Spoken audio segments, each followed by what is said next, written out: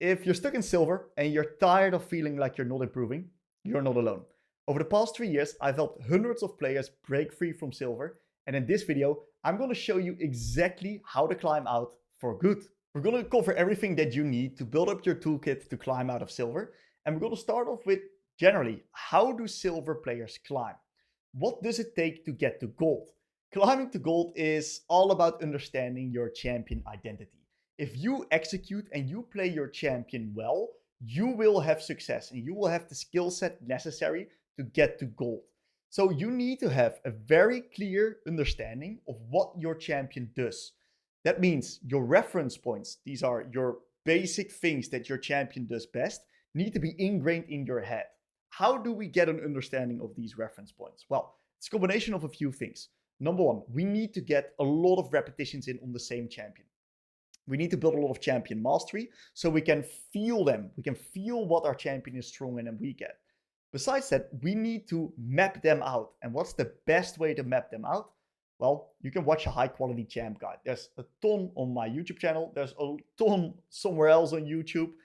Find a good quality champion guide and find what the champion's strengths and weaknesses are. And especially play towards the champion's strengths. And that's going to allow you, if you do that consistently over time, to make the jump from silver to gold. Now that sounds very easy. And of course, there's a bit more to it. And that's of course what we're going to be covering. Now, the biggest difference maker that I see in all of my silver coaching sessions that I've done over the past 3 years, and I've done hundreds on hundreds of silver coaching sessions, is that there's a massive difference maker in the mid game comparatively towards gold players. The mid game is just inconsistent. Players are lost. Players do not know where they need to be on the map. And the way that we're going to fix that is by understanding what our champion wants to do, what their identity is, and by utilizing our lull states in the mid game. Now, what are lull states? Lull states are moments in the game where we're on downtime. So not much is happening on the game, which allows your brain to start thinking. A lot of players are actually playing on autopilot or they don't know what to think. This is exactly what we're going to be addressing and covering in this video. So you can actually start letting your brain think, get rid of autopilot, and get towards goal. This is usually done around neutral objectives. Most silver players, they just go around on the map fighting some stuff instead of knowing what exactly to fight for or what the mid game revolves around. So neutral objectives are going to be very important. And deployments are going to be putting yourself in the right position at the right time so you can pick the right fights. Most silver players don't know where they want to be playing, and therefore they don't really know which lane they got to be deploying off. And especially in the deployments, you can utilize your brain to think because you're not doing anything else besides walking. So in these deployments, we're going to go very, very deep on that, okay? And then the final thing is that fundamental consistency. As a silver player, you need to know the basic fundamentals, the basic laning fundamentals to a certain extent. So we're going to cover these fundamentals and we're going to go deeper on what exactly about these fundamentals do we need to understand and do so we can get this climb and improve so we can get towards gold level. So the main difference that I see between silver and gold players in my coaching sessions is consistency. Now, consistency is this nice word that we can basically stamp upon everything, but that's not going to help everyone. So what do I exactly mean with consistency? The main difference between silver and gold players isn't necessarily knowledge of the game. It's rather how consistently do we execute the knowledge of the game. A really good example is lane fundamentals. Give or take wave management or resets. The difference between a silver and a gold player is that a silver player might make 2 or 3 big fundamental mistakes in the lane. For example, a big reset mistake, a big wave management mistake, and maybe even a big trading mistake in one lane. While the gold player is already a lot more consistent and they're a lot better at consistently applying these fundamentals well. That doesn't necessarily mean that there's a knowledge gap, but it's more just an execution gap and being able to do that and building the habit out of it. So gold players only make like 1 or 2 mistakes while silver players make 2 or 3. And that's already a big difference if you look at it over the course of a lane. And that allows gold players to already focus on matchups rather than just the lane fundamentals. And they can take it a little bit further and makes them a little bit of a better player. Now, the mid to late game is where I see the biggest difference. And the big problem with silver players is that they just don't know what they need to do. Like they're not playing their champion. So if you're going to be playing Ahri, for example, or Orianna, what they do is they are not on time for the neutral objective. They are on the weak side, one versus three, getting caught, or they're in the wrong place at the wrong time, and they're just lost on the map because the options are overwhelming and they don't know where to be. Now, what we'll find is that there's a lot of solutions to this and exactly what we're going to be covering. But gold players, they're a lot better at knowing where to be already. It's more about, in gold, it's more about doing that consistently. So they still make a lot of plays, a lot of mistakes with that. Silver players they just don't know where to be. But gold players, they do it occasionally. And that gives them, once again, an edge over the silver players. There's not that necessarily a massive difference maker in knowledge or understanding of the game most of the time, but it's rather consistent execution of the basic fundamental concepts. And that is what we're going to be focusing on today. So one of the biggest reasons why I see players being hard stick in silver is because of their champion pool. And having a solid foundational champion pool is insanely important to climb consistently with. And the reality is, in silver, there's a few things that we need to look out for when building a champion pool. Number one, reference points consistency. We need champions in which that we can refer back to certain things during the game without losing the plot. A good example, Yone has no reference point consistency. Yone can do anything in the game. And because of that, it's not a suited champion for silver players, because if you already don't know what to do and then your champion doesn't give you any direction as well, you're bound to stay hard stuck forever. Another thing is learning game fundamentals. So we need to have champs that also teach game fundamentals well. A really good example of a champion that has strong reference points but does not teach the game fundamentals well is Malzahar. Malzahar is a champ that it's great to climb with until silver, but in silver we need to build these fundamentals. So Malzahar is not a good champion to do that with, and that's why he's not on the list. A good example, Vladimir, right? He has pretty clean, consistent reference points, does not teach the fundamentals of the game well at all, and it's going to make it very hard for you to consistently improve and become a better player upon. So you see that in this case, we have all the champions on different roles. There's going to be the other ones for the other roles as well, guys. Don't worry. I just couldn't fit them on the screen. But generally speaking, we want to build champion mastery. A big problem that I see with a lot of silver players is that they play too many champions. Whenever you play the game, whenever you're trying to improve, whenever you're playing, just generally you're learning. What is happening is you're either learning the champion specifics or you're learning the game fundamentals. It's very important for us to go towards that point where we can learn the game fundamentals. But that's only possible if we are able to master the champion first, so that not a lot of mental energy is going to go towards that champion. We can then use that to actually learn the game itself. And that's how we're going to be improving fast. So for each role, we made a tier list right here about champions that are perfect to pick, in which that you both learn the game fundamentals with, and that have clear reference points consistency. Repetitions matter. You gotta get repetitions in on these champions, and if you're gonna be able to do that, together with getting the repetitions, you're already setting yourself up massively for success. So here is the tier list from all the roles.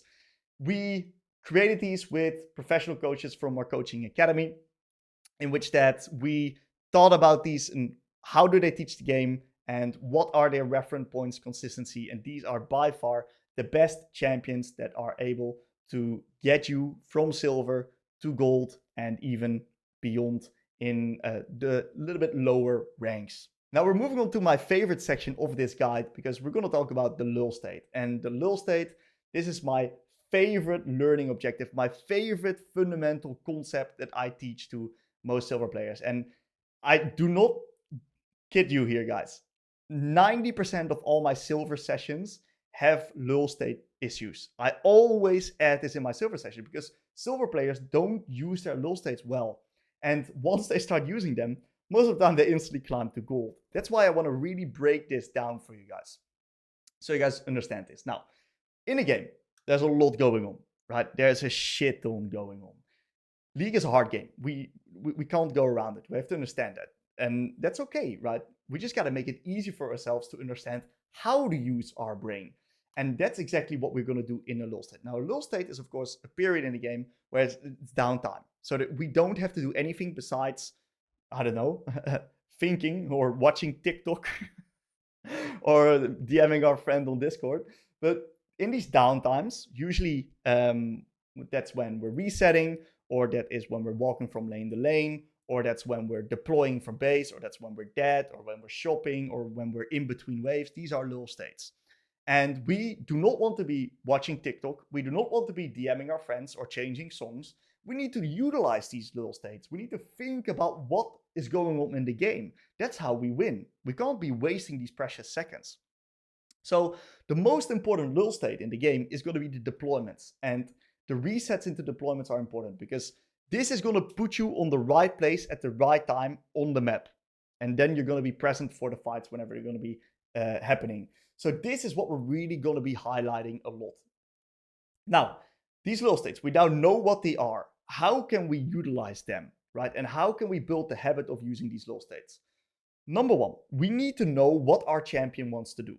If we do not have any champion mastery, if we are not aware of our champion reference points, we're going to struggle because we don't know what our champion wants to do around the map. So it's important that you have that understanding first. But if you have that understanding, how do we actually build a habit of asking our brain questions so we can start thinking in game and we can build that habit? The goal is really cueing our brain to think, because most of the time, the players in silver, they know the answer, they know what to do, they understand the game to a decent sense, but they're just not used to using their brain. They just don't know how to do it. And that's exactly what I'm going to teach you here. Now, let's start with just a story on how I learned to utilize my lull states, because I used to play on autopilot myself as well. This was a few years ago, like 5 years ago, something like that. I started first understanding that you can actually think in game. I used to be a player purely on mechanics, purely on trying to kill people. That was the only thing on my mind. But then I had a coaching session myself. Yes, I've been a coach for over 3 years right now, but before that, I got coached myself. And what happened is that the Coach Curtis, in this case, he said, you got to use your lull states. You got to assess what the next neutral objective is. You got to ping it. You got to constantly ask yourself the question, what's next? And you got to be fast on it because the game flows really fast, especially in higher elos.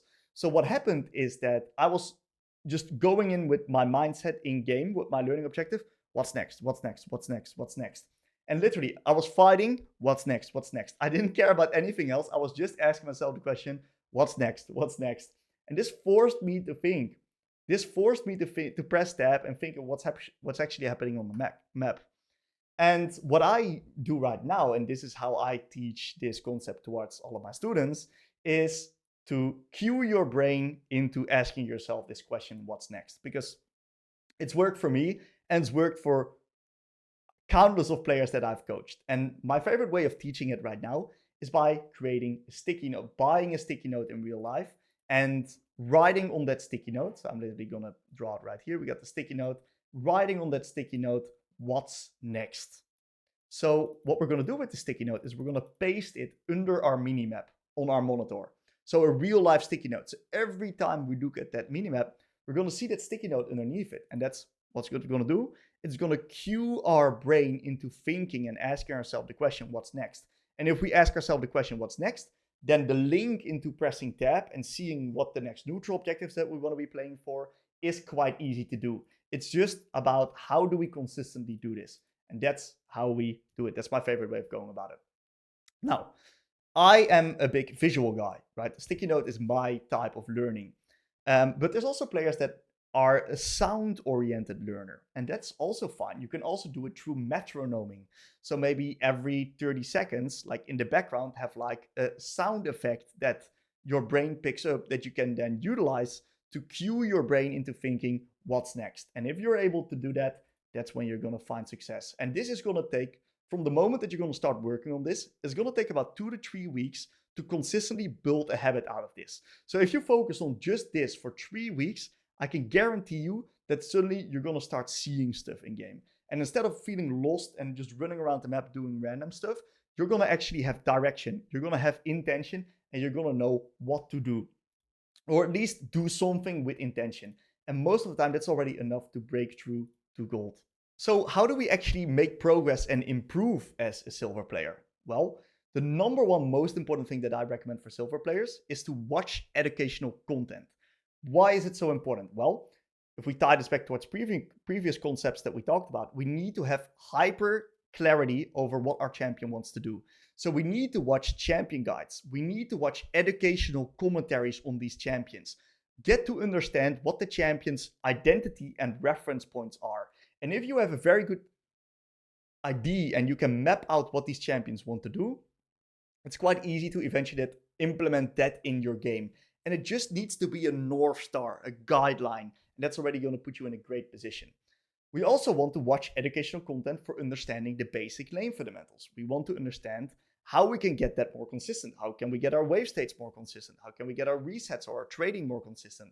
Maybe a simple thing to just focus on for a week or two is going to be timing your abilities with enemy last hits. And if you're going to be able to do that, then suddenly your trading is starting to become a lot better and you're going to be able to have more clarity and more control in your lane because you're now winning the lane a little bit harder. How do we actually review and improve and climb as a silver player? Well, we recommend starting to review in silver. We don't really recommend reviewing below silver because if you review below silver, most of the time it's just a repetition game.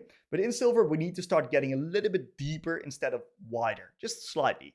And that means that we gotta actually get specific on certain fundamentals in the game. So you need to have short, sharp reviews in silver. What specifically do we gotta focus on? Resets are a really good example. Now, a really good example of what to focus on with resets is for resets, it's very important to be able to make plays upon the map. So if you're ever stuck in lane with low resources, you need to try to backtrack that in the review. And you need to try to figure out, okay, what was the final time that I could have reset so I could have some more agency and pressure on the map? Trading. Every single time that you take a really bad trade or that you lose a lot of control in the lane, try to figure out what it is that you didn't understand. Maybe it was a misunderstanding of your own champion. Maybe you walked up without cooldowns. It might sound basic, but that happens. Or what happened is that you maybe didn't quite understand what the enemy champion wanted to do, and you might therefore get a bit of a better understanding of what your lane opponent was doing. Wave management. Maybe you got your wave frozen. Maybe you're playing into a Yasuo or mid, and you get your wave frozen on his side, which leads to him dominating you in the lane.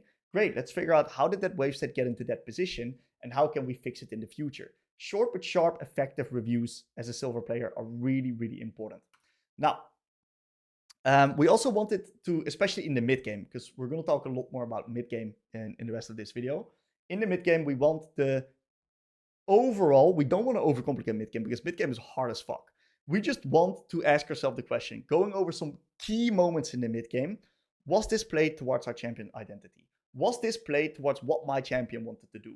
Most of the times, if a play goes really bad, and a play that goes really bad is a great benchmark in the review, go over towards that play and figure out, why did it go bad? Was this in coherence with my champion identity, or did I just make a play that was completely random? And most of the time you're going to find that it was a random play, or you're like fighting 4v5, some really big, just high level stuff that is pretty easy to spot. But it's very good to see that, because if you're going to do that over a longer period of time, you're going to start recognizing patterns. And that's going to allow you to then implement it in your gameplay, because you're going to start then seeing those patterns in game if you're going to review like this over a longer period of time, which is going to allow you to improve real fast. Now, if you're very serious about improving, check out the link in the description, which leads to the coaching academy. It's for our roles, and we've helped hundreds of silver players climb towards gold and counting. It's our specialty. So check out the link in the description if you're serious about climbing. Now we're going to dive deep into the fundamentals that are absolutely crucial to get consistent, to climb from silver to gold. And we're going to start off with understanding your champion identity and understanding how your champion wants to trade. A really good example is, for example, Syndra.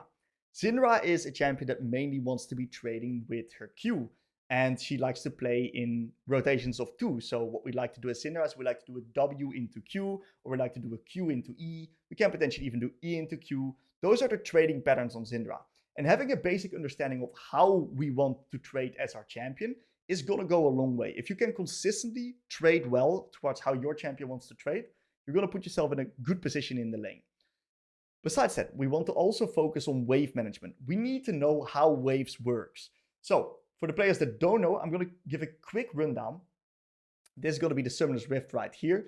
And there's 2 major factors that influence wave states on where it's going to go. We need to know what a freeze is. We need to know what a neutral state is. We need to know what slow pushing and hard pushing is. These are fundamentals that we need to understand. I'm going to give a quick run through. There's two factors that influence how the wave is going to go. It's the size of the wave and it's the location of the wave. So the bigger the wave is, the faster it's going to push towards that direction. If you have 6 red minions and 3 blue minions, 6 red minions are going to kill 3 blue minions always. That's just how it goes, because 6 red minions deal more damage. That's the size difference. And you want to look at the number of minions and their HP bars to figure out how many full minions there are alive. Now, what you also need to understand is the location of the wave for that same exact mindset.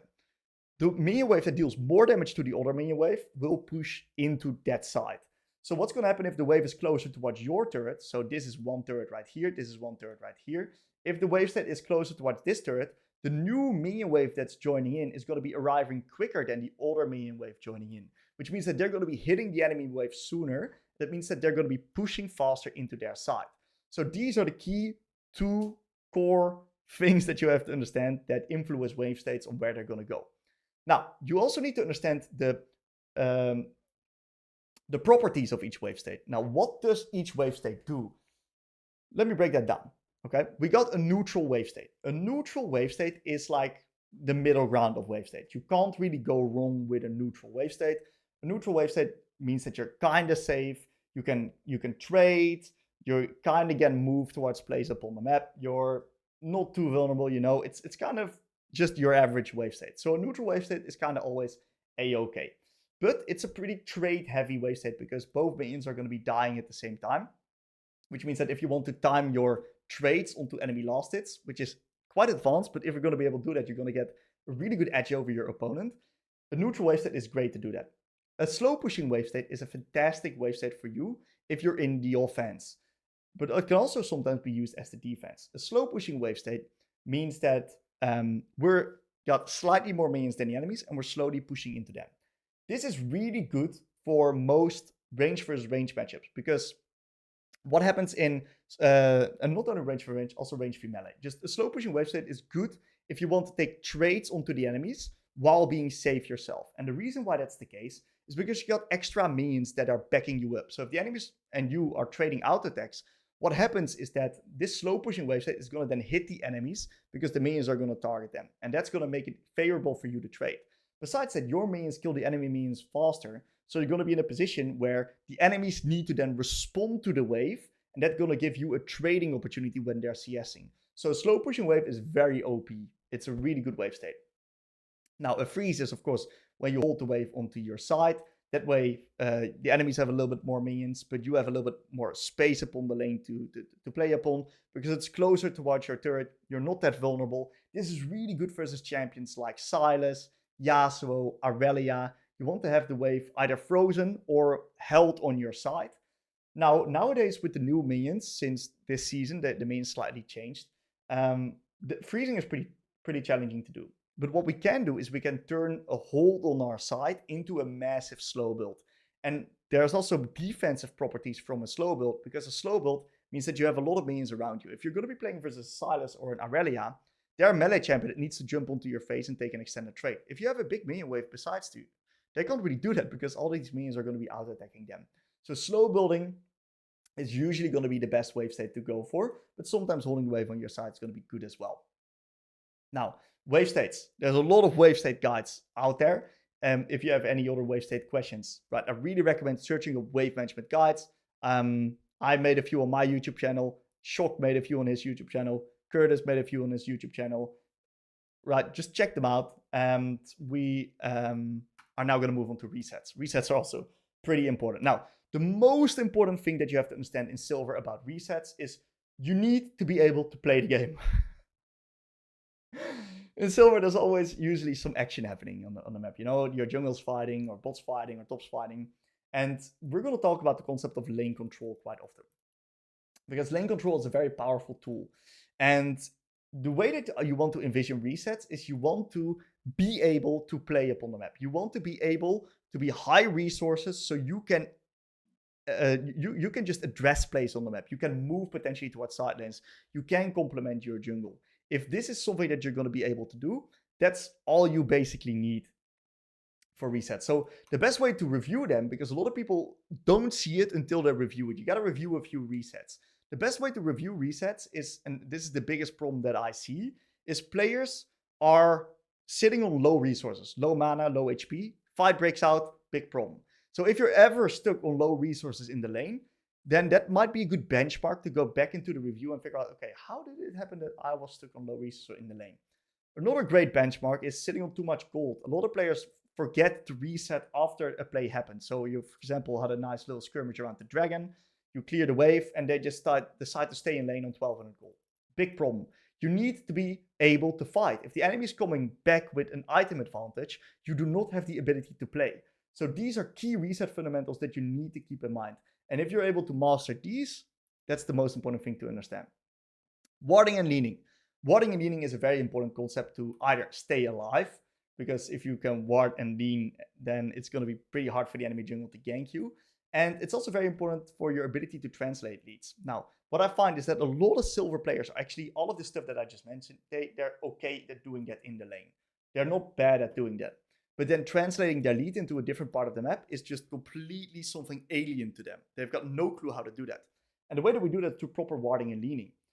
Now, usually you want to ward and lean towards the side of your jungle. If you're playing a role that's not mid lane, if you're playing jungle, it's of course less prevalent, this one. On bot lane, top lane, it's also a bit less prevalent. You still want to just ward and lean, but it has slightly different ideas behind it. I'm just going to cover it from the mid's perspective. Generally speaking, you'll want to ward and lean towards your jungle, because your jungle is usually the champ that is the playmaker. So if you are leaning towards your jungle, what's going to happen is that you're going to be first, because you can then always move first towards your jungle. In the commentaries, educational commentaries, I'm going to really hammer deep upon this, and it's going to really be highlighting towards you guys on what I mean with this. What else do I mean with warding and leaning? If you also lean towards your jungle, you get an extra escape path most of the time. You can actually escape towards your jungle instead of just escaping towards your turret. And that means warding and leaning towards your jungle is very important. You got to keep an eye on that jungler, guys. I know I'm mid laner myself, and I sometimes don't vibe too well with my junglers, but it is what it is. It's just the most impactful role. We got to enable them. Now, the final fundamental I really want to talk about is lull state usage around neutral objectives. Especially in silver, it's really important to understand that games are won through neutral objectives. They are so OP. Neutral objectives are just OP. So you don't want to randomly fight on top wave. No, you want to fight around the dragon, and then after the fight, you can take the dragon. That's the idea. Because dragon is eventually what's going to allow you to win the game. And if you're going to be there early, if you're going to set up these fights well, and the way that we're going to be early is by utilizing our lull states and understanding when these fights are happening, that's when we're going to be in a position when we're going to win the fight basically already before the fight even happens. We're going to set up the fight well, and that's going to allow us to win the fight because we're on time. We are going to cover all of these fundamentals in the reviews and in the educational commentaries. And I want you guys to really pay attention to these things. In the games that I played, I also highlighted all of these fundamentals really well. I constantly talk about these things so you guys understand the idea behind them, and you guys can copy that into your own games. Now we're going to do a fundamental case study on Orianna. And why did I pick Orianna? Well, Orianna is a champion that needs all of these fundamentals that we just talked about, and she needs to execute them well to be able to get success. So not only do we need the understanding of these fundamentals to improve or climb with Orianna, she also teaches them therefore insanely well. And therefore, I've got some educational commentaries on Orianna. Now, let's just set the groundworks, all right? So you guys understand what I'm going to talk about, because one thing I constantly mentioned in this guide is that we need to understand the champion identity. So these are the 3 things that Orianna wants to do constantly throughout the game. This is what I'll be referring back to all the time. And just by executing this well, I'll be able to win a game. So Orianna is a champion that wants to get lane control. And the way that we do that is by winning the trades. Orianna is a champ that has short cooldowns. So in an ideal world, we want to time our abilities with the enemy's last hits. That's when it's easy to land skill shots. And then we want to take favorable trades on top of the enemies, which is going to allow us to take a controlling position in the lane. That's step 1. How do we get into a controlling position of the lane? Step 2 is we want to set that up by good quality wave states and resets, and then we're going to be able to amplify that control, because a good quality wave state, if we can usually slow push, what's going to happen is that we're going to create more trading opportunities for ourselves, because we have already lost a minion that the enemy then still needs to last it themselves. And that gives us a trading opportunity. That's why it's so important to manage your waves well. Now, resets are going to be very important because we want to be strong. We want to be able to play. And that's going to give us this control so we can then translate that into the rest of the map. Step one is making sure that your lane is fine. And most players, what I've seen in the reviews, most silver players are okay at this. They're honestly completely okay at this. And now step three, and this is going to be very interesting, is that we want to translate our lead by complementing our jungle and utilizing our lull states. And for Orianna, right, the lull state usage is going to be all about what is the next objective, what is the next objective, what is the next objective. That's also why I picked this champion, because she needs to be early in the areas so she can block off choke points and make it hard for the enemies to run into her. That's what Orianna does best. So by being early on these neutral objectives, by utilizing our lull states, we're going to be setting our fights up for success, and we're going to basically win the fights before they even start. That's what Orianna does. That's why I picked this champion, and this is exactly how to execute upon that in silver. Let's take a look at the games. We are going to be doing a silver Orianna game, and we're going to play Orianna through her fundamentals, and we'll show how to just win a game through playing through these fundamentals. And the first thing that we want to do is we want to go back towards what does our champion want to do? What is our champion's identity? Now, Orianna is a champion that is a pretty strong laner. She's a bit of a lane bully. And the way that we're going to go about it is we want to take good quality small wins trades. And we set it up by having a proper wave state. Now, the proper wave state for Orianna versus Syndra is to slow push waves into her. Mage v mage, these are both long range matchups. The one that has the wave advantage is going to get trading advantages. So one of the key things that we can then do as Orianna is to get that advantages, put our ball early up in the lane, which is going to make it that Syndra has a pretty hard time contesting the first few minions, granting me a little bit of push. Now, I got to be quite careful versus a champion like Echo. They sometimes gank at level 3. And you see that the game begins quite early already, and Syndra is not in place right now. So that's going to allow me to get me a little bit of a lead. Not sure where she exactly is, but she'll probably head up in lane quite soon. And whenever she goes for the creep, that's when we go for the Q. Beautiful last hit, beautiful trading ability on top of her. And that's the way that you want to go about it on Orianna. You want to time your abilities with the enemy last hits. So that's exactly what I'm going to do. Time my abilities with the last hits, and having the good wave state is going to put me in a position where I'm going to be able to just get the priority and control the lane. Very nicely timed with the last hit, overwhelming her mental stack. And once again, this minion is dying right here. So I'm just going to step up a bit. And after wave 2, these are warding and leaning fundamentals. After wave 2, we kind of want to get a little bit of a vision ward out to make sure we don't get ganked. So we go ward right there. We make sure that we're alive. And we're now going to look to continue the good trading. And look at that.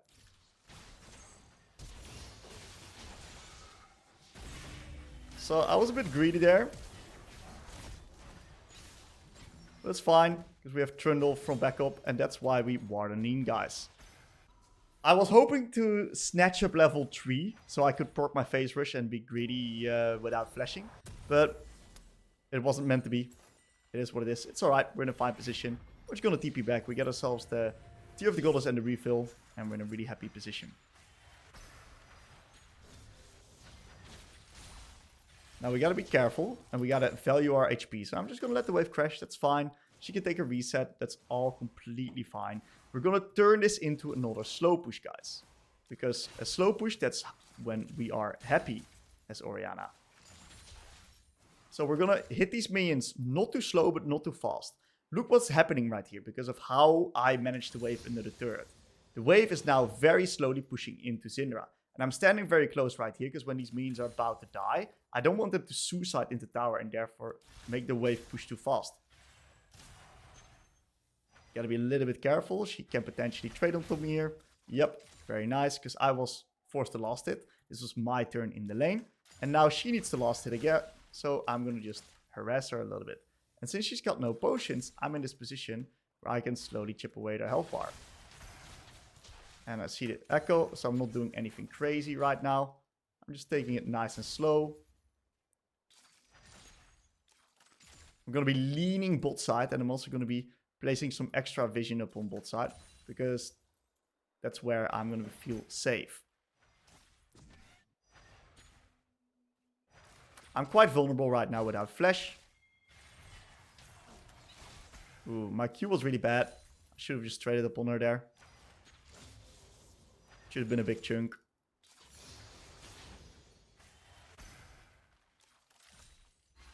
There's a minion dying real soon. Once again, time it with her last hits. And we're going to turn this into a little bit of a slow push. That's fine. She now has no ability, so I can literally just step up. And I'm going to be able to zone her. And just kill her. Because she just used her cooldowns with the wave state in a good position, which allowed me to do that. Now I'm going to be reaching level 6. And that means that I can easily crash out the next wave. I can just nuke it with my ult. And that's fine, because I then get a really good reset, which is then going to allow me to be very strong upon the map. My goal in this case is to be as strong as possible, so if something happens, I'm ready to play. Now, I don't really want my Trundle to do any crazy shit, so I'm looking on the map right now. Is my Trundle doing anything crazy while I'm resetting? The answer to that question is no, so I can just safely take the reset. Now, normally I would go Lost Chapter in this case, but because the enemy have Maokai, Echo, Syndra, which is super heavy on the CC side, and I don't have any flash, I'm going to go for Mercury Threads. So if they have less of the perfect game in that sense, I would go Lost Chapter here. But because it just is super good and I don't have flash up right now, Mercury Threads is really good. She's got no flash right here, so I'm going to potentially bait out her E.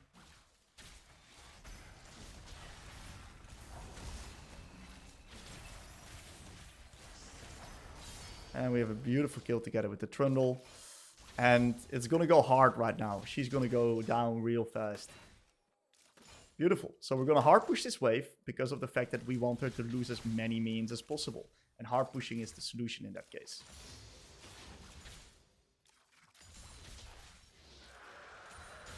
Looks like Trundle stealed the dragon. And this Trundle is a beast. And he is now really enabled through that early skirmish. He's so incredibly strong. And I'm now going to be really wanted to make sure that my lane control is set in place. You see that I hit her under turret there while she was responding to the wave. Now the Samira is getting a little bit fat. Not ideal, but it's fine. And we're going to look to ward and lean real soon again, because Echo is going to come back out on the map. Very nice QW. I'm just slowly chipping away their health bar while getting up the wave in a good position. Now the next objective is going to be up on top side. Top side's doing quite alright. So what I'm going to do is I'm going to ward top side, because that's where I want to lean. That's where I want to play. I want to be early on these neutral objectives, translating my lead, letting the enemies come into me. She just used all of her cooldowns. And we can just walk up.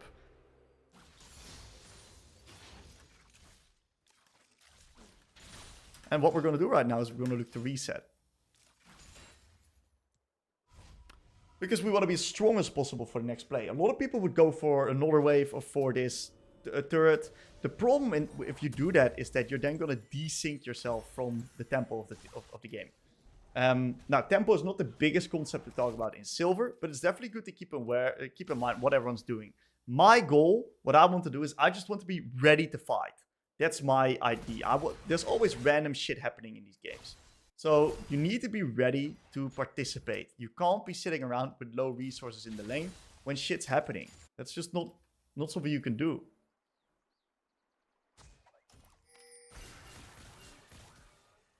Okay.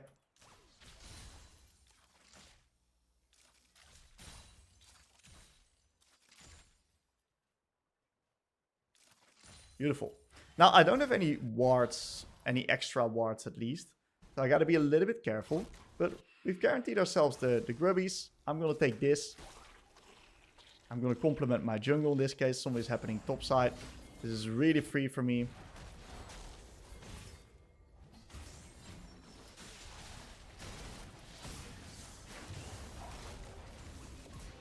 And now what we can do is we can just take over top. I don't like it that he's nuking my wave, but it is what it is. And we can send Ornn to mid right now.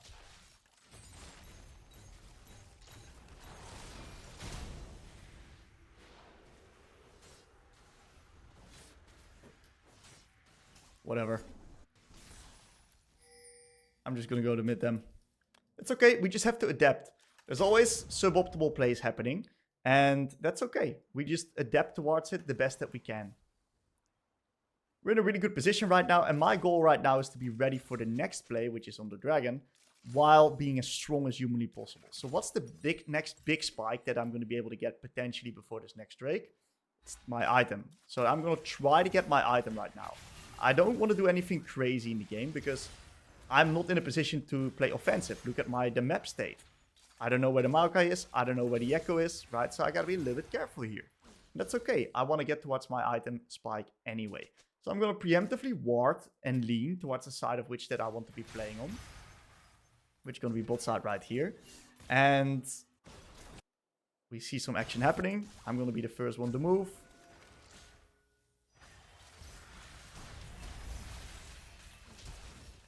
We get the Syndra flash. That's really good. And we can now push another wave and then reset for my item. And I'm going to have my R up just barely when the dragon spawns. Just good on time. It's fine. We potentially may be able to sneak a plate. We can cheat a bit of tempo because we got TP right now. If you don't have TP, you kind of are forced to reset here. Otherwise, you're going to be too late. Since I got TP, I'm fine doing this. I really want to communicate to my team that this dragon is the next play. You see in the chat what I'm doing here.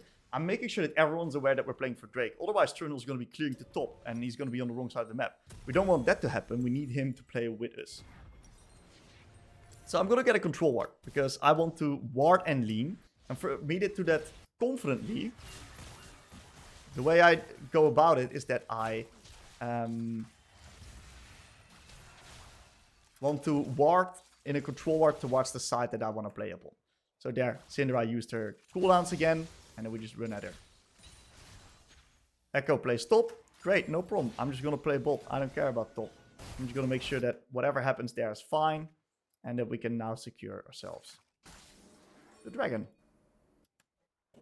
Because that's what I care about. If I can eventually stack more of these dragons, what's going to happen is we're going to create a position in which that we force the enemies to fight like the soul. And that's like the exact kind of fight magnet that we want.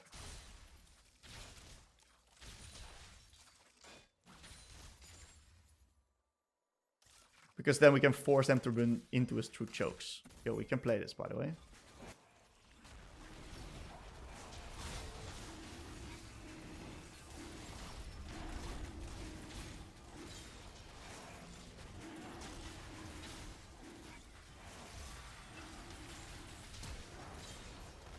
Okay, we gotta be careful for the Samira. That's okay.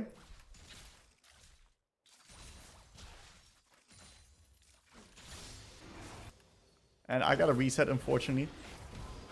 It was a bit messy. As you can see, guys, it does get messy. But you got to go, always go back towards these fundamentals, right? Now, the enemies aren't that tanky in this game. So I'm going to benefit quite a bit from going an offensive setup. Hence is why I'm going to be going Shadow Flame in this game. Because they're not that tanky, they're quite squishy. And with me getting Shadow Flame, I'm going to get a little bit more extra damage. Let's take a look here. Next objective. Whenever we deploy and we come from base, we're going to ask ourselves the question, what's the next neutral objective? In this case, it's top side. So that's where we want to be playing. Let's see how we're going to do that. That was a nice W. Well played. That was max range. Well played to her.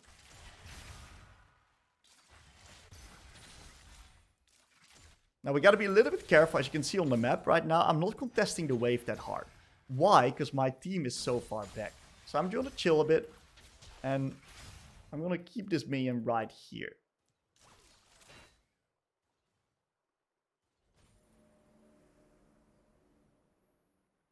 Yo! What is he doing? So I really wanted to keep the minion right here so I could slow push. And I could have the wave on my side, but the minion had different plans. It's fine. We get the same effect. we can now move in together with the Trundle.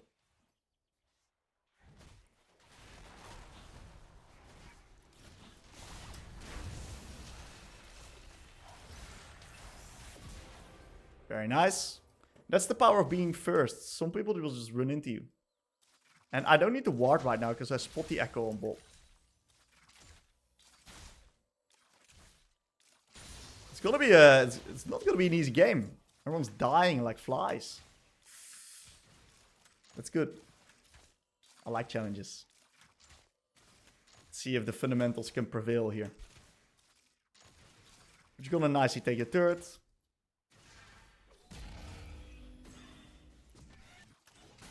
I spotted the Maokai on mid.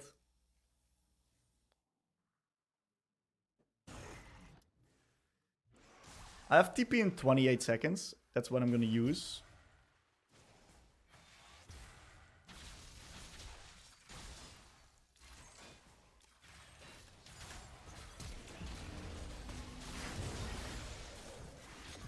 What the fuck is he doing? I even got Seraphs, by the way.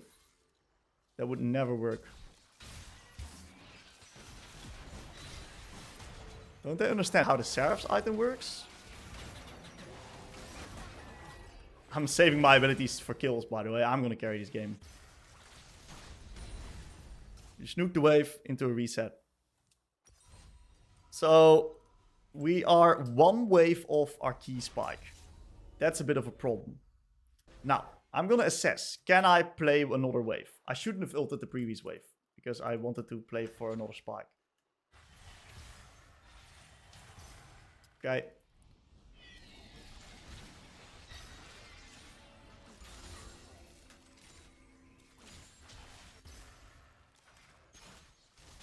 And now we just nicely reset upon our next spike. And we're going to play on the next neutral objective. That's exactly what we want to do. If she cancels me, that's fine. I just got TP. I can always TP back. I don't think she wins this on bot. Maybe she does. With Yana, she does. Nice. And we're just going to TP back to mid. And we're going to really play around the next neutral objective. Now, Orange seems to be seeing an angle on the Syndra right here.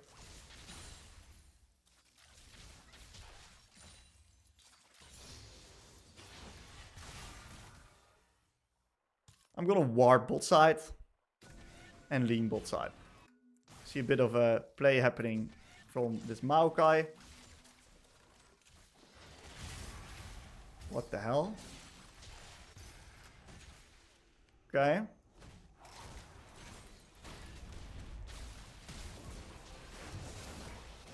That was a beautiful, beautiful ult. Not bad. And we're just going to go back to mid, forcing them to respond to my waves. And we're just nicely controlling this area around the neutral objective. That's all we're doing. We're just playing around the neutral objective, and we're putting ourselves in a position of success.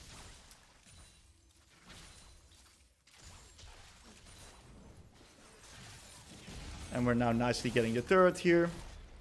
Beautiful. And I really want to play around the neutral. I don't want to do anything crazy. Just get the dragon. That gives us soul... Oh, that's a misclick.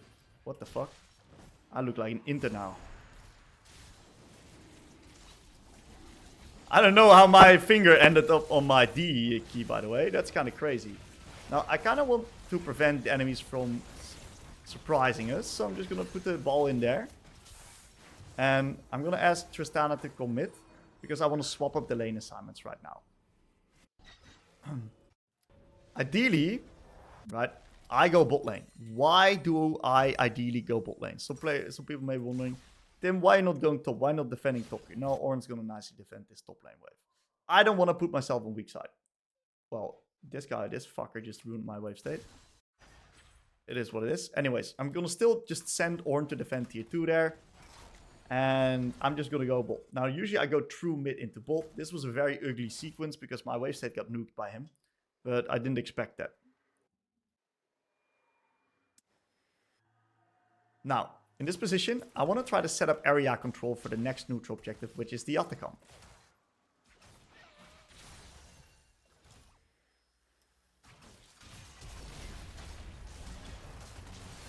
I'm fine here.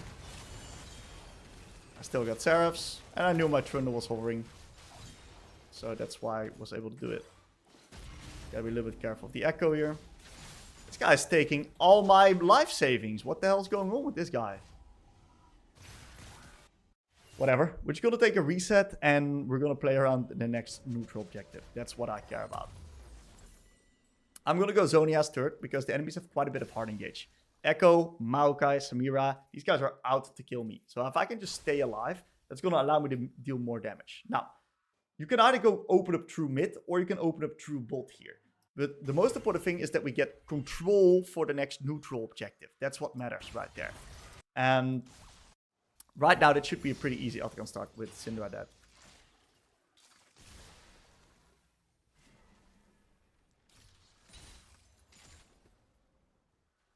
I'm gonna push one more wave, force them to respond to my minions, and then help the boys with the Alticom. So we don't necessarily want a full-blown fair team fight around the Alticom.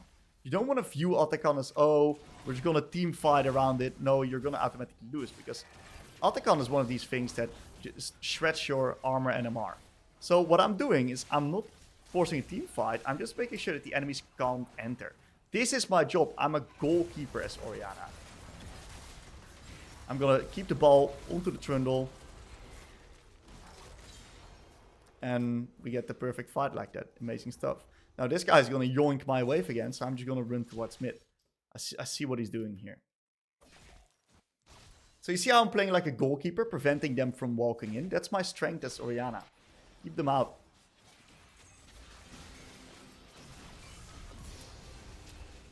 Okay. And we now play for the soul and then we just win. And it's just really easy translating the leads.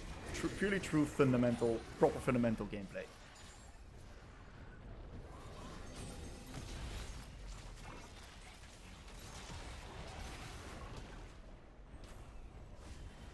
I don't like sieging tier 3s without Baron. It's a quick way to throw the game. Gonna ping the boys off. Get my item. And instantly we're gonna be ready to play. Now, in this case, what's the next play? It's gonna be Dragon in 130. A lot of people think, oh, 130. I got so much time. No, you're not. Fights are won before they even start. We are gonna set up this entire area right now, making it impossible for the enemies to walk in. That is the goal right here. The fight is already won by the setup, especially when you're playing a control mage or AD carries without mobilities. The better setup that you got, right, the easier the fight's gonna be. So make sure that you keep the waves around the neutrals pushed in. And that's exactly what we're gonna be doing. We're gonna control ward the entire place right here. I don't want any crazy shit from happening. I just want to keep the mid lane wave pushed. Maybe they die, maybe they don't, doesn't really matter.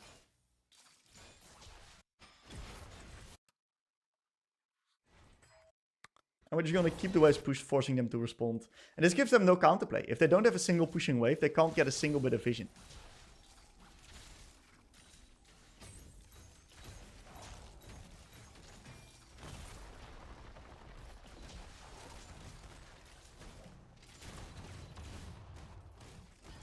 Okay.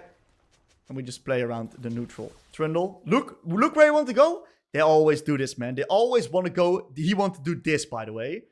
That's because I ping, he doesn't do it. Because I was just on time pinging it. If I didn't ping anything, this guy would have literally ran to the crux, been on the wrong side of the objective. You saw where he wanted to go? You gotta hold your team on the line, guys. Communicate well. That's why your lull state usage is so important. Because it puts them in the right position at the right time. If you do it on time before they made a decision, you can influence them. I gotta keep this echo out. Echo's out. So, we've got the objective. Great stuff. What's the next neutral objective? It's just really simple. You got one. What's next? Baron. So now we're gonna do the exact same thing on the other side of the map. Yo. That's my lane. We need Ornn on the other side of the map. See where you want to go? You want to go top. We're not doing that. That's my lane. I need to be on the strong side. Even though I have TP, I don't want to be on the weak side. Because if I'm on the weak side, I'm not going to be early and I'm not going to be able to control the choke points. I need to play towards my identity. And if we lose a bot lane wave for it, it is what it is. We don't have to be hyper turbo efficient in these ranks. We just need to play fundamental League of Legends well.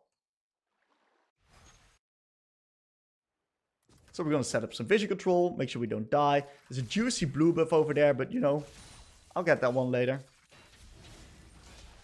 Oh no, we're missing cannons over here.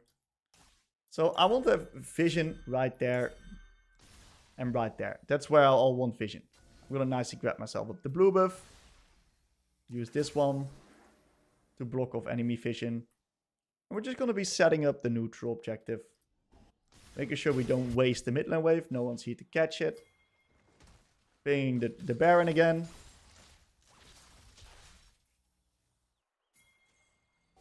See how hard it is for him to even get this ward? We're not even giving him this ward. We're just constantly blocking off the area here. It's just a complete nightmare for Echo. And now we're just changing all our vision towards top side. We're blocking off the enemy vision. Making it impossible for them to play. We got 5 seconds on the Nash. I'm going to go into top, push out top lane because we pushed mid lane very, very deep. And look at this guy. I'm just going to prevent him to do anything. I'm just going to kill him here. And even if I don't kill him, it's fine.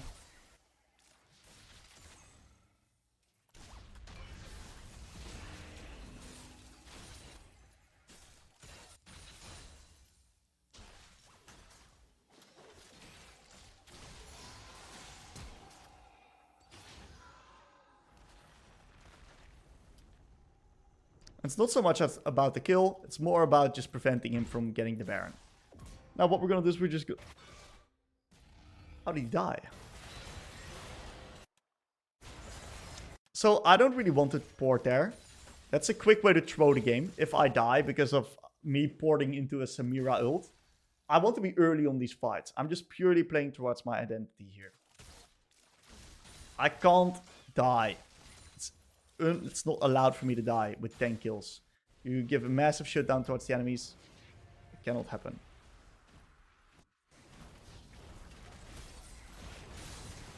We just win the game. Really clean, fundamental, squeaky clean gameplay right here, leading us to a nice deserved victory.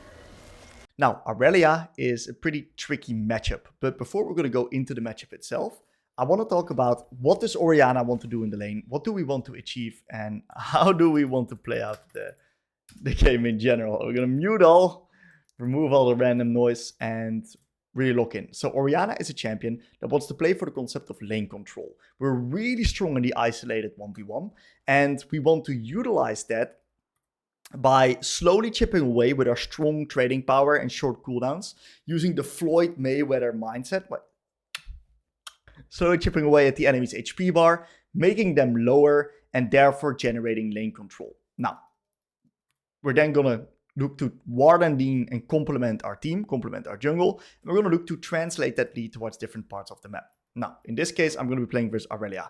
Irelia is actually quite a strong laner, especially at the moment. So what we're going to do is we're going to need to be a little bit careful versus Irelia. And normally what I would do versus Orianna is I would look to slow push into the enemies, trying to create a minion advantage, and therefore putting myself in a position where I can CS or like hit them whenever they're going for last hits. This was a very creative trade from the Irelia. She's trading quite well. She's being very aggressive. This is also the reason why we take bone plating, to prevent her from being able to trade onto us like this. And she's trading really, really heavily, but that's fine, because she's messed up the wave right now. So it may seem like, oh, this Irelia is beating me. Maybe a little bit in the health department, but all I need to do is just make sure I don't die on this level 2 timer, and then I'm going to be completely fine.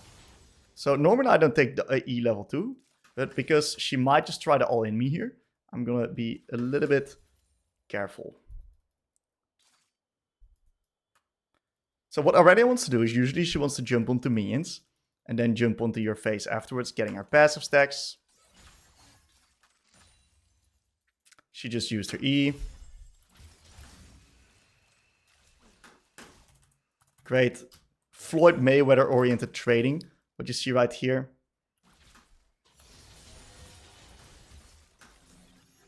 Beautiful dodge and a beautiful kill. So purely this was sponsored by Wave Management. Great wave management, forcing her to walk up very aggressively, allowing me to take these good quality trades while staying safe myself. And eventually that leads to me getting ourselves a bit of solo kill purely because she inted. She didn't do like, I didn't, like, mega outplay her. I always had flash for her E. It was just pure wave management, pure raw fundamentals that led to this position. Now, she has Ignite. I could have potentially shoved the next wave, but it was going to be quite tricky. So for safety purposes, I don't do that. Now this is fine. She's all-inning me, but there's this massive wave that is stopping that from happening. She used her flash. That's great for me. And we're just slowly chipping away at her, and we're just really doing nice wave management. It's just pure wave management. It's nothing else, just wave management. Playing with the big stacked wave, making it impossible for the all me. This guy's hyper aggressive and just killing himself. Now I want to push one more wave before going for a reset, just to get a little bit of extra money. And that's fine versus a champion like Irelia, because a champion like Irelia can't really kill my side lanes. Now, if this would be any other champion, it would be a little bit harder to do. What we got here, Jax. We gotta be a little bit careful here, of course. But we're overall in a decent position. And she's got no flashes. She's killing herself again. There we go. And they're just literally killing themselves, trying to kill me. And it's just all it's just wave management, and it's just fundamentals in this case. So that's awesome. So since we are so strong, we're just going to opt in for a Dark Seal, and the wave's pushing into me very, very slowly. What are the two factors that decide where the wave's going to be pushing? It's number one, the location of the wave and the size of the wave. In this case, the location is closer to the enemy turret, so it's going to be pushing harder into me. And the size is also bigger, so it's also going to be pushing harder into me. And this is an absolutely fantastic wave state for me. I'm really, really, really happy with that. Because if the wave's on my side, that means that I'm safe for still these trades from Irelia. And you may be wondering, hey, Tim, what are we scared of, right? Well, Irelia is the real deal. Still, she can still beat me in extended trades if I've got no big wave to back me up. So we're just going to nicely hold the minion wave right here and put her in a lot of trouble. How is she now going to crash these minions, let alone hit them? I'm level 6 to her level 4. What's she going to do about it? Not that much. So I'm just going to slowly build myself a bit of an extended lead here. And we're going to look to turn that into different parts of the map. My Master Yi seemed to be smurfing with that fight. So I'm going to keep my eyes on this Master Yi. Think about what is he actually doing, and I'm going to try to complement him. So I'm going to look to thin out the wave and put my ball in position. That allows me to eventually take a nice little trade. Dodging out on her W is absolutely fantastic. And the wave will eventually slow push very, very slowly into her side, which is fine, because I don't really care about that. As long as the wave is not stuck on her side, allowing her to be in a position where she can... Okay. We got to do some all-inning here. And once again, we had the wave. Really good R. It's looking to be quite a stomp here on mid. So that's purely just because of this matchup. Look, Irelia doesn't do well from behind. There's also situations where this is not going to be that stompy. But purely because Irelia made some mistakes and she's so far behind right now, I'm just slowly extending lead. And once again, she just kind of killed herself there. Not because I mega outplayed her, but purely because the wave was in this super awkward position. So the way you want to view this is, as Orianna, good wave state leads to good trades, leads to lane control. And this is what we want to now turn into different parts onto the map.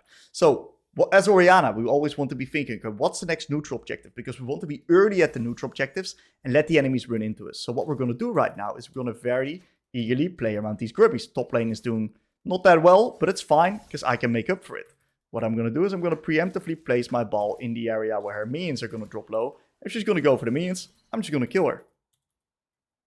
At least not kill her, but trade on top of her. Great trade. The ball's in a fine position as well. And I want to turn this eventually into a little bit of a slow push. And I'm not really like doing crazy stuff as well, right? I'm just putting my Qs onto her last hits. And I'm not really doing... She got the cannon, good for her. Now we're going to slow push this one out. You gotta be a bit careful, because she does have ult now. She's slowing down. She recognizes she can't really skill check me. So she's now playing a lot more careful. And what we got to do is, because we perfectly timed our wave state with the neutral objective spawning, we can now help and complement our jungle. Not ideal. But we do get the kill eventually.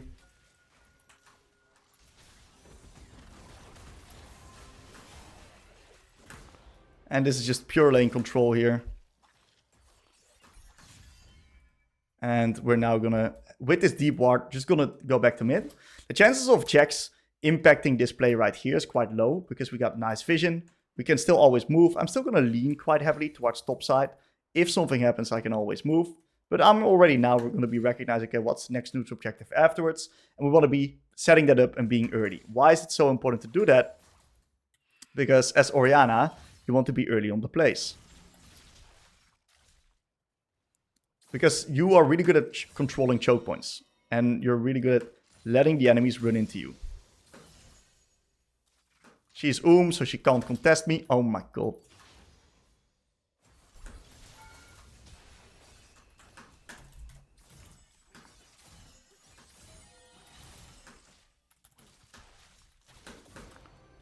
Okay, she goes for creeps. And that's when I harass her and I kill her. So as Orianna, as you can see, got a very strong lane here. And we now are ourselves in a beautiful position where we're nicely farmed up. And we're going to turn this into the Hextech Dragon. So we're going to get the Archangel Staff. Bam, bam, bam. And we're not going to need the TP. Because if we look at our teammates' locations, no one's really playing super aggro.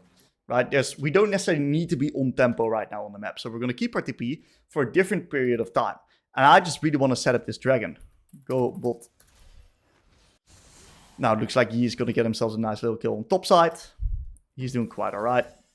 I do want to nudge him towards bot. Because I do want to translate the lead on bot side. And by me slow pushing the way I am, it's just really hard for Irelia to access these minions. Orianna is very oppressive in this situation.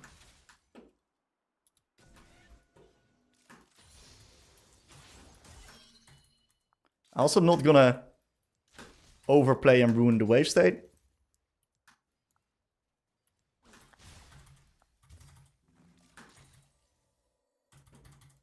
Let's get deeper vision. Jack shows, never mind, Jack shows top.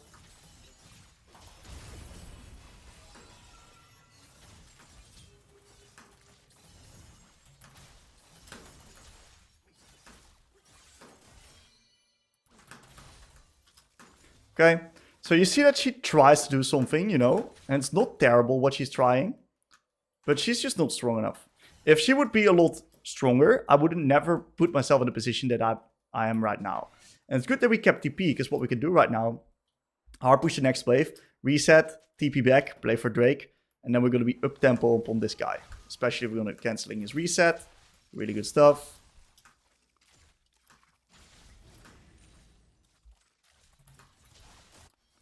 Jax is trying to contest, and this is our strong suit as Orianna. We're really good at making it hard for them to enter. Now, I did slightly misplay there, and he almost caught me off guard.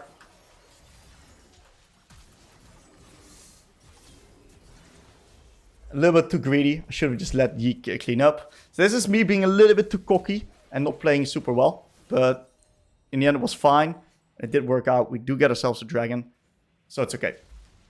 Now, it's good that we have TP, because now we have this same death timer as Irelia. And what I can do is I can TP back to the lane while she is still in a position where she is dead. So this is going to put me in a position where I can push out the lane real fast while she's already walking back. And I can potentially grab myself a plate with it. Let's see if we can. May not be on time, but we may be on time. Let's see.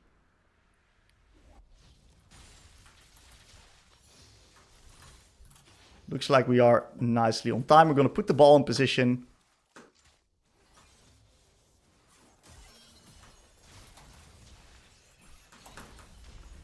Okay, nice Q from her. So this is a completely fine R to use because there's no neutral objective up right now. I'm going to now push out the next mid lane wave, then grab up the blue buff. And then we're going to take control around the next neutral objective. Where is that at? Well, it's on top side. So what we're going to do is we're going to take the blue buff, and then we're going to push another wave and ward top side. Make sure that we set up for the Rift Herald. That's what we can use our lane control for.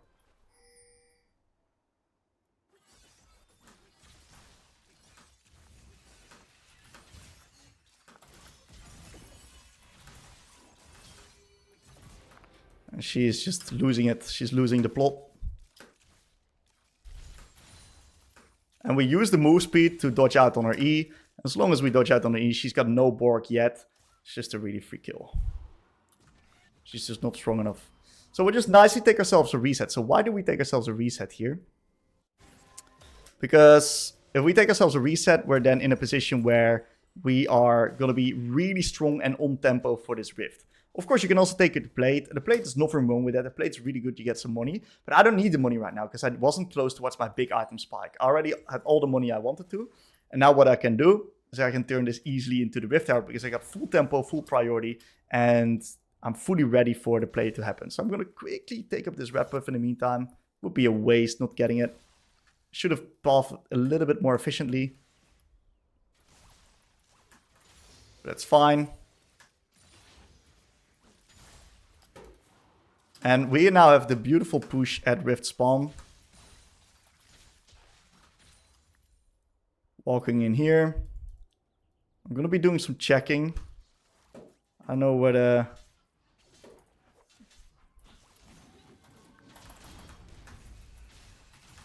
Yeah, I had the feeling this guy was in our jungle somewhere. That's okay. That guy's mega chunked. Free Rift for us right now.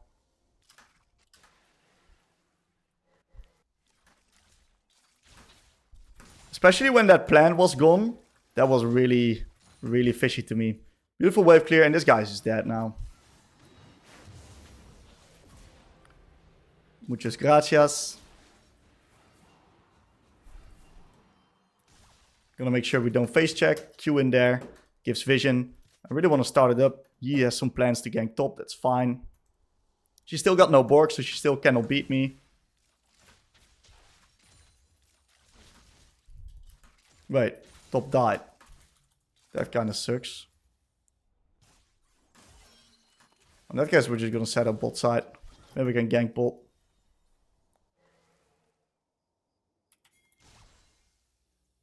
So I just cross map now.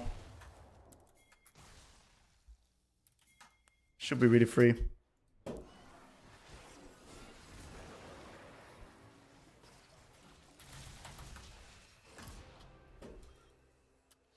Irelia's moving, so we're just gonna take over the lane here. Seems like my Kai'Sa's pretty tilted.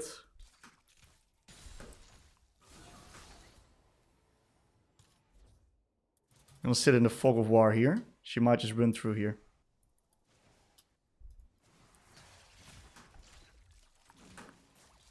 She's gonna zone her off.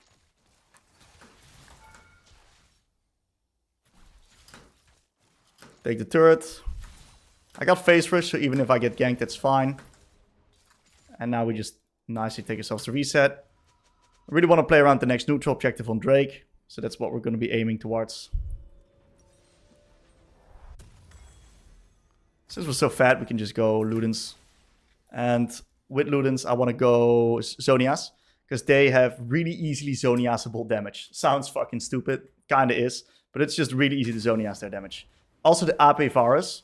It may seem like he's an AP champ, right? Zonias may not be good, but it's really good for him because it's super linear, his damage. So we just go to cross map. Free kill on Bolt here. This guy's practically dead.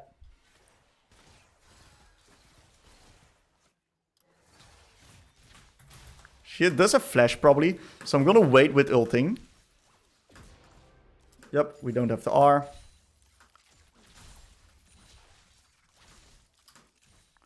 And this should be a pretty free dragon. We're really fast with our Storm Surge, so I was not in any type of rush to use my spells.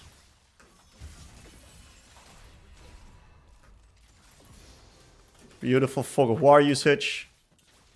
And that now allows us to push out this wave right here. And I don't want the enemies to get tier 2, so I'm going to TP to defend. Normally with Grubs would be nice to trade, but we can't really do that.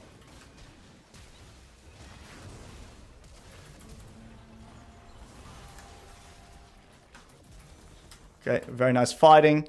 And what we can now do is play for the Articon. So Articon spawns up on bot side.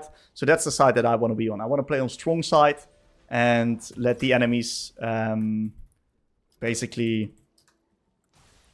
Let's take a look. Yeah, and I want to now set up bot side vision control. It's very important as Orianna that you're going to be early in the area. Let the enemies run into you. So I want this side, everything vision. That's what I want. And if that happens, then we're going to be in a position of full control. We're going to make it hard for the enemies to run into us. This is probably warded right here. Spotted Nami do some stuff. I might be able to catch this Irelia off guard here in the side. So I'm going to wait in the fog for a little bit. She might greet. No, she doesn't greet. In that case, we're just going to go back to this and push.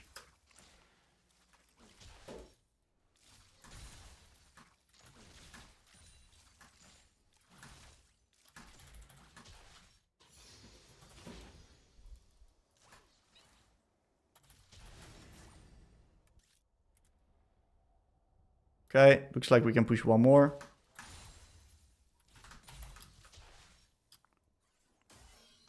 And I'm going to now shift into mid, because I want to control this area right here.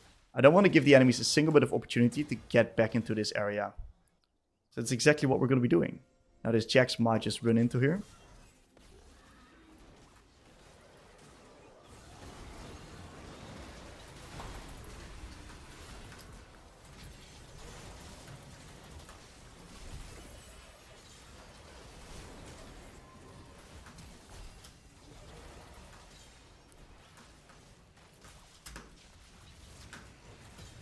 Okay, great positioning, great fight.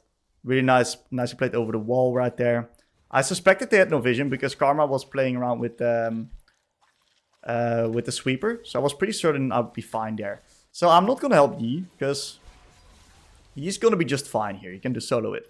I need to be efficient. If he can solo it and it's guaranteed, I'm not going to help him. It's much better for me to push this wave. Otherwise, this wave would just slow push into the enemies and we would just lose this wave for free. I'm not going to do that, of course. And we can also take this because we got blue buff. And as you can see, he just solos it. And now we're going to look to instantly play around the next neutral objective. What's next is the question. Now, in this case, it's going to be Drake. I could keep pushing bot, but I don't do that because I want to reset tempo, set myself be as strong as possible, get my items, and we're now going to be rinse and repeat it. I want Ornn to go top because of the fact that Drake is still 1 minute 50 out. So this wave can easily be fixed. Ornn is running to mid. Not necessary. He's resetting. We need our Ornn on top lane.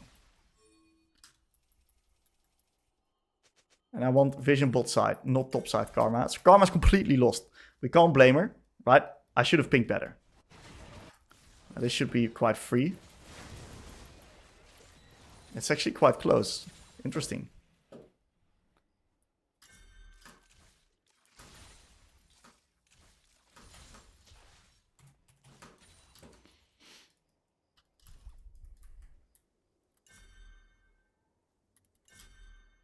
Very good warding. Look, we just give her the information, we throw her the bone, and the puppies will always listen. We gotta be careful to not get Varus ulted here. It's okay, we force them to respawn.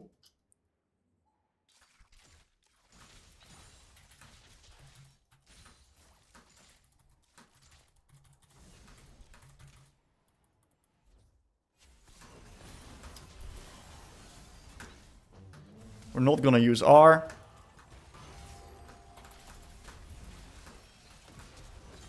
Because we can use it for the Varus.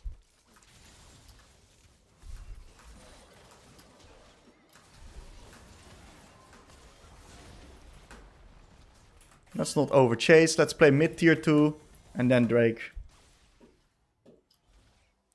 They might not have it warded up in here. They might also have it warded, and I might be trolling a bit.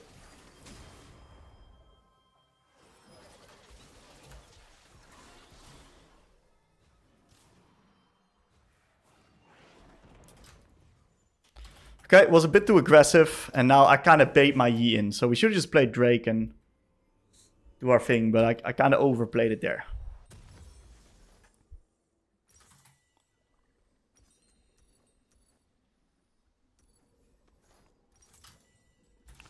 Look, we're now going to be able to get the dragon. I hope. I need to TP in. And then I wanted to go top otherwise, but we need to secure this dragon first.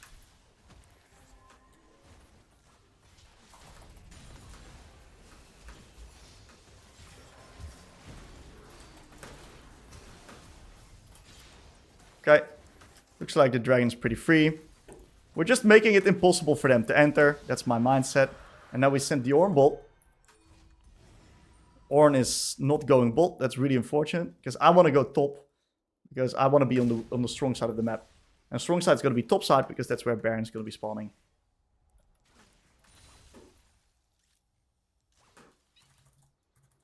You gotta be careful here.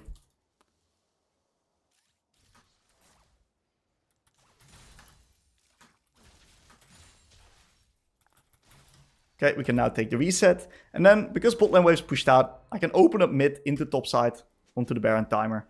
And we can just play the exact same way. Make it hard for the enemies to enter. Play choke control on the neutrals.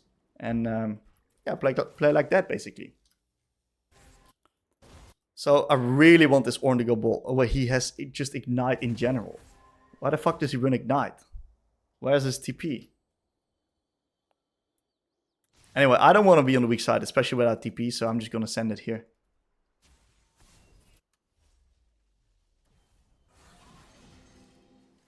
I think Jax may show up here.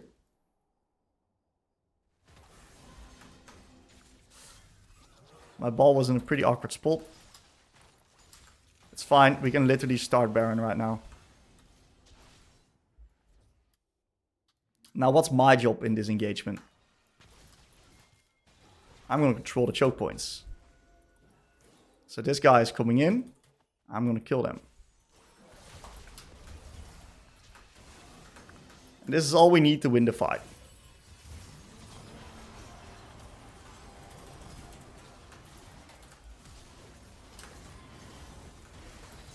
Beautiful.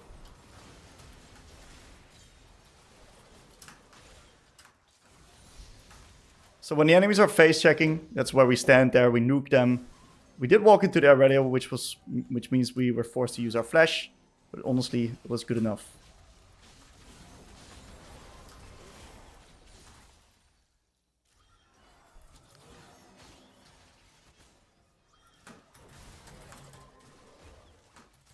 Put our ball in a position where they're kind of struggling to walk, making it possible for them to hit the minions.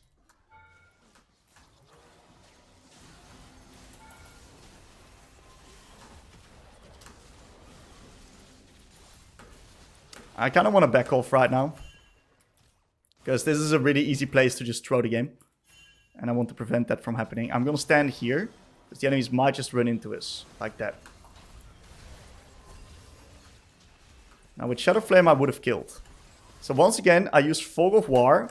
And I'm using the concept of letting them run into me really, really well. Really good spacing right there on the edge of the fight. Eventually winning us the game right here. Really clean Orianna game. Very much played towards the fundamentals of this champ. Really good wave management. Very good awareness around the neutral objectives. And therefore, incredibly good game. So the rest of this video is for the players that are very serious about climbing out of silver. And in the rest of this video, we're going to cover a few more educational commentaries. And we're going to cover coaching sessions that I did that really highlight silver, classic silver players. And you'll see a few different silver archetypes in there. But you're still going to be able to connect the dots and understand what the core issues for silver players are. And these are really good to check out, even if you're not a mid laner, just to see what silver players struggle with and if you can identify yourself with that. Because I'm going to give very clear and directional learning objectives that you can learn a lot from. So The games and the coaching sessions are going to be mid-specific, but all of the fundamentals apply to all other roles too. So don't be shy to just watch it. It's going to be really, really useful. Now, game one, I'm going to be discussing Ahri. Why? And we're going to do a bit of a fundamental breakdown on Ahri because of the fact that Ahri is a slightly different identity towards Orianna. And that's very interesting to actually check out.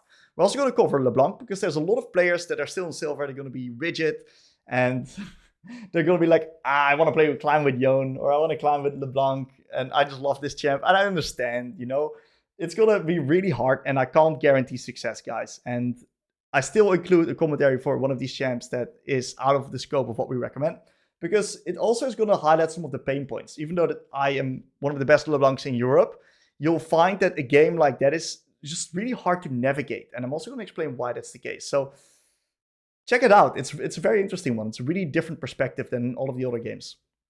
Now, in these coaching sessions, right, you're going to find what I actually learned in these coaching sessions. You're going to get very clear learning objectives, and you're going to just be put on your track that if you struggle to apply all of these previous points that I talked about, this is a really good place to just slowly just take a look at it and insert all of the information. And very, very good quality coaching sessions that I did.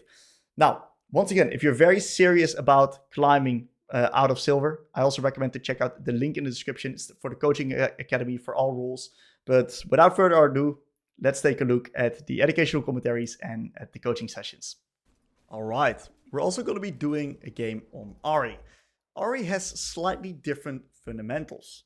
Now, Ahri is a champion that is not necessarily a lane bully, but she is a champion that wants to get towards her level 6 and then look to make plays around the map.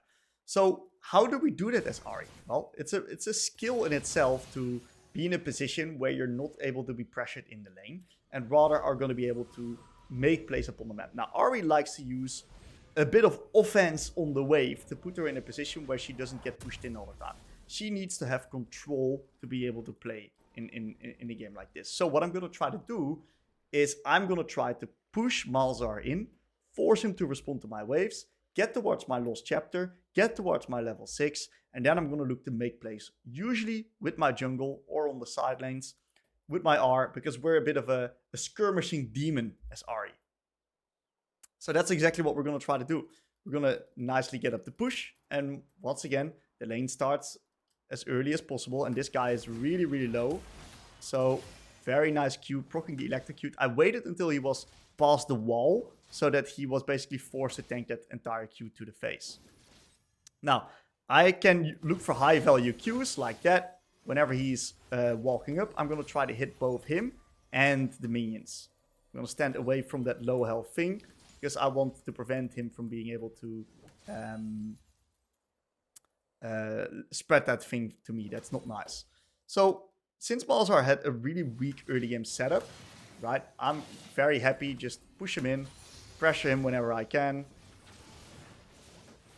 Nice electrocute trade. And I'm just going to slow push the waves. Hecarim is not that threatening when it comes to early ganks. Okay. Ahri is one of these champions that does a very slow out attack, so you're actually able to out attack someone in a turret. Now, we're going to ward topside because that's where my BR is clearing towards, so that's why I'm going to be safe. I'm going to make sure to grab up the push.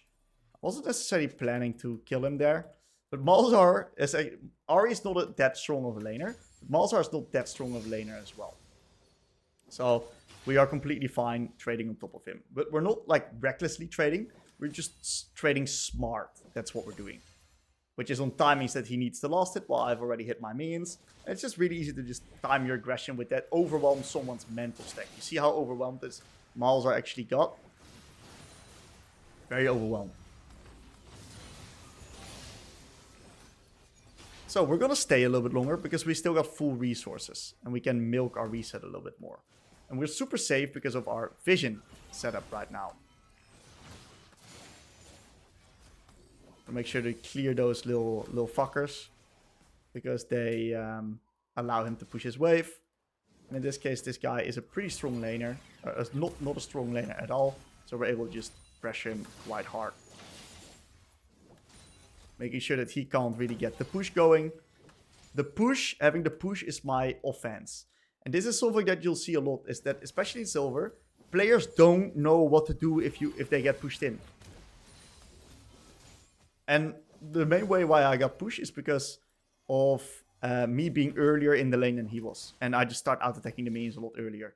And I constantly do that, and it's a bit of a cycle that repeats itself. But this guy is like constantly responding. And it's very oppressive to verse. Especially as a champ like Malzahar, who doesn't have the best tools to do anything about it. We're going to just look to reset upon my lost chapter. My bot lane is getting completely stunned. I'm going to wait until he's past the line, or I'm just not going to charm at all. And I'm just slowly building a CS advantage. I'm not really playing to kill him. I'm just using my trading as an offense as defense strategy. It's just to reduce his pressure in the lane, making him a bit scared. And that's all I need to do. Because the rest, I'm just going to farm up and get strong. It's not my win condition to 1v1 this guy or solo kill this guy. I'm just getting my farm, getting decent trades, getting towards my lost chapter, towards my level 6. And that's when I'm really going to be playing the game. So what's very important to do for me right now is to ward and lean on the side that I want to play on. So do we want to play Drake or do we want to play the Grubbies in a bit? What is my Briar doing? These are questions that I'm all asking myself. That's what I'm looking for on the map. Because I want to know what is actually going on. It looks like Mr. Briar. Nice, he takes the reset. So that should be a really free objective. I'm going to ward this. Hecarim has no dashes. So with our vision setup, I'm not scared that he's going to be able to steal it. Now, if the enemies have dashes or I need to be a little bit more careful, I will help with the dragon. But since that's not necessary right now because we have full prio, I'm just chilling. We usually want to be very careful with these early objective takes. They're very, very dangerous normally because the dragons are very tanky. You can only do that with full control on mid and bot. That's the only time where you can do it and deep vision setup. Otherwise, it's really easy to just instantly lose the game upon an objective like that. Now, gotta be careful because Malzahar now is level 6, so his gank threat together with especially Hecarim is quite high. I'm gonna keep pushing him in. Because offense is defense.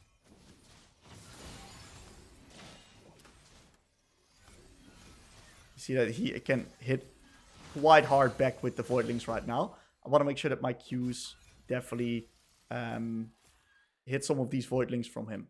Now, Hecarim might be in a position where he's going to gank me, so I'm going to lean topside because I spotted him on bot. And we're just simply going to push the wave.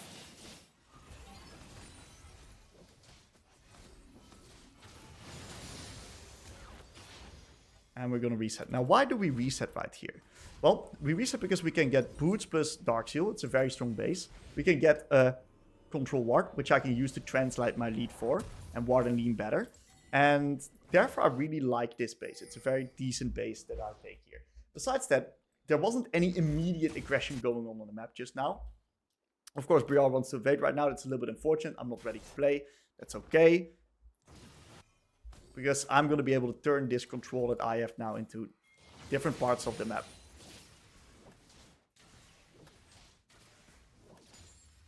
I really want to play that objective. So what I'm going to do is I'm nicely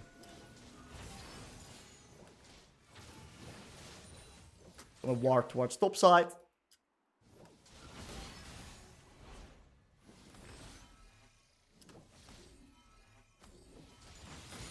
I'm going to queue the minions, get those fuckers out of my sight. Oh my god.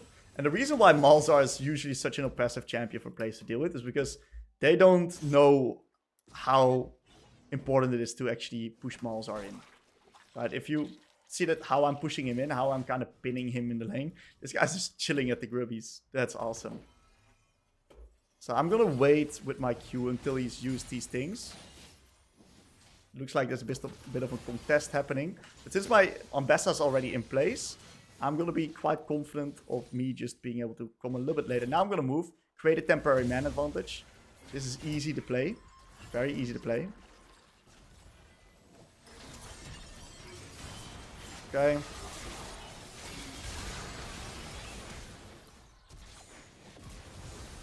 Really easy to play. Perfect. And the reason why it's so easy to play is because I'm first. I kept the lane control. That's all you need to do. And that means that we are in a position where we can create a temporary man advantage and the skirmish just becomes rather easy. Now, I'm going to look to reset real soon because I got quite a bit of money. I'm going to get one plate, nuke this wave right here, and then afterwards I'm going to nuke the next wave into a reset.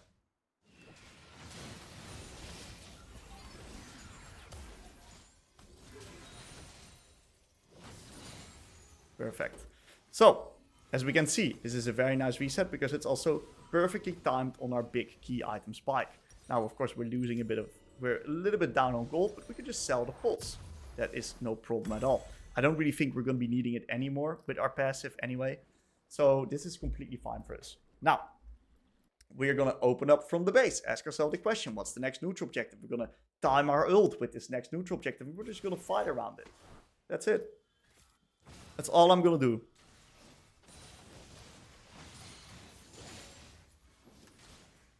So I unfortunately don't have a control ward, which I can now place on bot. That's fine. I just got to be a little bit careful right now. From the Malzahar ult plus Hecarim ganking combination. So I'm going to lean top side because my BR is not on bot just yet. Eventually I want to lean bot side, but I can't do it just yet. I'm going to wait with my Q until those voidlings spawn. And now I'm going to take bot side vision. I'm going to look at his portrait. If he's walking forward, that means that potentially Hecarim is there. So a lot of people would make the mistake of like trying to gank bot lane right now. I don't have R just yet, so me moving bot was risky. I also want to play with the BR, so I don't want to overplay and do a little bit too much. I want to just fight around the neutral objective where I'm super strong. Now I see some action happening, so I'm just going to move bot lane right now. Perfect, we create the man advantage. We're going to be in a position where we're always going to be having more impact than the enemies. And you see that this Malzahar is now just following.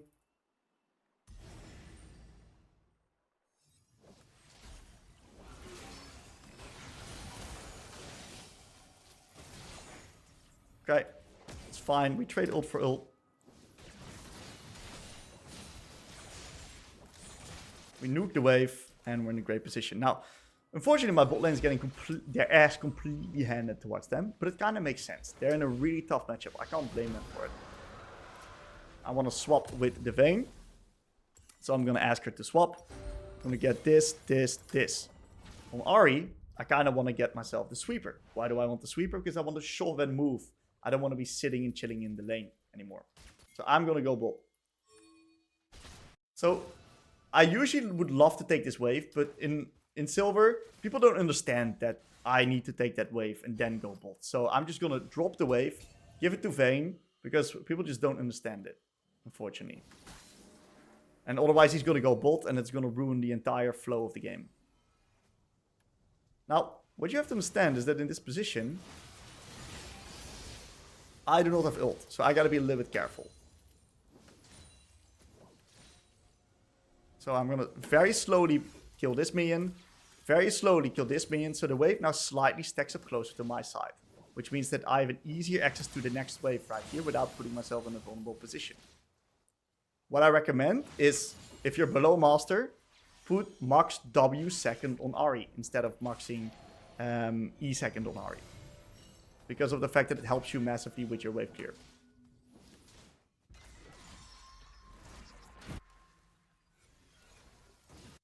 Okay, so we spot the boys on top side.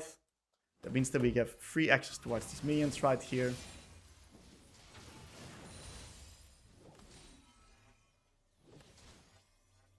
There's a bit of action happening on mid. We might be able to move. Seems fine. Not moving for that.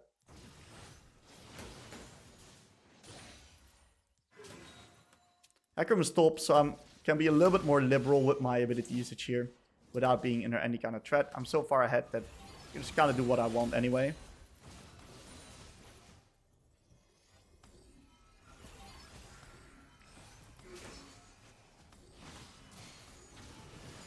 Just gotta make sure he doesn't ult me under the tower.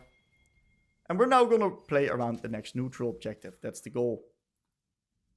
I want the Rift Herald into the dragon.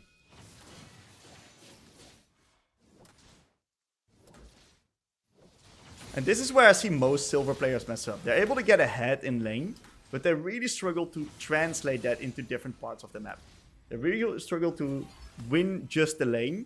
And a lot of players would, for example, ult here onto the Malzahar. Look, I don't care about killing this Malzahar. It's not important at all. I just want to make sure that I'm going to be ready for the next play whenever it happens. And look at that.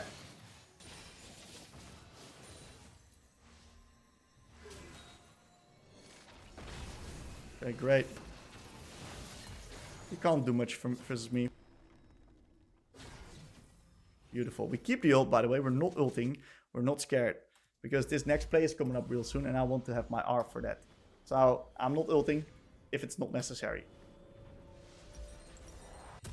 Very nice. I'm just going to go bolt in this case because I have TP. Of course, in an ideal world, I like to be on the strong side of the neutral objective.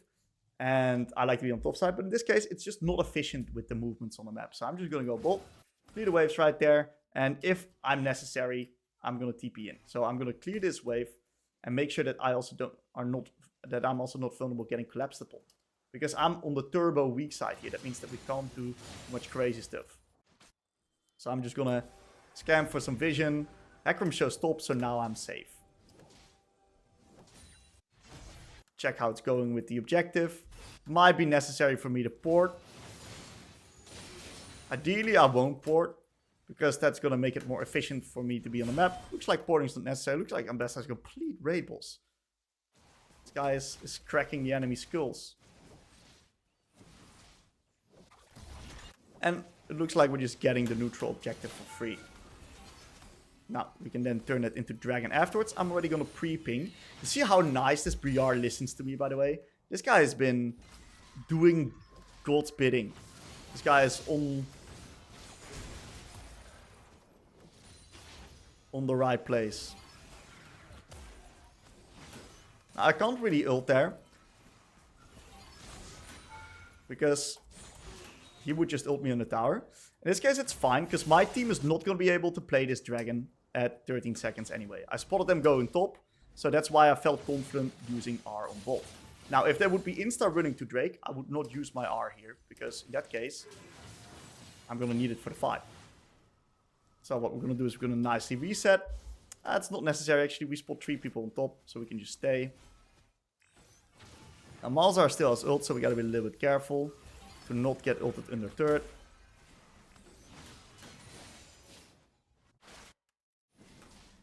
I really want to do the dragon right now.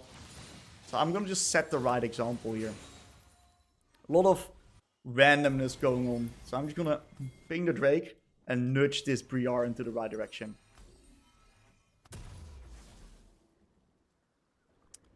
Oh, I forgot. Yep, just nudge her in the right direction. She's listening now. We perfectly have ult up for the potential fight. We're going to open up true mid. Because it seems like we don't get mid prio. Mid prio is very important. And one of the key things that I can do is I can shove and move.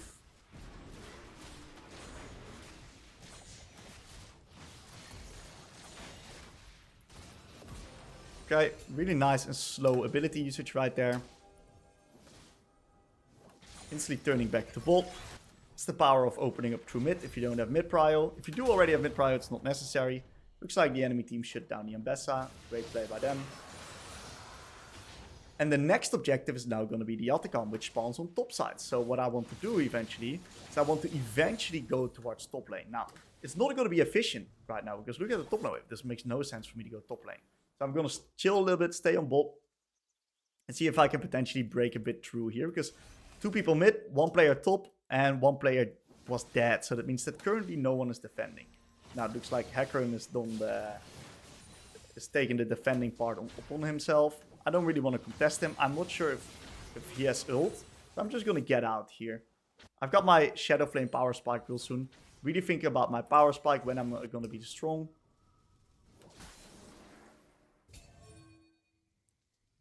We spot him to potentially reset.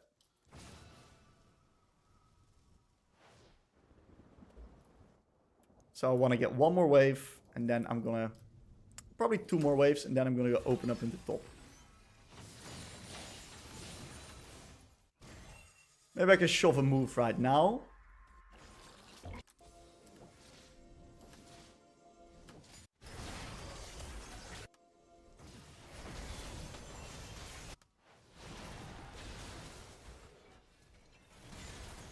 Wow.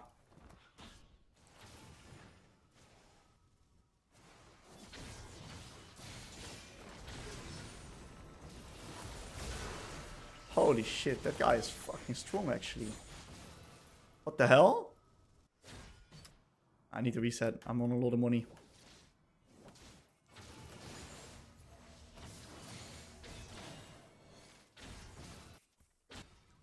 I really don't want to die. Give my stacks. Lose a few bot lane waves. This was not really ideal. We slightly overplayed here on mid. Okay, so we now got ourselves our item. We're gonna get ourselves this. And yeah, we lost a lot of damage on the bot turret, unfortunately. Now, Vayne needs to move mid. Vayne needs to move mid right now. She's got no TP.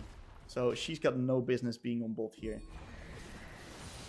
On Ahri, as you can see, it's completely fine to be on the weak side on Ahri comparatively towards Orianna. It's a very different game that you're playing. Now, I could potentially TP for her. I have not that much information, though. Yeah, that's what I suspected.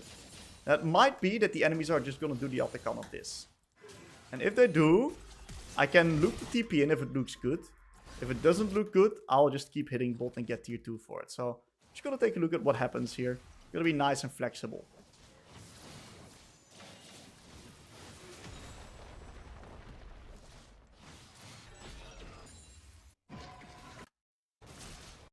Does not look ideal so far. I'm just going to make him respond to bot. Atakan's still really high HP. I'm going to ping my team off. I don't want them to do crazy shit.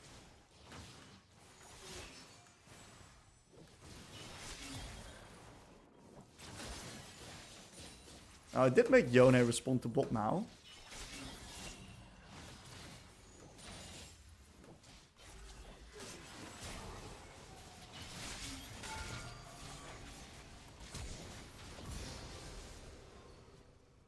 I died to that. My bad. I kind of fucked up my mechanics right there. I thought I could kill him without dying, but it was a bit too much. Maybe I should have ported earlier. It's alright. It doesn't really matter. What we're going to do is we're going to look to play around the Ocean Drake. That's the most important thing. We're going to get the soul, and that's going to allow us to win the game really easily. I thought I would deal a little bit more damage there onto the Yone as well. Thought I had way more damage. Okay. I'm going to continuously ping this dragon to make sure that my team is aware that we're going to be playing for it.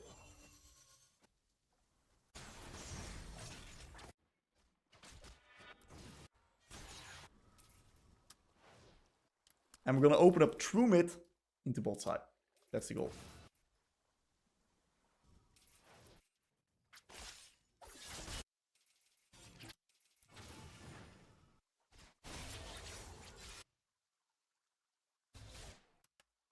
I might be able to pick off this Talon. First, we're just going to push the mid lane wave. Pushing mid lane wave is like hidden OP. It's not really hidden OP, but it's just OP. I'm going to move there.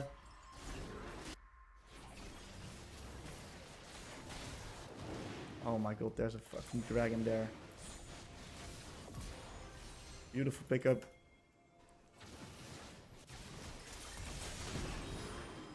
Ah.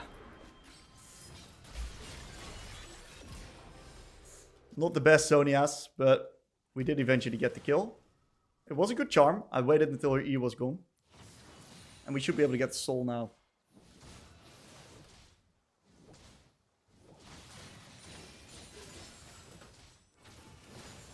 I don't think my Briar needs help, so I can just chill. And I really want to hit my next spike, which is very close onto the Zonias.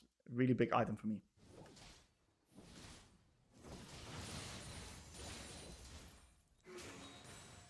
And it looks like we got it.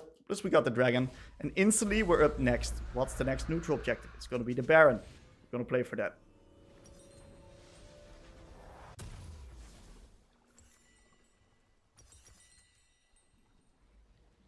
Get the Zonias. Big item for me. We're going to move up into top side. We're going to open up through mid. We can hard force if someone shows. I don't want to port because the rest of my team is not in a position. A lot of people would compensate and teleport right there. It's just a shit TP.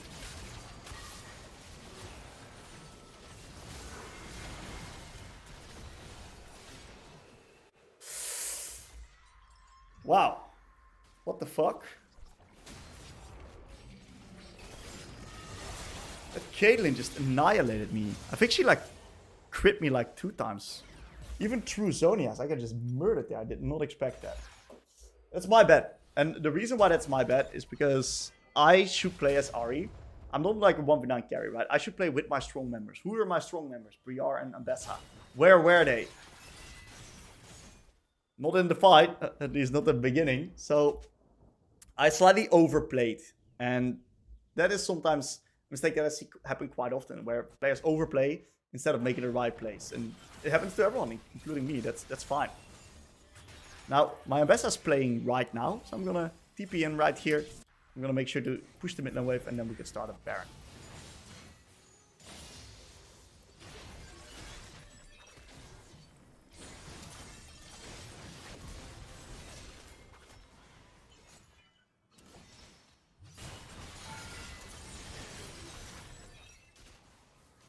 Should be pretty easy Baron here. A lot of players would try to kill them in a tower. It would look very sexy. It would be nice. Ego check, but what's consistent is just doing the Baron.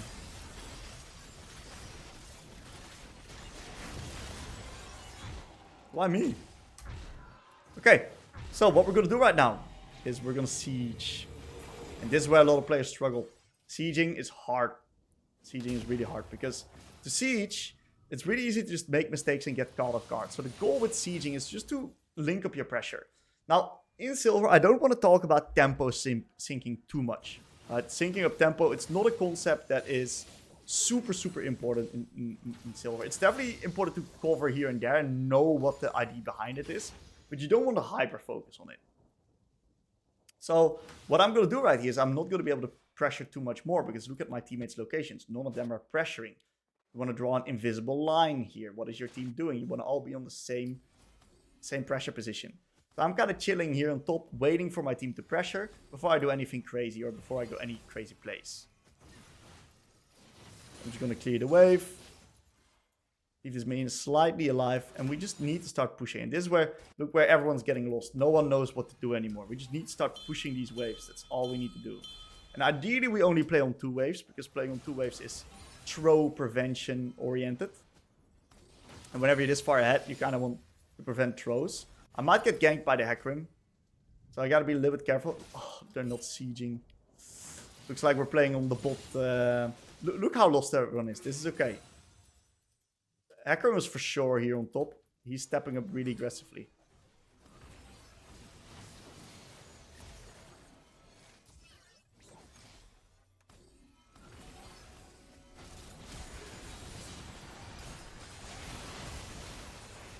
And this is the power of syncing up tempo and doing that smart. That you, at least, I didn't int before my team was playing. And now, because I was safe and I waited before going too deep, we now get the right play happening, which allows us to clean out the game here. You just gotta be patient sometimes.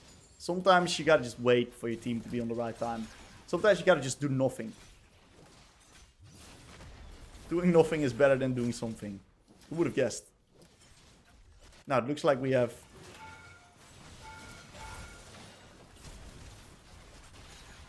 2 inhibs here. I don't think we can take too much more. I don't think we can really end here.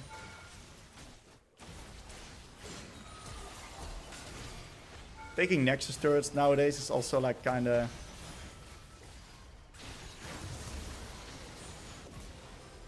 It's like kind of whatever. Because they respawn.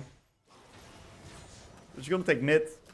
And we're gonna set up for the next neutral objective. I'm 4k goal. Holy shit. Time to maybe reset here. Yeah, might just be smart. 4k goal. It sounds smart to me.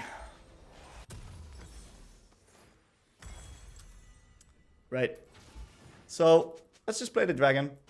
Keep the waves pushed. Control the area. Make it hard for the enemies to enter. Hecarim is dead. Should be pretty easy pickup.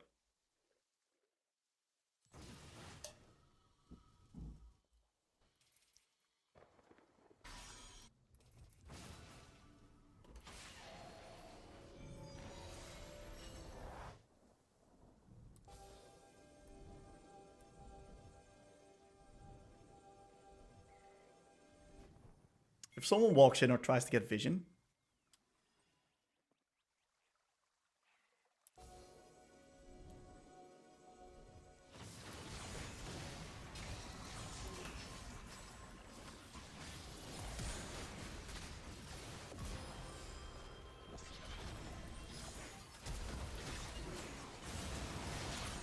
I think I can get eaten by Tam. Okay. It was a bit risky what I did there. Going for the Talon. It was a bit of an ego play. That's on me. I shouldn't have done that. It worked out because I landed my charm. But otherwise I would have just wasted my ult for air. And that would not have been worth at all. So I'm just going to TP mid right now. Play for it. Should be pretty easy pickup. The enemies have no smite, so I can play mid. We probably cannot really do much until the Ambessa is back. She's got no TP as well, so we gotta be a little bit careful. This is sometimes why low elo games also take really long. Like, the sieging and the ending of the game process is just sometimes clunky. Like it's in this one.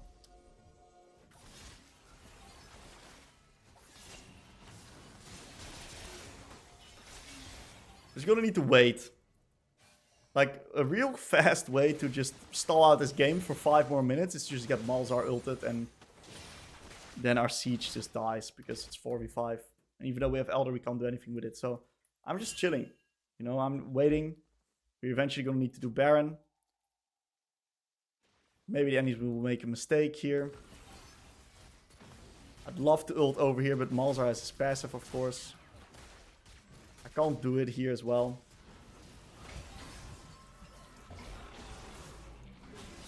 That's great. Getting out this ult is huge. And I'm just taking it quite easy. I don't want to rush things now.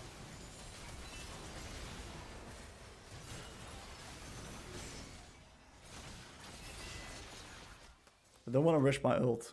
And this is terrible, of course, right? Her dying now stalls the game by quite a bit. I want to try to see if I can get on Fog of War.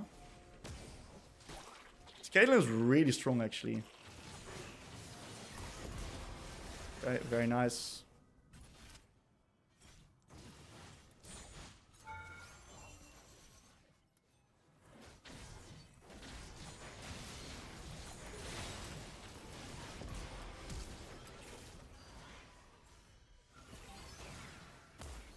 We're now going to be able to take mid turret.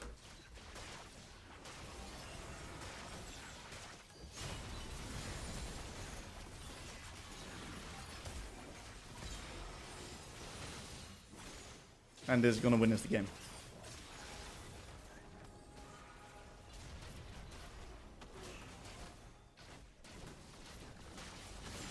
Oh my god, that's the Caedrel patented banana combo. Yoan's just really hard, man. Yoan's just such a hard champ. Can't even blame Yoan for doing that. Okay, so a little bit more of a messy game. Not squeaky clean, but overall good enough. Alright, we're going to be doing a LeBlanc game, and this is a very hard LeBlanc game. It's played in silver gold here, and yeah, we actually picked ourselves one of the hardest LeBlanc games that you can get. We have multiple AP sources, 4 AP sources on the team, so they're probably going to build MR. Playing versus Balzar, which is really hard in the mid game.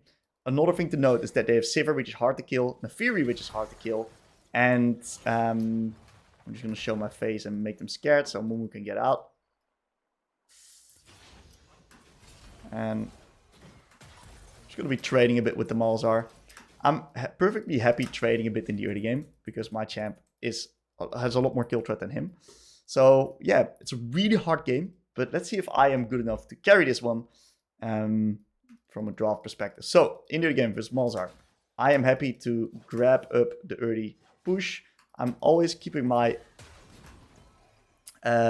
my cursor on him to spot out his passive countdown. Because I want to kind of prevent him from getting his passive all the time. I'm just going to look for short burst-oriented trades in the early game. Missing some creeps, unfortunately. Once again, keeping my stuff on him right here. And since LeBlanc's auto attacks are so slow, you can actually hit some players under tower pretty well. And he's actually got no clue what's happening to him. So that's a good start. Trades are going quite alright. Just need to do a little bit of a better job farming it up here. Missing a bit too many minions, unfortunately.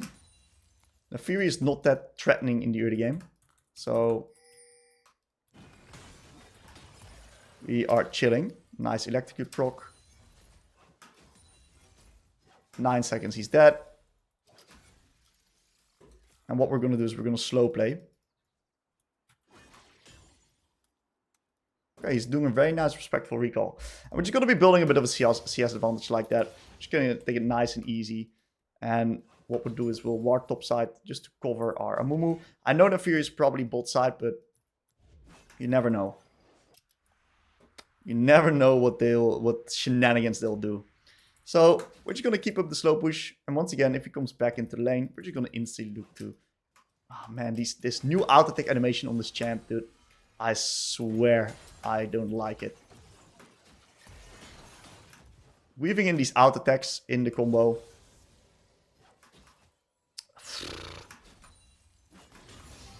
It's okay. And we are just nicely going to be taking these trades on top of the Malzahar.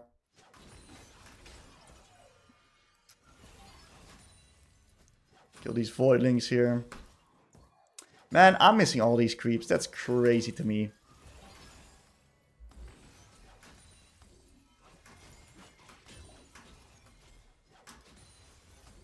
Okay, we're gonna hit him a bit again.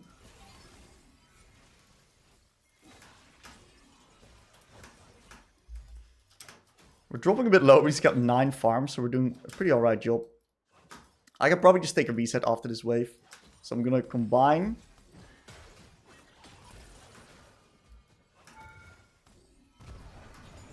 I'm gonna combine pushing with trading. Now Nafiri did spot bot, so... And we get ourselves a nice pickup here. And what we'll do is we'll reset after this wave. Now, there's a small chance Nafiri is here, but I'm gambling that she's not. And I'm just taking a fast reset. Just do this. And I'll wait 1 second with porting so I can actually grab myself the Amp Dome as well. So, very strong base right now. We got probably the best base we could. And overall it looks like bot is doing quite alright. Top lane is doing quite alright. Pretty decent matchup on top. And we're just going to continue what we were doing. Very nice trade. Dodging out on the Malzahar Q as well. And the trick that you want to do with Malzahar is you want to just get up the early push, especially. We can always use our W reactively towards those little voidlings as well if we'd love to.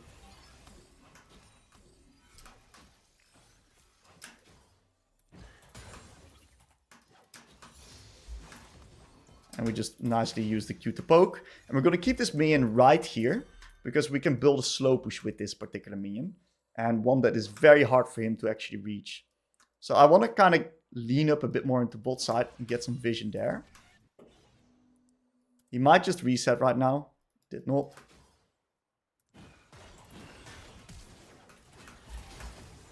Ah, those fuckers blocked me.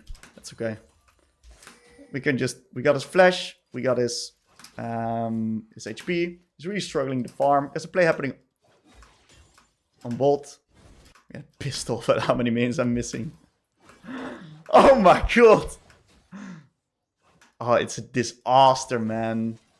Chovy would be turning in his grave watching me here. Now let's move bot.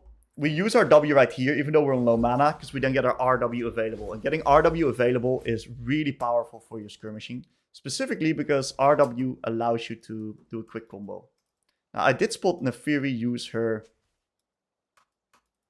her W. Now, unfortunately, I couldn't really get anything.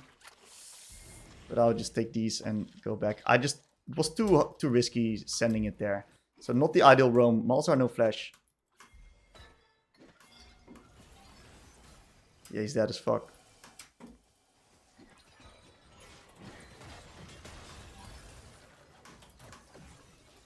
Okay. I did slightly rush my initial W. That's okay. Beautiful kill. And we get ourselves the beautiful wave push in as well. Let's get all of the minions here. Fantastic. And we're just going to take ourselves a reset. So we're so strong right now. We're going to get ourselves... let's see. We are going to get ourselves more AP. So the reason why I do this is because I get this extra amp dome. And for LeBlanc in the early game, AP is actually very valuable because of how much extra damage that you deal and how much more passive you actually become in the lane. That's an interesting item for Malzahar. Now, we want to start translating our lead right now. It's very important that we're going to start to get stuff done. Because, very specifically, we don't skill too well in a game like this versus these type of champions. So, we're going to need to look to pressure on different parts of the map.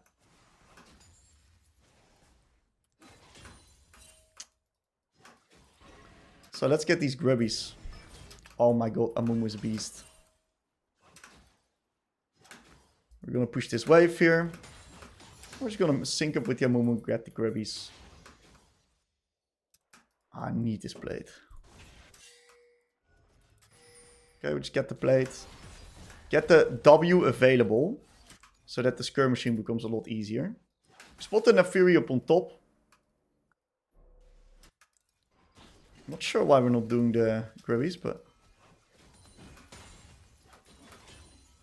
I had to kill those voidlings, otherwise he'd take my entire wave.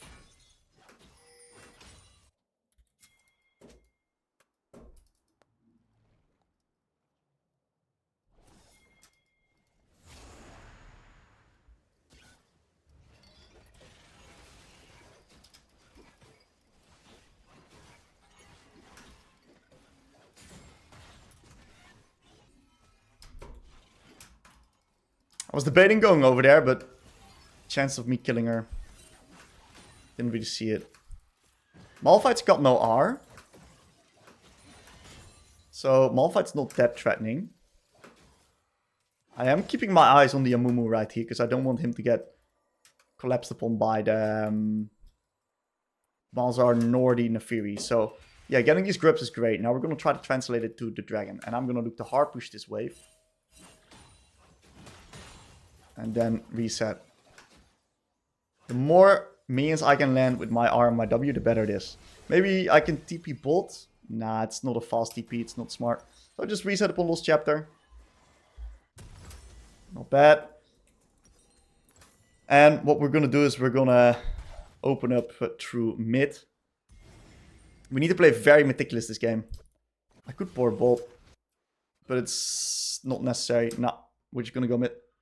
Even if she lives, doesn't really matter. I could kill her. A lot of people would TP, but would completely mess up tempo.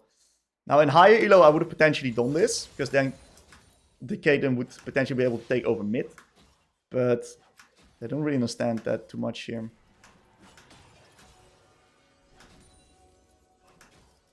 Okay.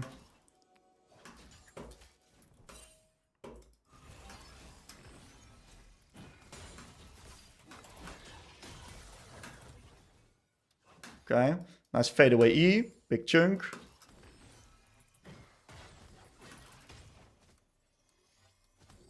I did not get those little void grubbies, unfortunately.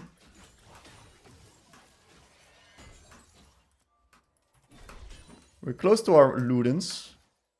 Doing a pretty good job here. Top lane is doing well. We're gonna keep focusing on playing with the Amumu.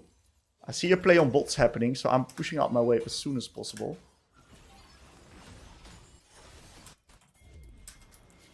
Just get there as soon as possible.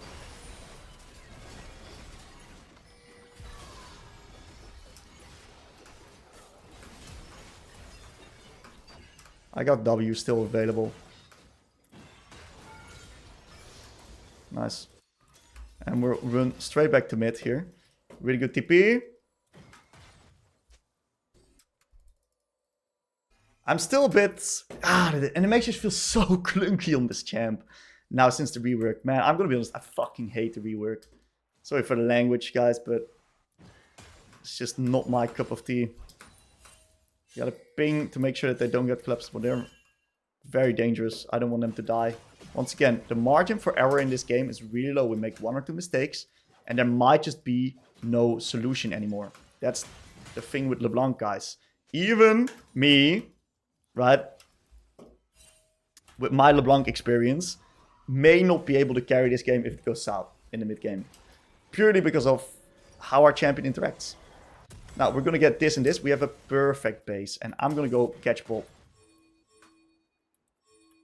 This guy needs to move mid. I'm going to go to the side. I'm a little strong in the side. I'm really happy in the side. You're too late. Sorry, bruv. I was explaining my champ.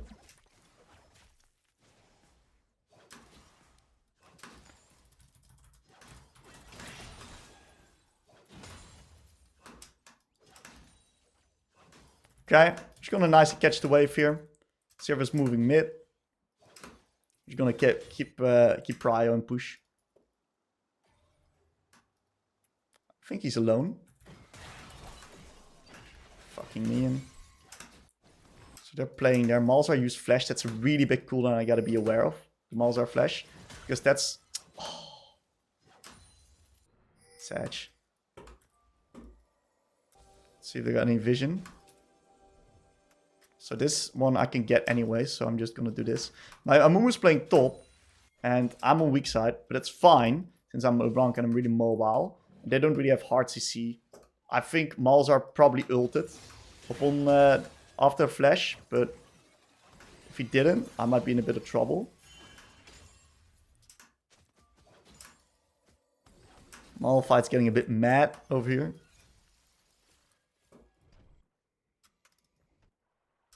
Looking to potentially shift into mid. And Fury shows top.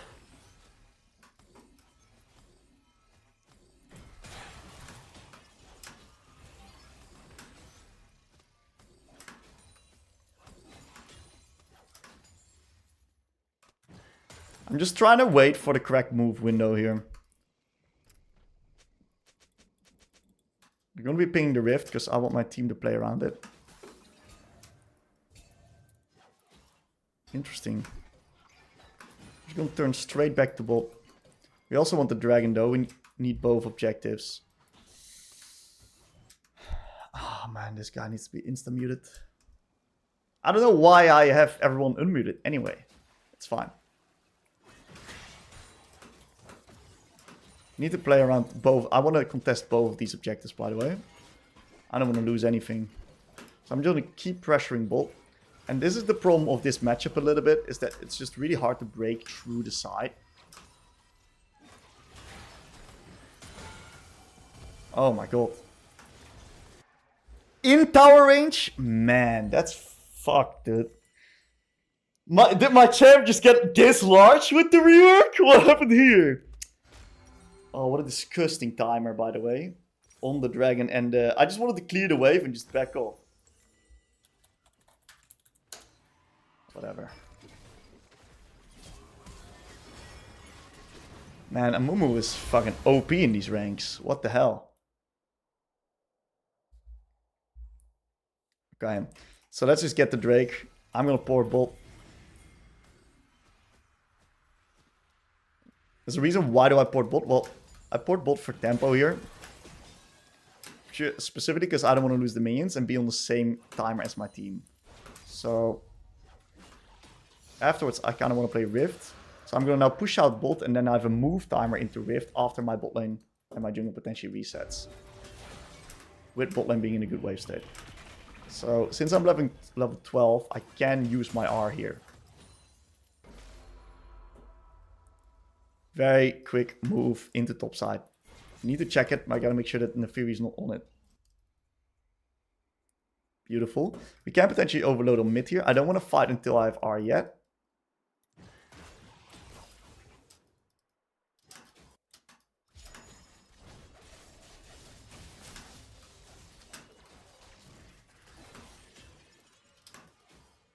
I'm gonna give the farm to this Caitlyn.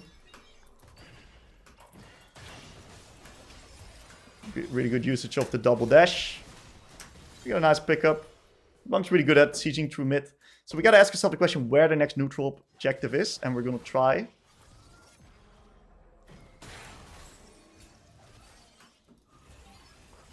Gotta make sure we don't get ulted here. Those fucking things, dude. That's good.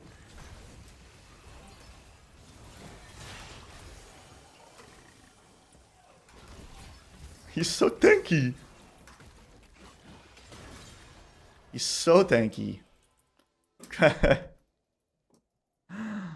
That's crazy how tanky that he is. So we're just gonna go back to bot, be efficient.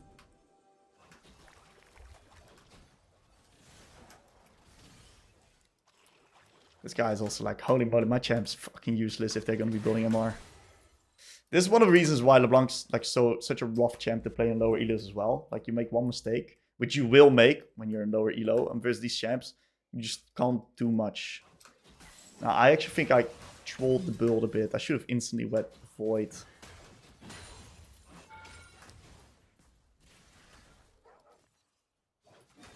So if I can keep the Neferi up here, that's quite good. Yeah, I trolled my build really hard. Think about it.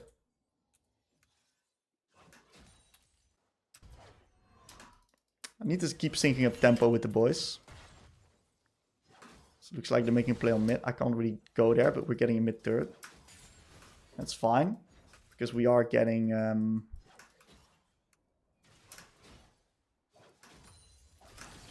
I might get collapsed upon here.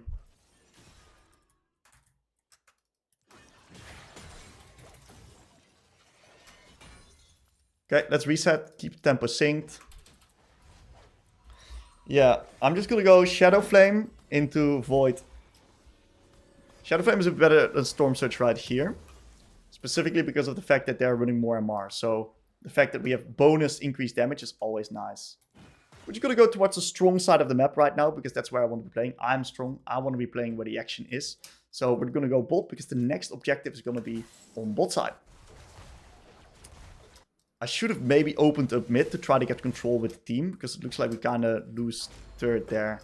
But then we probably would have also lost bot, so I think it's fine here.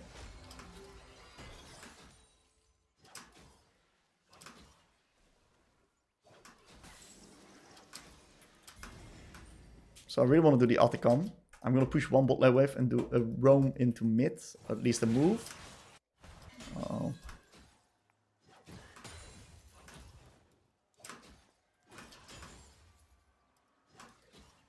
Move. Get my RW available. And we're going to pan the camera, see what's happening. It's really good. This guy's dead as well.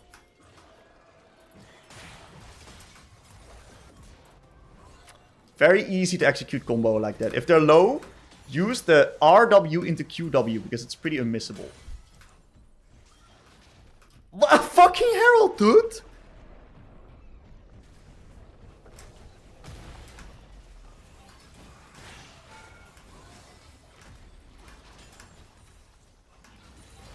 Okay.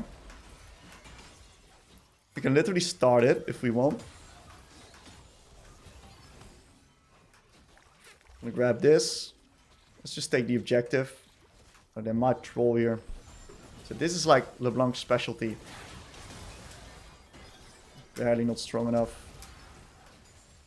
But yeah, using the vision like that and looking for combos is like your specialty as LeBlanc. Next patch they would have killed with the E-buffs. We're just gonna keep up the pressure.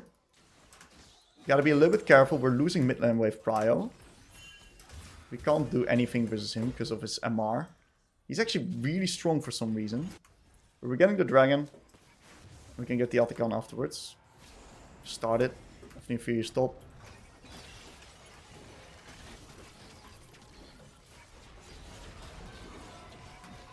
I love that they added a sound effect to that, so you know when you gotta dodge it. Taking the next wave here.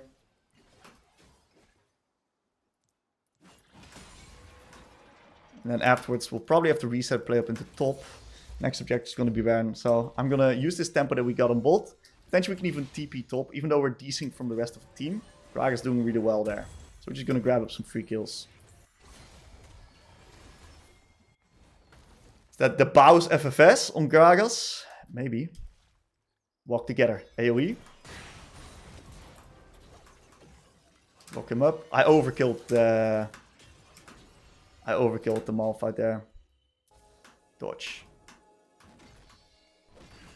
Yep.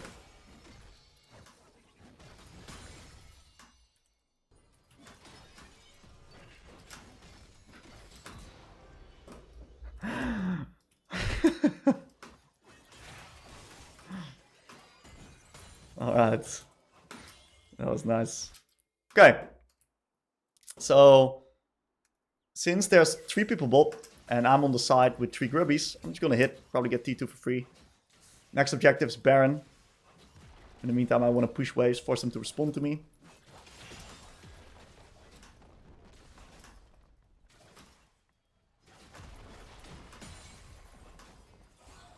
I can't really progress. Oh my god, I missed my ult. Oh my god, dude. These cannons have not been my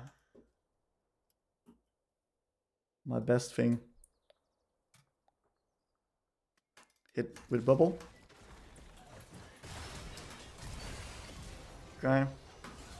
I want to flash to guarantee the...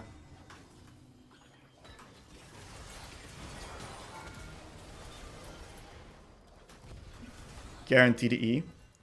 So these kills, they're nice, but they don't really transition into anything, really. The poke. You can maybe...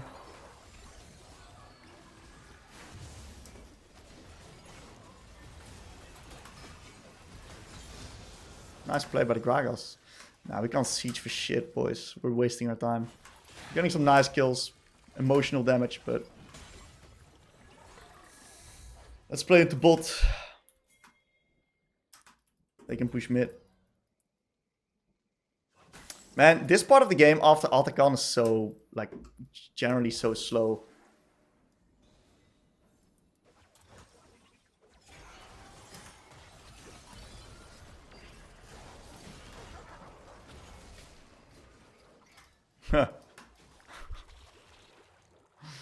At least we can get bot T2 right now. I'm just gonna take mid. I would love to reset, but we're not going to reset yet because we'll desync tempo. Gotta keep tempo on the same page. So after this, we're now gonna do Baron. And we can't siege. Oh my god, what are we doing? That's just bad. That's just really, really bad. We can't do that shit. Like sieging T3 without Baron, especially in their Sivir Malzar comp, it's just we can't do that shit. So we just let him die, let him rob. It is what it is. Move on back to just mid. We're just gonna keep the wave pushed. They can't really do anything with it because it's on the opposite side of the Baron.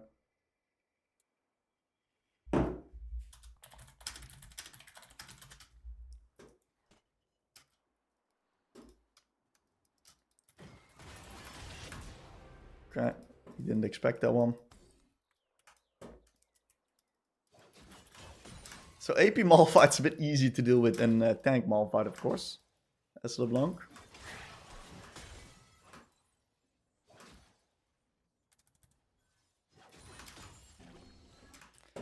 Oh man, I just want to do Nash.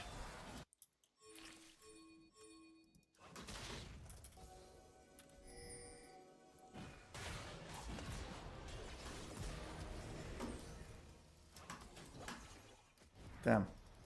That's fine. Oh, nice.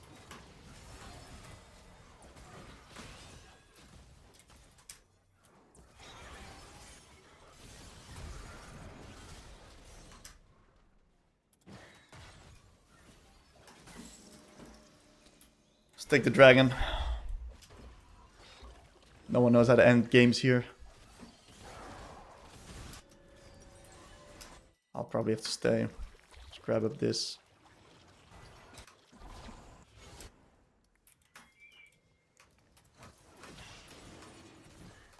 I'm just gonna push. I deal no damage to that thing anyway. Everyone's like dying all over the place, but kills aren't really leading into anything, so it's like really whatever devs.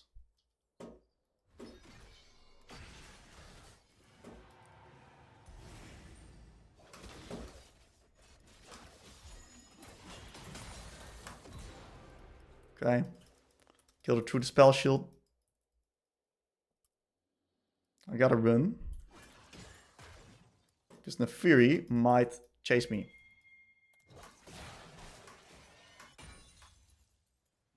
Now we can do Baron of this.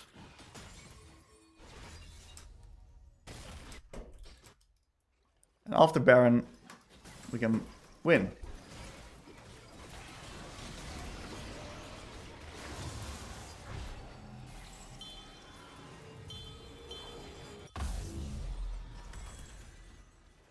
So Mumu's reset. I'll port top.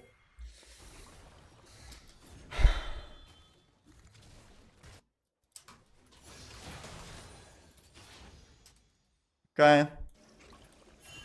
Please, this is the only way we lose. Please, please.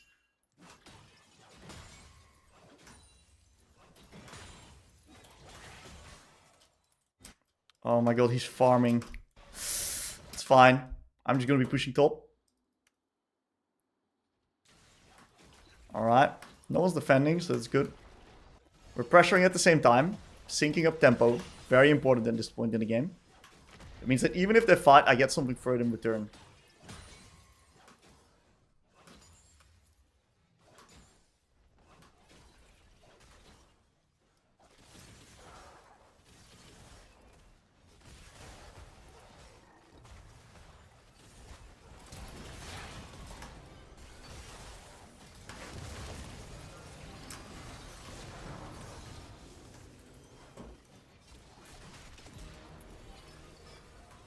Okay.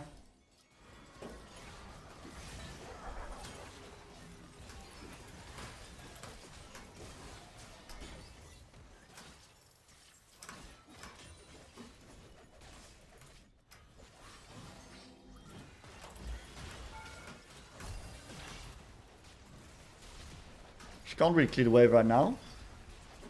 But the next turret should be victory here.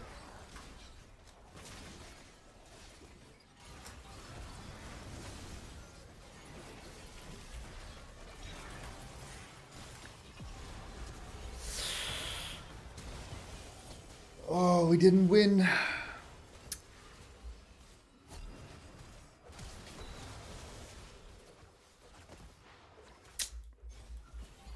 Fuck me, dude. Guess I shouldn't have went for the Nefiri, but it was really hard for me to do anything else because everyone was desynced. Some people went for the Nefiri, some people didn't.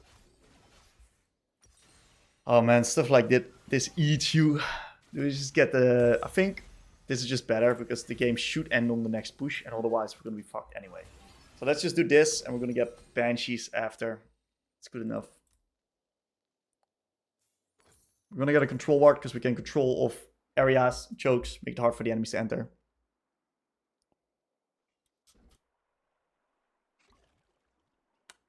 And we'll just play bot and dragon.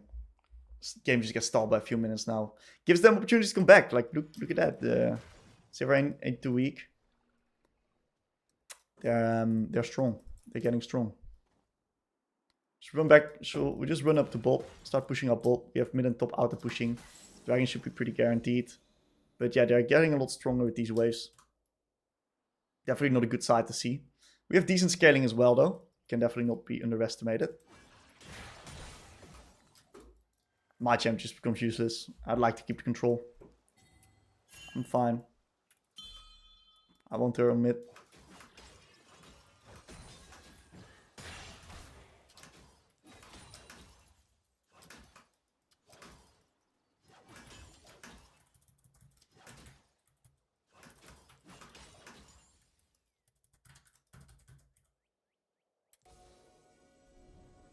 Okay, so I waited for the star guy to show before I keep pressuring.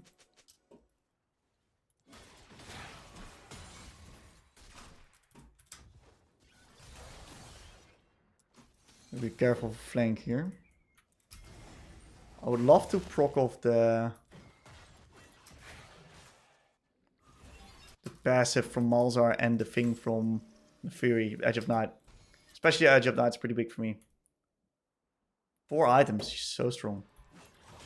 I'm gonna keep up the prio here. Make sure I don't get flash ulted by Malz. Do we get the soul? Nah, we should just play Drake. My team can't pull off a siege here. Ult him. Well done. Maybe we can pull off a siege. Nami's in base though.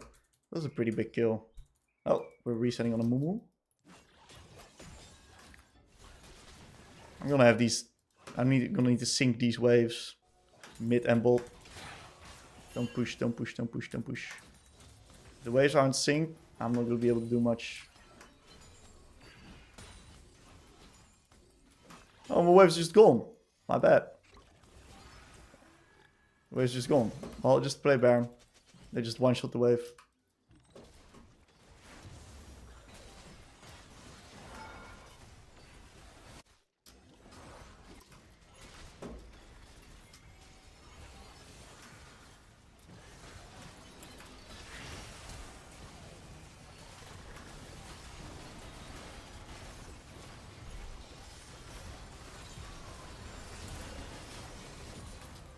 Okay. It's good. Now we can keep us alive here. Should be a win.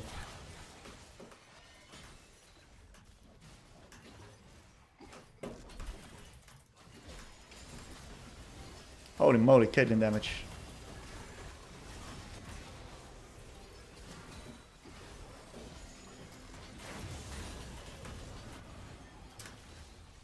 Gotta end the game before Sivir clears the entire wave. Yeah, just gotta end it.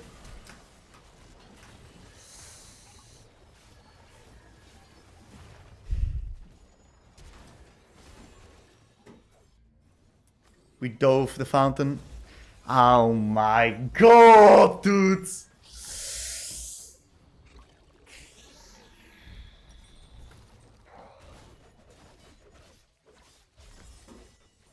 Well, let's hope they don't take Baron. If they take Baron, we're in a lot of trouble. Then we just can't end the game. Literally can't give Nash. Holy shit, dude. Playing this champ in this elo is like playing Yasuo in this elo. It's almost impossible.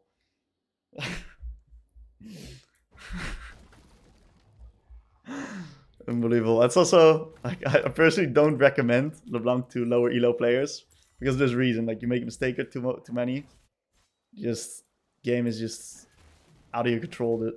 That's what it is. Just play Baron. Bot lane with so whatever. T1 turret so whatever as well. I would see some people TP bot in my reviews and I would like, that'd be crazy play. Anyway, just gonna go to mid, clear mid wave. And play Baron. Oh, we can't flip that shit by the way.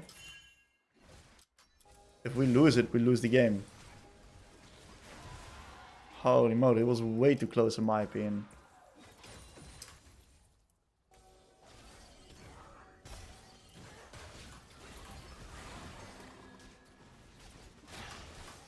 Now, if we don't win off this, then we just don't deserve the win. Mumu still has R. Hold that. Beautiful.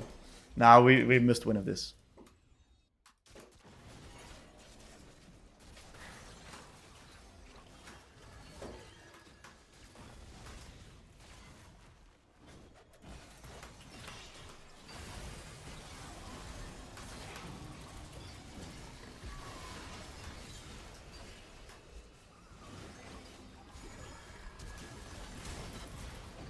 Okay, nice.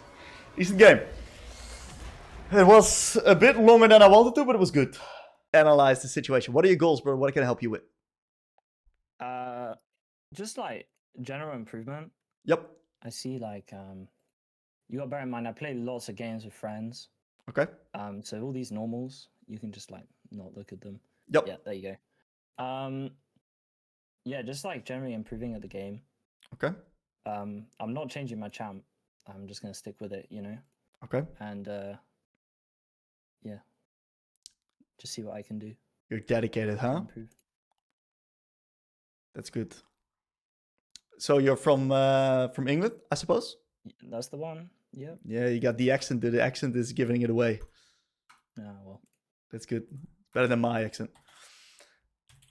All right, let's take a look. So Azir, definitely not the easiest journey, but we're gonna make it work. Since you're dedicated to it, we're just gonna get into the Azir specifics probably today. And if you have the chance, I really recommend interacting with AJ. I'm not sure if you've interacted with him before. No. Okay. AJ is one of the coaches here in the program. He's from NA, but he's the best Azir player that we got here in our arsenal of coaches. That guy is crazy good. And if there's anyone that you have any Azir specific questions towards, I really recommend hitting him up because he's an absolute beast. Sounds good. Awesome. Beautiful. So we got ourselves a game versus Viktor here. And why'd you bring this game? And what are we going to look at? And what was your plan as well? Yes, this is just like, I feel like this was just a game where I played a laning state quite well. So obviously Okay. I'm leaning into Viktor, right? This is messed up. Yeah, this is a really bad draft. Okay. So my aim here is to try and shove a wave in early enough with enough gold to buy some MR early. Okay. I'm running bone plating and absorb life. Okay. So I'm literally just trying to survive the early game here. Okay, cool. Yeah, so here I'm just working towards an early back. Makes sense. And then TP. Awesome. So did you watch the guide? Yeah. Awesome. Any questions about it? No, I actually really enjoyed it. The especially, you know, the segment where you're going over like the Chovy laning phase. Yeah.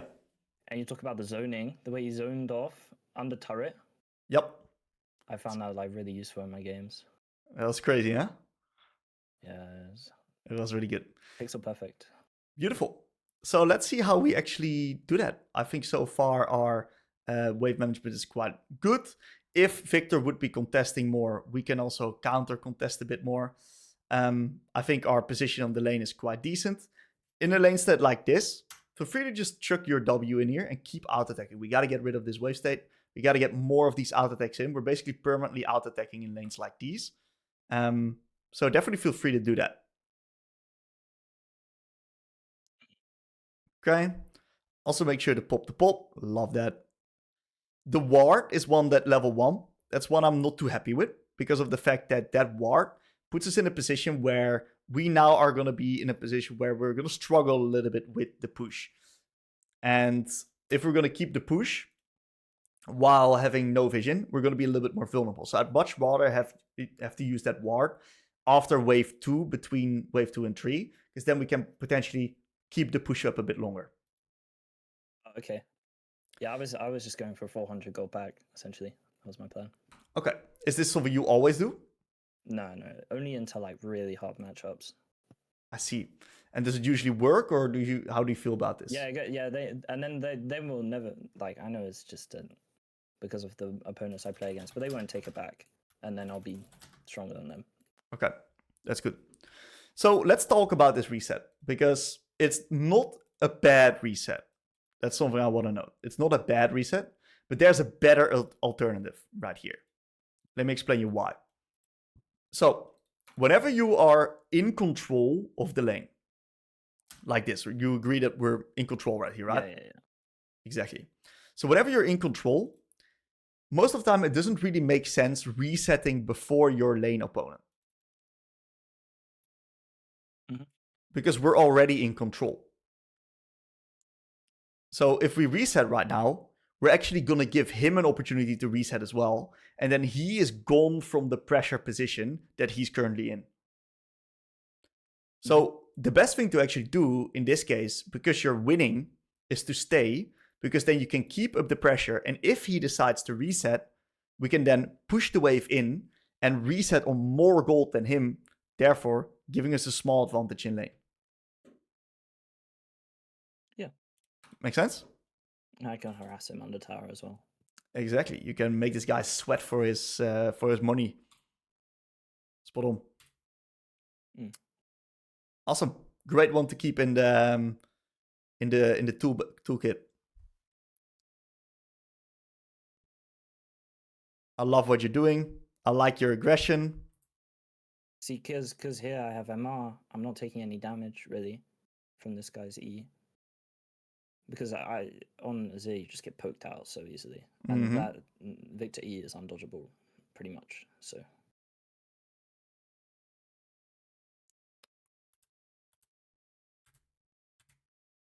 okay, so let's go a bit back here, right? Because we are in a mega good position in the isolated lane. A really good position. We've taken good trades. This guy is almost out of resources. He's in trouble. What's the type of wave state that's gonna put the most amount of pressure onto him right now? what would be a freeze? Freeze, exactly. And a freeze So is set up there as well. Now that you mention it, what did you say?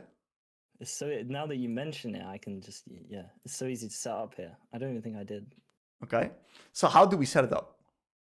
Well, we just we've got more minions than me right now, Mm-hmm. so I'll trim down the wave. Well, I'll let the minions die just last hit, and then I'll hold the wave on like 3 or 4 minions. Exactly. And wait for the next wave to come. So which minions do we gotta hit and which minions do we gotta trim out? You gotta trim out the melees Why the melees? because they'll clear the way faster. It's actually the No. casters. Okay. What, casters first? Yeah, casters first. What, you kill the casters? Hell yeah. Hell no, bro. I've never done that. I didn't know that. Do you know why? Why? Casters are, number one, they're easier to kill because they're squishier. And number two is they deal double the damage of the melees. Oh shit. I didn't know that. Yeah, they deal a shit ton of damage. So what you do is, if you want to freeze a wave, it's best to keep these melees alive. Because what happens if these melees, you can, number one, easily kite them. So if you have to tank 1 or 2 minions, they don't deal that much damage. Plus, they don't deal that much damage in general, while casters just standing there hitting you. And you see that because there's too many casters alive right here, you're going to take a shit ton of damage. Viktor actually stays in lane. And now we're in a little bit of a more awkward position than we should have been given our good early lane. Mm-hmm. Splendid. The only saving grace is he's got no mana, so I can just walk up on him. Exactly. Okay. We've gotten quite lucky with the fact that we haven't really gotten ganked. Yeah, I know. Is that one of your troubles? One of your struggles? I just don't dedicate my mind to it. Okay. Because I'll just lose. There's just too much to think about. Okay. I understand. I know he's topside here because I warded it and then I saw him back in the bush and top. But other than that. Okay. I'm going to send this one for you. For you as well. You're going to get a bit of homework after the session. This is one of them. Awesome. So we are in a good position. We don't have a refillable potion. Is there a reason you don't buy refill? It's just blasting one was a nice back here. Okay. I think I buy it next back. Okay. Oh, good. So, what do you see? On the map?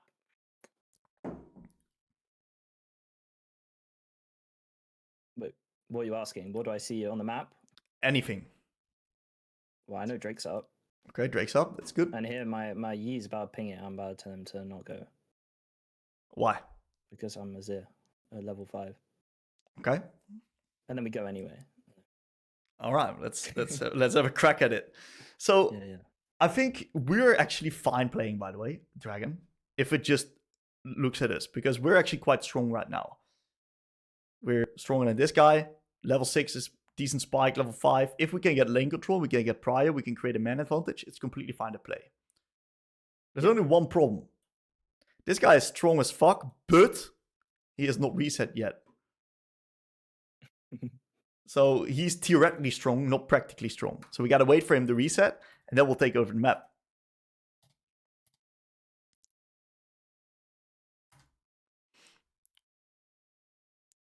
Okay, what's your plan here? What do you want to do? We're just poking him down because I'm level 6. And then my idea was that should have done significantly more damage because obviously I have a gold advantage on him right now. Okay.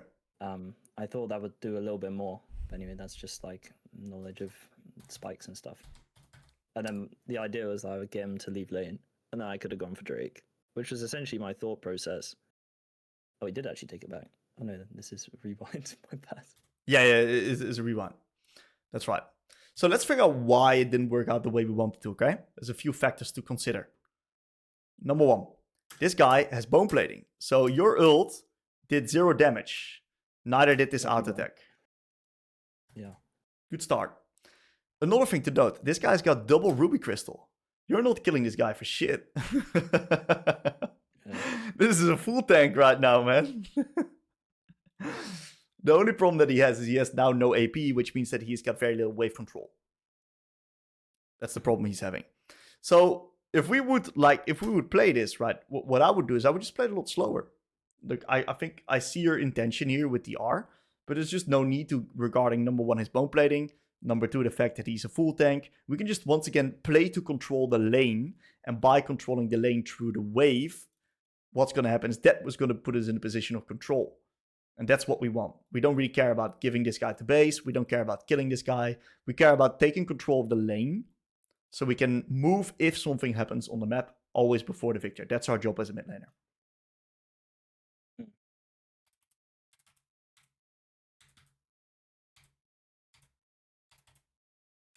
Okay, we do take a nice reset, get the refill. So let's take a look what we're going to be doing. Yeah, so here I ping just because I have no R.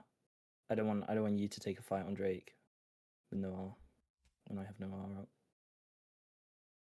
Okay. Especially because my bot lane is pushed in. Okay, I see what you mean. So I think in this situation, I like your thought process. I see that you're very intentional. On the flip side, I do think that you can potentially play it, specifically because of the fact that you have your R up just at the same time as Viktor. And if you can get the lane control and move first, you always have that man advantage thing that you can work with. Now, I think this is one of the key things that I've been seeing throughout your vault here. What we're going to see right here is we're going to heavy trade into this Azir. Now, walk me through your mindset. What is going on here? I don't know. I'm just going to... I know this is a long trade. I'm tanking the wave here, now that I look back at it.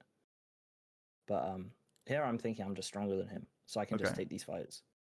Okay. I wouldn't normally take a fight like this if I'm behind in lane. But like here, I mean, he's playing Viktor, but I'm still quite strong. I see what you mean. So what about us pushing out this wave first, and then when he's responding to the wave, how about we then trade on top of him? Yeah, I mean that's probably easier on my part. Take less damage from that. Exactly. And if we're higher HP, what does that mean? We're just gonna win the trade, pretty much guaranteed. More lane control. No, that too. I'm gonna warp this word a lot of times for you. Okay, you're gonna hear this lane control word a lot. So it's just in a position. The way that we trade is not necessarily through brute forcing trades. It's rather just by putting the wave in a good spot, and because the wave's in a good spot and he's responding to the wave, that's that we get a trade in. Mm-hmm. All right. Graves is level 6. We got to be a bit careful.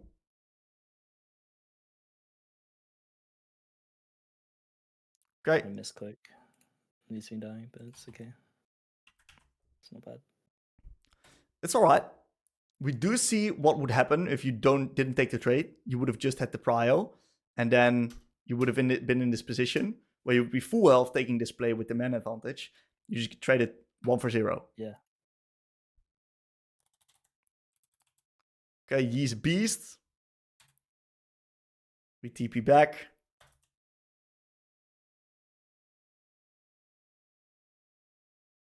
See what we're gonna do. I want to see unbridled aggression onto the wave.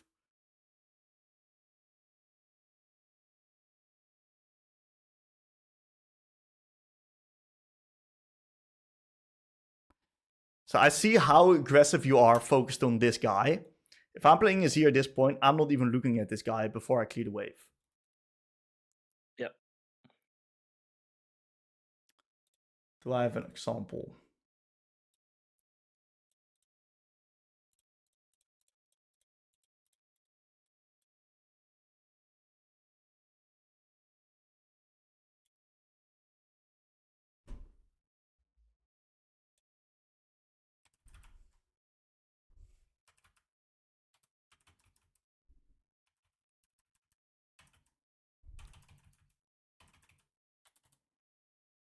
Let's take a look here.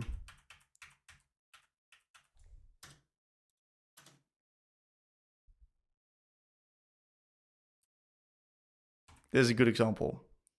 So what I do is I first get the wave out. I don't really care about the Viktor until the wave's out. And if I don't trade with him, that's fine for me. I skill harder than this guy. So I'm just going to get the wave out and see if I can then force him to respond. And maybe I'll be able to take a trade afterwards. Fully wave focused. Of course, Xin Zhao is also here. So you got to be a bit careful. But I'm not really brute forcing trades.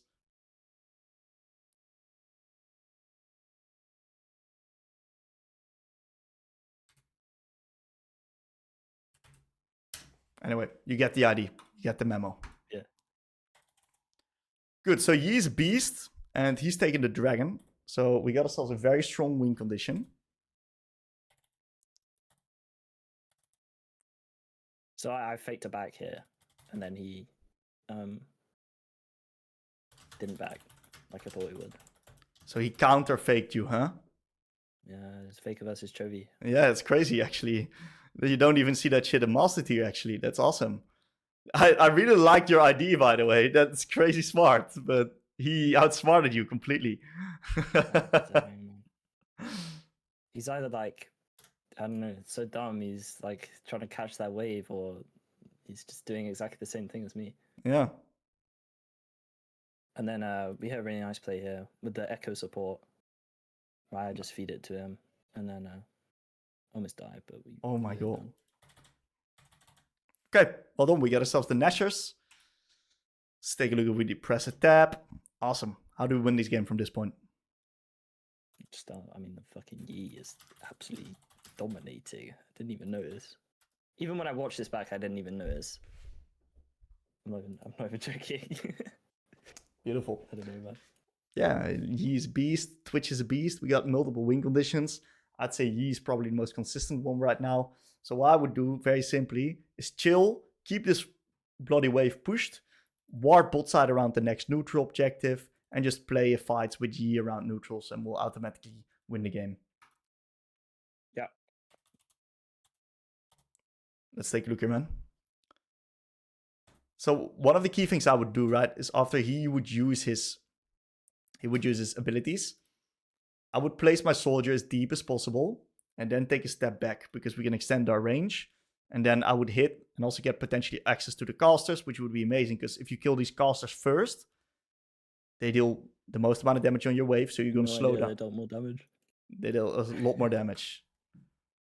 That's right. So if you can clear the casters first with your extended range, that's a big W.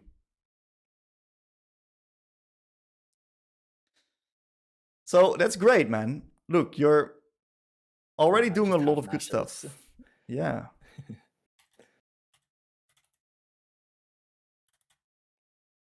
How many Azir games have you played in a lifetime?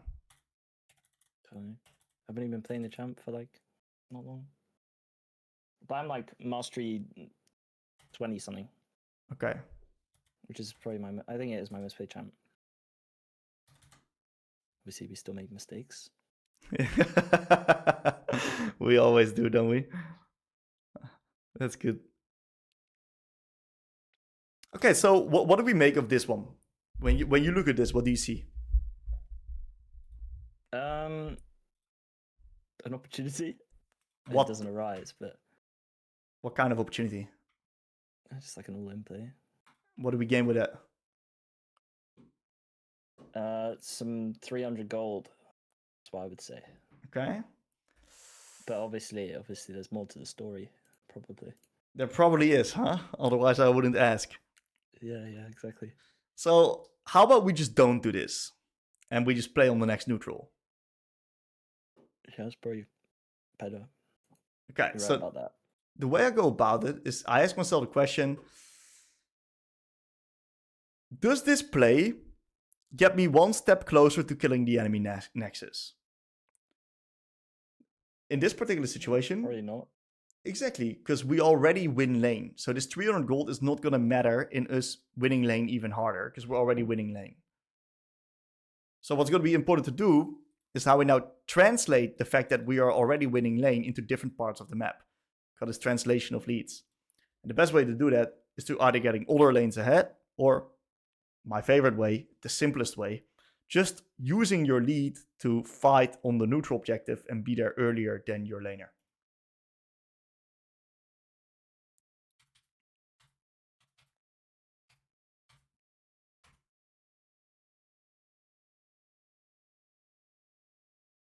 You're aggressive as fuck.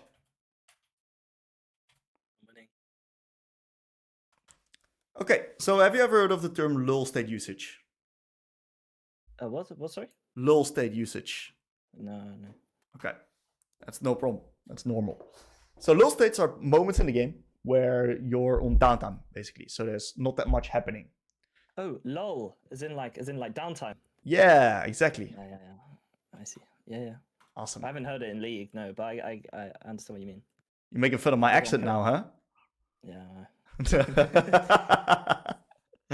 No, I understand. Exactly. No, awesome. That's it, man. So what I would love to see is this is like a major lull state, because every deployment you got a lot of time to think about the game. And this is the times where we can set up our next play. So I would love to press a big tab and ask yourself the question, what's the next neutral objective that we're going to be playing for? In this case, it will be the dragon. I'd love to see some pings on the Drake.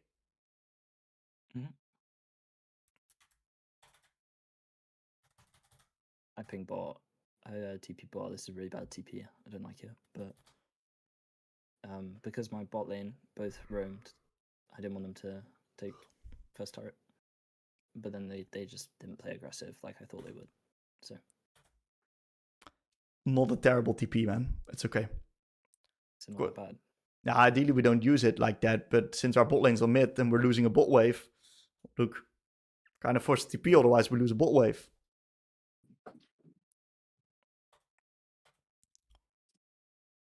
Okay. We nicely get ourselves the neutral objective. One thing I would do in this case is when our team is on the neutral, I would support their play. So I always ask myself the question. Yeah, just ask yourself the question, when is the next play happening? Is it happening now, or is it happening in 15 seconds when the wave's gone? If it's in 15 seconds, be my guest, clear the wave first. If it's happening now, make sure you're there. Make sure you block off this choke point. Beautiful.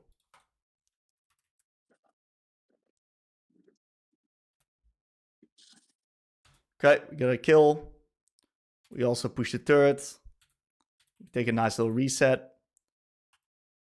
Now, big moment here. Big lull state. What do we do? We're going bot here, I think. Okay. What should the thought process be? They're going to push wave into me. Obviously, Herald's up, but I don't really care for Herald. We've got the Fed Yi, we've got my support.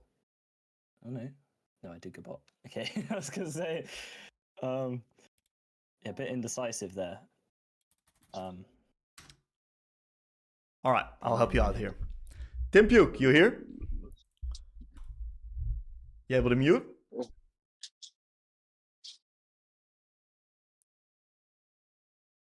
Yeah. Awesome. Sorry. No problem.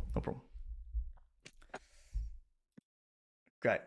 So, in this position, right, what I would do is very simple. Do the exact same thought process. What's the next neutral objective? Herald. Herald. What's up? Okay. Great. Let's play for it. We're ahead. We can fight. So, bot lane, whatever, in my opinion, I would just open up true mid and start up the neutral.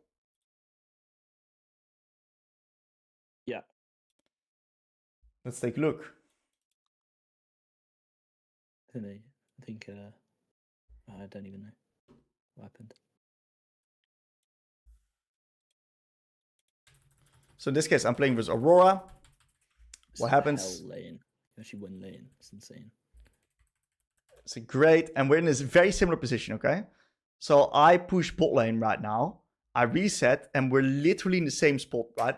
Herald spawning, yeah. I pushed bot deep. Now what I do is I just go to the Herald.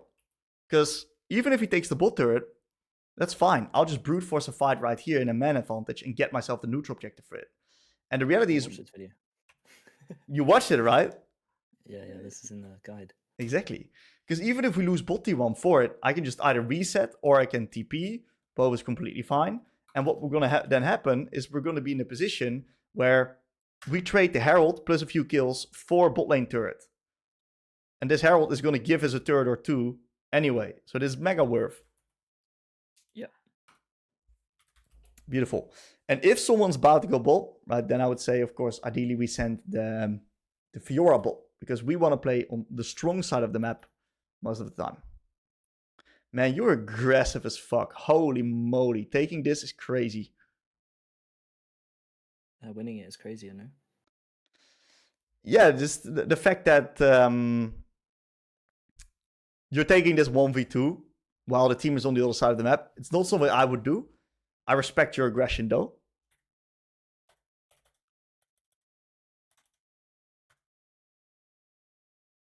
Nice play by Zarif. Beautiful. Let's utilize these lull stats again. Massive lull stat here. What do you think we should do? You just got to play for prio on waves, no? There's nothing you can do here. Why not? Well, there's no objective to fight over. I guess Drake is probably coming up in like 2 minutes or so. Yeah, about 2 minutes. What are we gonna do in these 2 minutes? But you can just farm. There's no need to force a fight. What are we gonna do in these 2 minutes? Well, you probably board up, I guess. Exactly. 2 minutes. It's 1 minute before 12. 2 minutes is a short time in League. What I would do is I would already be thinking, okay, what's the next neutral objective? Oh, 2 minutes, time to set it up. Time to go towards that side of the objective. So if that objective is going to be on bot side, potentially the dragon, what I would do is I would go and try to control mid and bot, try to get deep vision into the enemy bot side jungle, so that we've basically already won the objective before it even spawns. Yeah. That's what I would do.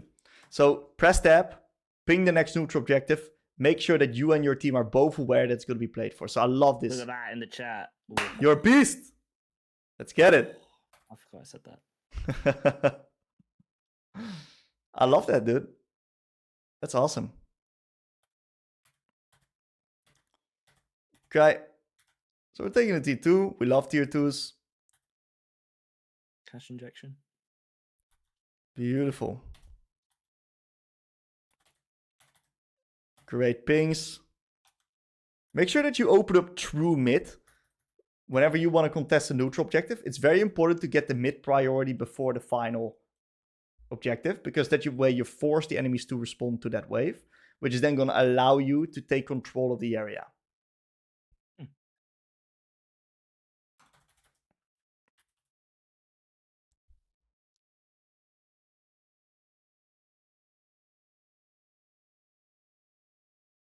Lots of good stuff already here, man. Nice. Very nice.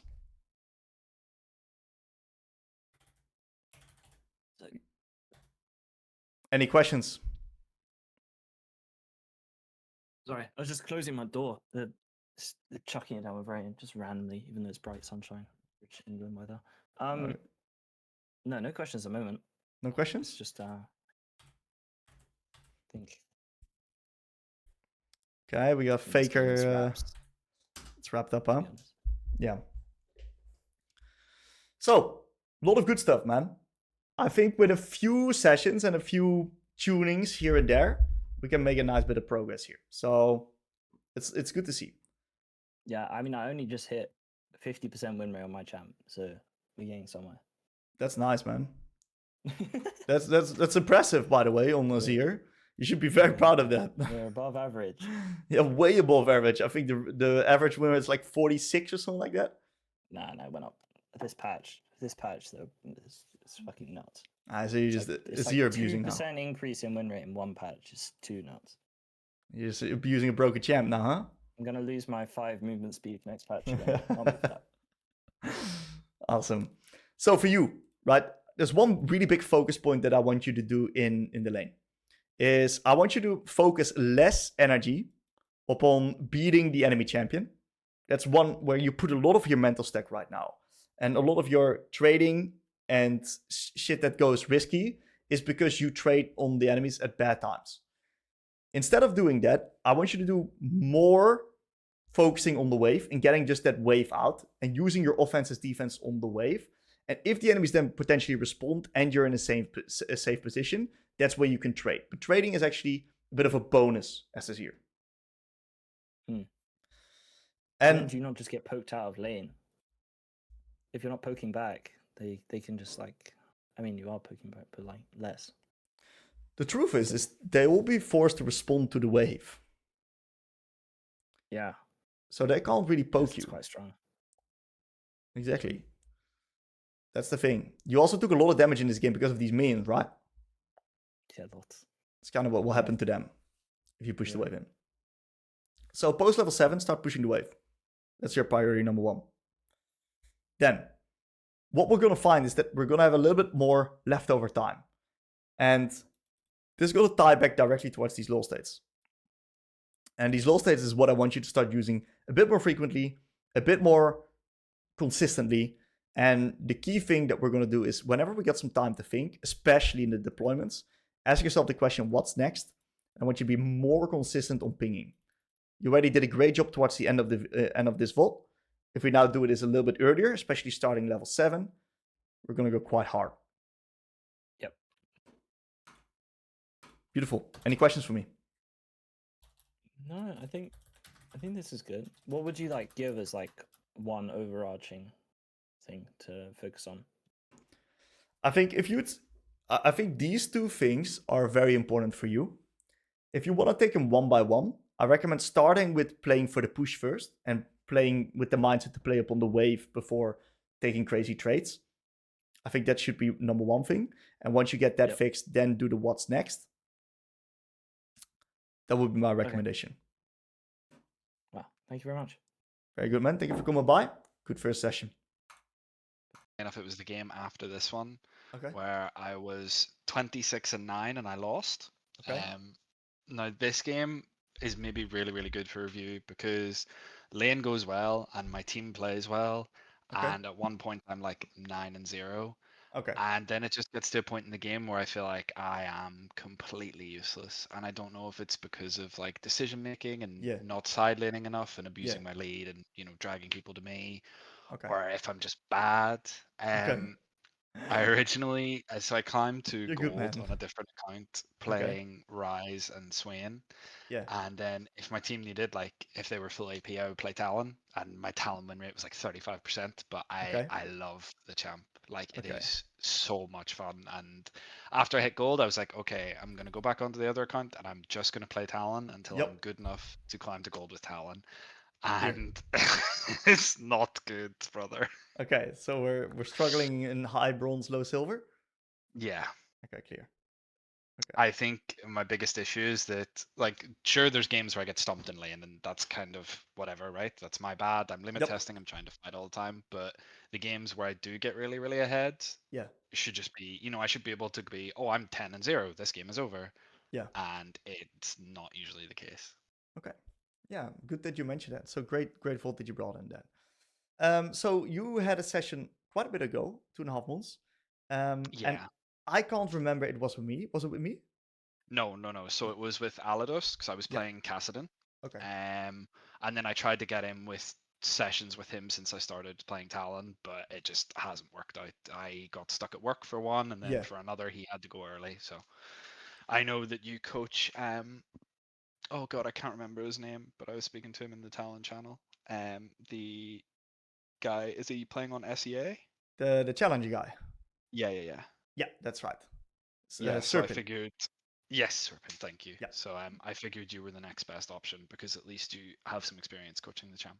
Not Absolutely. that you would have any problems even if you didn't, but you know what I mean. Hey, that's the attitude I like. Keep it coming, dude. No, funnily enough, Talon is actually probably the next champ on the guide list. So Oh, I love to hear it. yes, so that may be a real nice bonus. I'm gonna put my nose into Talon as well, actually. Put up the Twitch streams, bro. I can't say I enjoyed watching the Akali, but it was there. It was there. That's right. Okay, beautiful. So we're gonna run through your game here, and yeah, we're gonna go a little bit faster through the mid game, through the lane. It's a little. You said it was alright for you. Yeah, And it was kind of just, I was a bit scared of Irelia, but yeah, mostly just waiting for her to outplay herself, which happened like 3 times. okay, it's beautiful. So since you had a session with Elos last time, and I know Elos is pretty good at doing these type of assassin reviews, well, I'm just kind of curious what you guys discussed. So last time it was very Kassadin specific, and it was about knowing how to snowball and knowing how to kind of eat shit in lane, and then how to play side lane better. And Okay. then I don't know if I'm an idiot. Like I started playing Talon, and I was like, Yeah. oh, I'm 6-0, and my team is fighting. I need Yeah. to be there. Okay. And it's still a habit that I'm struggling to break out of, right? Because you can just eat your way straight into the fight from the side lane, Yeah. and it's fine. But a lot of the times I wouldn't be creating man advantage plays. I would have had like a completely free time in the side lane, could have got a tower, but instead I try to join the fight to help my team because I feel like I have to. Okay. It's a pretty bad habit that I'm trying to get out of. Okay. So to put it in simple terms, you don't know where you got to be on the map. Yeah, pretty much. Okay. No, that's And clear. fighting is good. So I'm like, Okay. oh, I'm strong. I should fight. Let's fight. Always fight. Okay. Makes sense. Cool. I'm a bit of a specialist in understanding where to be on the map. So we'll break it down here for you, all right? Thank you. Awesome. Cool. So yeah, lane was pretty straightforward. We've done a really nice job farming. We did a pretty good job here getting ahead. And we're getting to the point where we basically have permanent lane control here at level 9, where we can just one-shot the waves. Yeah. So once we're level 9 here and we're going to be one-shotting waves, I'm going to be quite curious. What is going through your mind? What is the stuff that you want to do as Talon at this point in the game? Usually once I hit level 6, and assuming it's not something like a Sejuani, I want to try and go and fuck with the jungler. Like a lot of the times, especially even if it's like a Jarvan or a Zinzao, they're not very tanky early. I can go find them on their Krugs and press WQR and ignite, and they die. And I don't really think that actually achieves anything other than getting me a kill and annoying them. But I'm not really sure what I should be doing. I know that there's a lot of onus on, oh, just run bot and kill them. But for some reason, that just doesn't really work for me. No. Like I run bot and try to kill them, and I just die. Okay. So this is a really good point that we're talking about right here, because I think being aware of what you want to be doing is actually very important to make the right quality decisions to translate your lead consistently, right? So I want to go deep on this, and the answer you give me, it's too wishy-washy. It's not clear enough. The reference points. Yeah, it is. It is kind of just whatever, right? Like Exactly. that is what I'm thinking is like, oh, I wonder, can I go mess with the jungler? Or oh, maybe bots overextended, Exactly. but there's not really like a plan. Exactly. So let's build that plan together here, shall we? To give you a bit of a reference point of what to play for. So I'll tell you what I would do if I'm playing Talon or any other assassin here in this case. Number 1, Talon is a skirmisher, right? He's a skirmisher. He's very good at killing people. But there's a but with this champion. Unfortunately, otherwise it would be the strongest champ in the game. This champ has a but. What do you think that but is? There's one condition that makes us a good skirmisher, and what is that?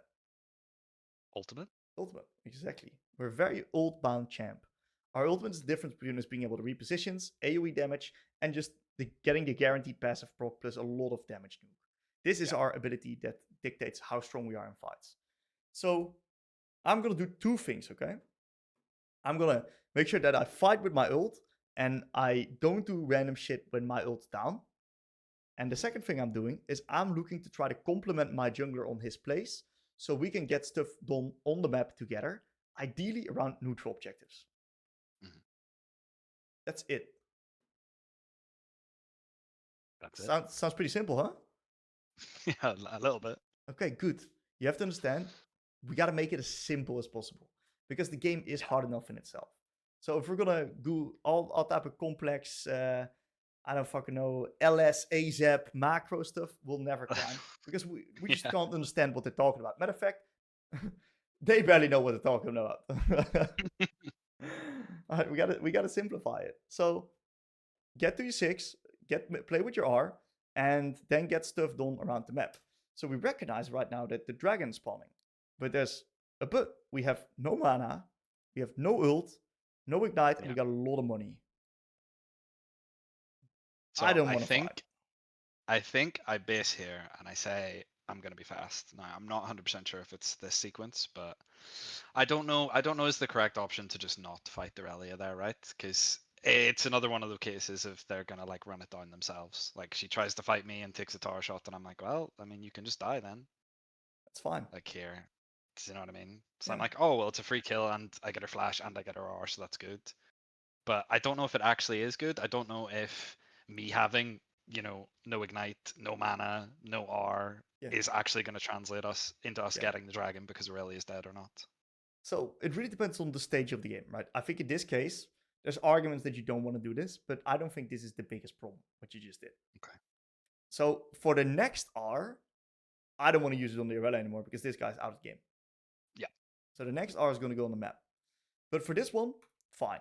What I would just do is, even if the enemies start dragging right now, no problem.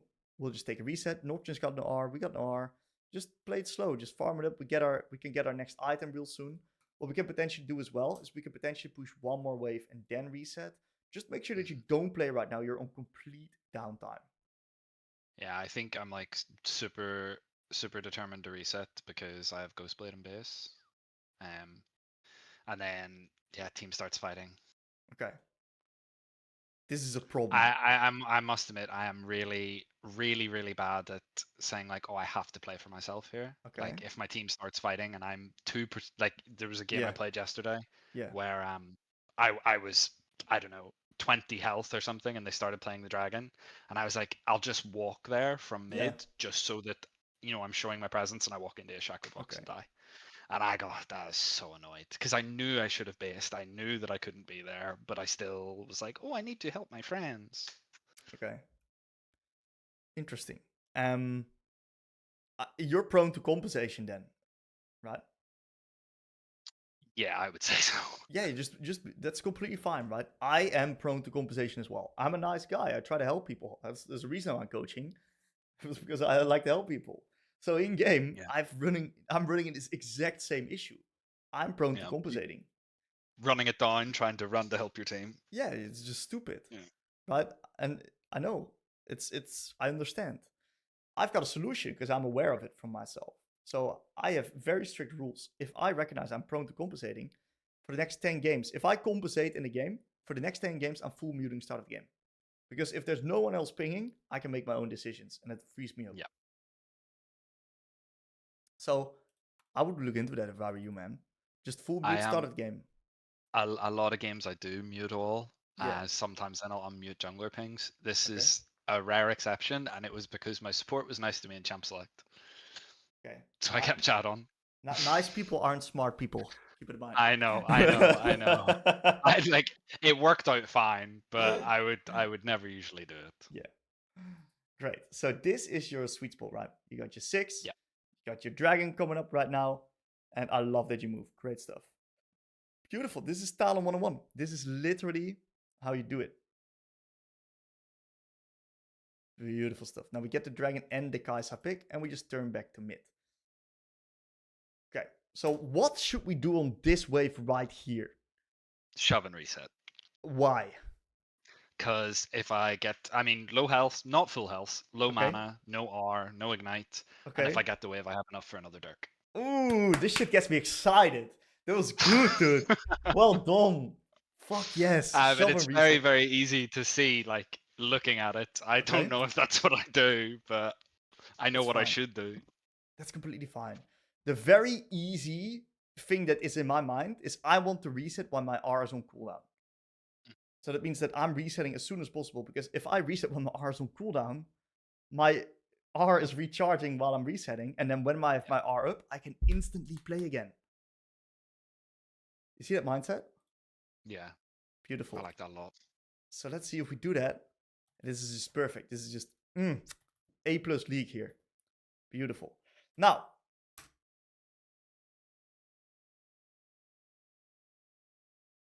$20 seconds.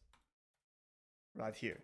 So what I would do is instantly move to lane, because we don't have R yet.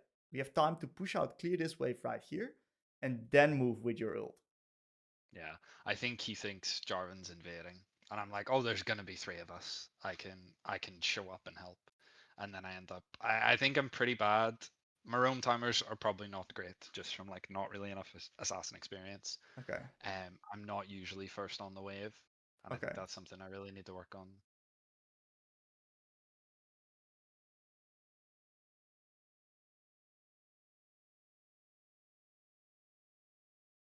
Okay.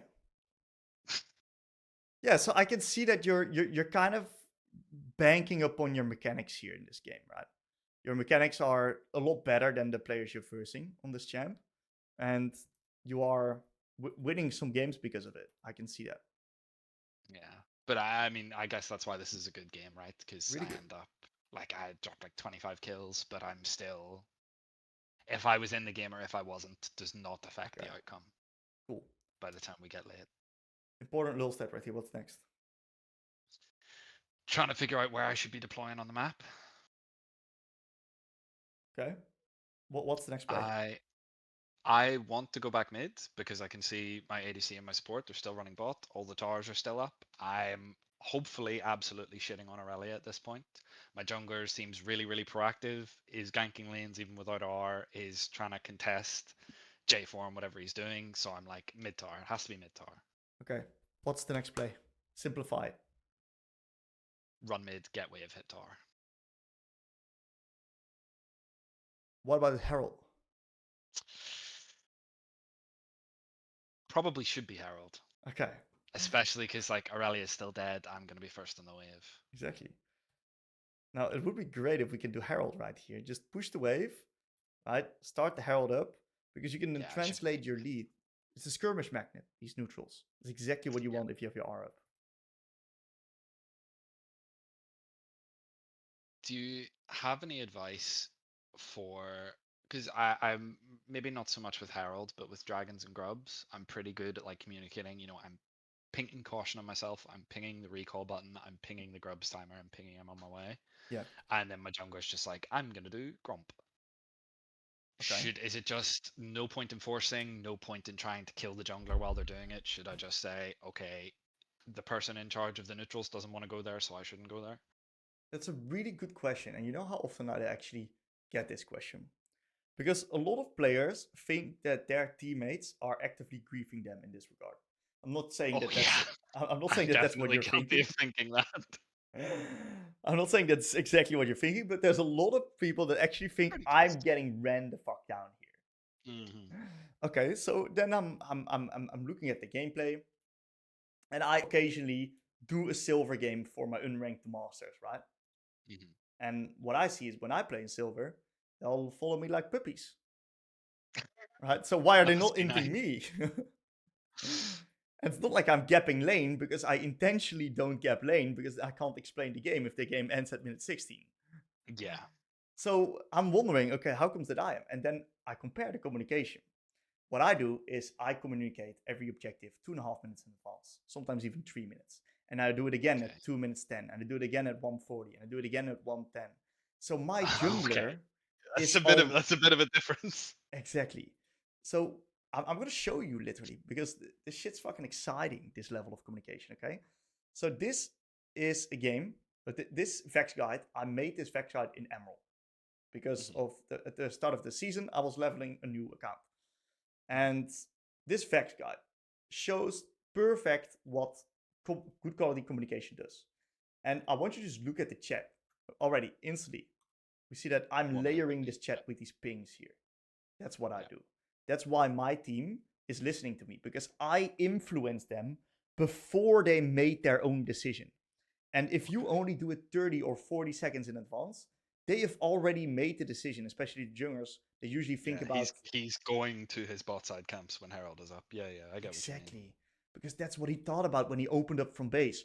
Okay, I'm going to do top to bot. And he's got it already planned out. And if this idiot mid laner is pinging the Rift Herald, it's not lining up with his plan that he preemptively made, he's not going to do it. Yeah. That's the mindset. That's really good, actually. Like, it's 100%. The only time I ping it is I see it's in 30 seconds. I'm like, I'm going to reset and I'm going to go there. Exactly. Yeah, I guess. I mean, I don't play jungle, right? I never would have thought of that. It's funny that you say that, right? Because I can actually relate from the jungler's perspective because I used to second role jungle until last year. I second role jungle like for my life. I played jungle in really high level. So I know the thought process of a jungler and I understand like if once you start that top to bot clear, there's nothing coming in between that shit. Yeah, exactly. Oh dear. Free triple kill? Nah, bro. Kruggies. Krugs, dude. We can't miss the farm. So we can't blame him for it, you know? Yeah. Yep. It was really easy not to like, get annoyed at my jungle this game because he always he played really, really well. I really can't complain. This guy kind of carried the game. But there's a lot of times where I'm like, but why are you doing this? This makes no sense to me. And I guess it's because just because it doesn't make sense to me doesn't mean that it's not exactly a good play in his head. Exactly. He's already made the decision. There's no turning back now. So this is really the juice here, man. Look, if I'm 6-0 and I lose an objective as a mid laner, I have failed my job. Yeah. Because we have not controlled the map properly around the neutrals.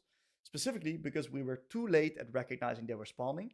And one of the reasons why that's the case is because your mental stack right here is partially occupied by this Irelia. Yeah. If I'm moving from base right here, I am not thinking about anything else besides where's my Nocturne and what's the next neutral objective that I can fight with my R. Yeah, see, I am 100% thinking, oh no, it's got Bork. I lose now. Fantastic. I'm not even playing That's 100% this guy. what I'm thinking about. That's so funny. It's literally the mindset and what you're focusing on because you do have the mental stack available. You're just not allocating it to I'm worried about the wrong things. Yeah, spot on. Yeah. For you as well, this video that the Zindra versus game on the Nathan channel. The coaching chat. Yeah. Okay, perfect. It can be really cool to just look at that because what I'm doing in that game is I'm just playing the map. I'm not even hitting this Olaf at all. I'm just literally playing the map. And it shows you what happens if you're first, if you are playing the map, if you are syncing up with your jungle, if you are playing around these neutrals. The game just flows crispy clean. Okay. That's amazing. This is a completely different way of thinking. Completely different way. That's right. And this would have worked what you do right now in the old season because laning was a lot more important. Funnily enough, the shameless self plug right here. Give me 1 second. Here we go again. Yeah, man. I'm high energy today, so I'm Mr. Example. All right, perfect. No, examples are great. Examples are fantastic. Now, don't get shocked by the thumbnail, but it can be a good one to watch. Yep. I recommend you watch it after the session right here because it's exactly what we're talking about today. It's the mindset. Okay.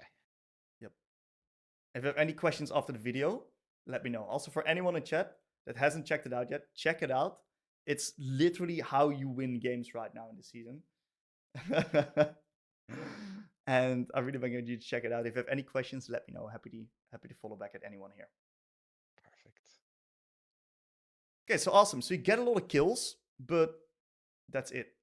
So yeah, getting kills. I mean that summarizes this game perfectly. Is I just get loads of kills and do nothing with it. Beautiful. So we get kills, but we're not turning it into anything. We're just killing. But we're not getting the objectives. And if we're not getting the objectives, we're not winning the game. Yeah. Like here, this is my first death in the game, right? And if I am paying more attention to the objectives, I don't need to run after Morgana and be like, oh, I want to kill this. Exactly. I can just say that we need to contest. And like I'm sort of expecting Rumble to move, but I don't check Rumble's wave state. I don't check what he's doing. I'm just spam pinging assist and hoping he shows up. Exactly. Our focus is 100% on this guy. Oh We're yeah, just bro. I'm just spamming Q on my keyboard like I'm gonna kill her. kill that motherfucker. Exactly. Yeah. I understand, man. Been there, done that. Literally, first 8 years of me playing this game was only that, by the way. I was really good at killing people, but it was the only thing that I was focusing on. Yeah, that feels about right. And you know why? Because I thought it looked cool for my friends if I was getting high kills. Yeah, exactly. I don't care if I lose, bro. If I'm dropping 30 kills, I'm good at the game. That's exactly my mindset, man. Oh. I find that like, see if I have to play a different champion, like if I have to play AP and I go Echo, or even like Vladimir if it's a really bad Echo matchup. When I play Echo, even if I don't have high kills, I nearly always win the game because I'm just happy flourishing in the side lane, hitting towers, doing whatever I want, instead of like being an idiot and jumping over walls and looking for plays constantly. It makes total sense. So one of the cool things that you could potentially do, and of course this may be completely out of your scope, but just from a learning perspective, I think if you try to learn Galio, I think that's gonna open your eyes. Why do you think that? Just because you want to live in the side lane so that you can R the fights? No, you're a champ that cannot 1v1. Oh, right, great. Right, so it's you're kind of forced to look at the map. You're forced to play with your team. You're forced to keep your eyes on the jungle and the next neutrals because you will not kill solo kills unless you're 10 times better than your opponent. Okay. So Galio may be completely out of your scope, right? Some people click with him, some people don't. It might just be that you don't I've click with played him. like, I don't know, I think 3 Galio games. Like the Okay. champ's pretty cool. I could play some Galio. Okay. Because I already know exactly, right? For you, the learning objective, what I want it to be for you is I want to, if we look at the mental stack pie right here, right? Mhm.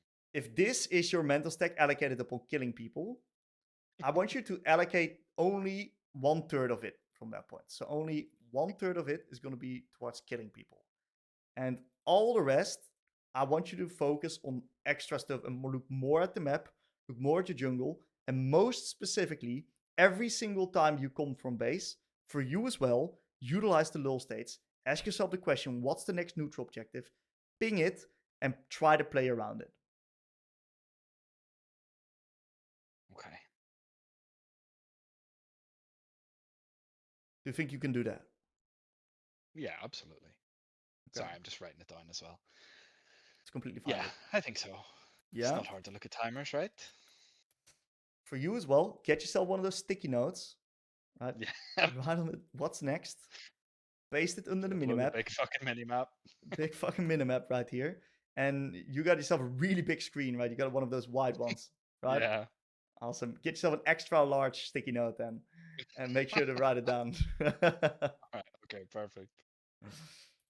Beautiful. Do you have any other questions for me? No, none really in particular. None that are jumping out at me. Okay. Give this a crack. And if you do have any questions or anything comes up, hit me up. That's fine. Okay, I will do. Beautiful, man. Good luck in your games. Okay, brilliant. Thank you. Thank you so much. This is so good. No problem at all, man. Happy that you enjoyed it. It was a good session. Yeah, I actually picked this VOD because my laning phase was Yep. pretty easy. I 1 or 2 times I solo killed Danny, and but after getting out of lane, I really struggled, especially against the Mundo. Yep. And yeah, we got. And I just want to see, okay, what actually could I have done better? Out of now, I'm perma-banning Mundo. Okay, it's smart move, huh? Mundo is a hard champ to deal with. Cool. And league-wise, what's your goal league-wise? What can I help you with?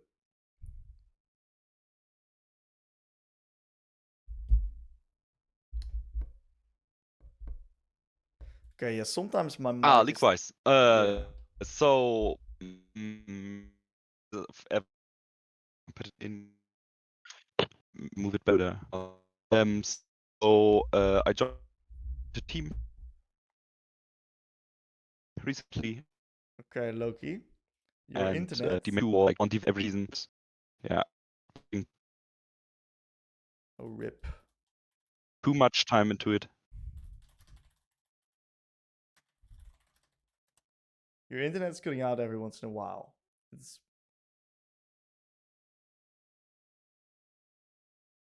Don't know.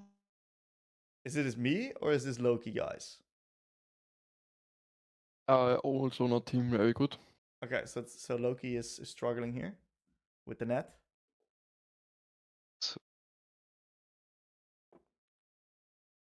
Should be better now. Yes, I can hear you all clear, loud and clear, dude. Can you hear me? Yes. Perfect. Perfect. Free to Yeah, repeat it. sometimes for like a minute. So yeah, I'm playing mostly competitive games, and so I joined a team recently because I think it's the best way to play the game. And my main goal for solo queue is like 1 division every season at the moment, because I'm not putting that much time into it. Okay. Yeah. Clear? Very good.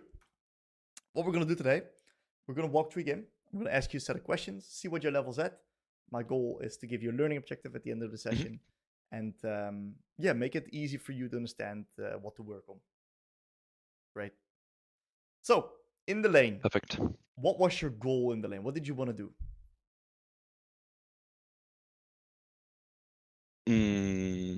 Yeah, mainly bully out the. So I recently watched the Viktor guide, and yeah, to bully out the Annie out of lane to start getting comfortable with this more kind of aggressive playstyle. Yep. Okay, that's very good. And how do we do that versus a champion like Annie?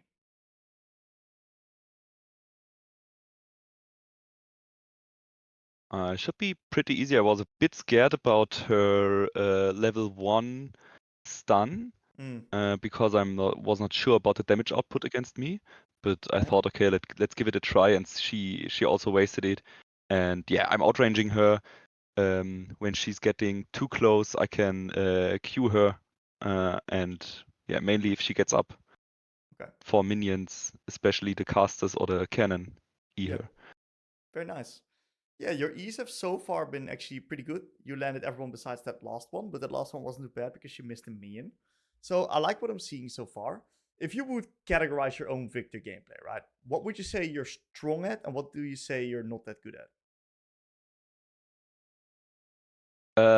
I think the laning phase is pretty good right now, but I really struggle against jungle tracking and keeping vision. So most of the games, the biggest problem is when the jungler comes up and catches me out of nowhere from my perspective. Makes sense. Cool. Great. So I think the first 3 waves you did an absolutely amazing job. And right here, we took a lot of good trades into the Annie, and the wave's now pushing into us. So one thing that I would do throughout this entire sequence, I think it's fine for you to let the wave push into you, but I would really try to thin out this minion wave, because the larger the minion wave is right here, the faster your minions die, and the harder it is for you to hold. So I would start out-attacking all of these casters, make them lower so we can kill them, and then right here, it's much easier for us to hold the wave if 4 of these casters are already dead, and then this guy is in a lot of trouble.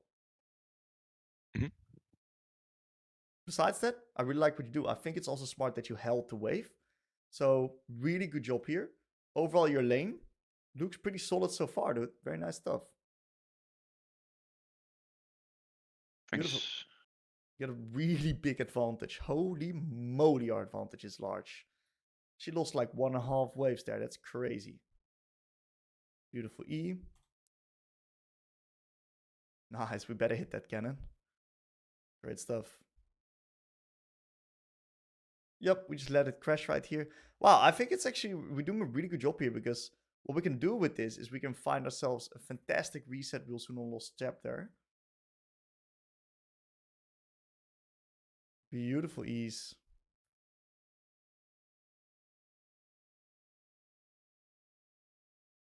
Okay, very nice kill. Wow, you're murdering this guy, actually. Look at that. Yeah. Okay, what do you see right now?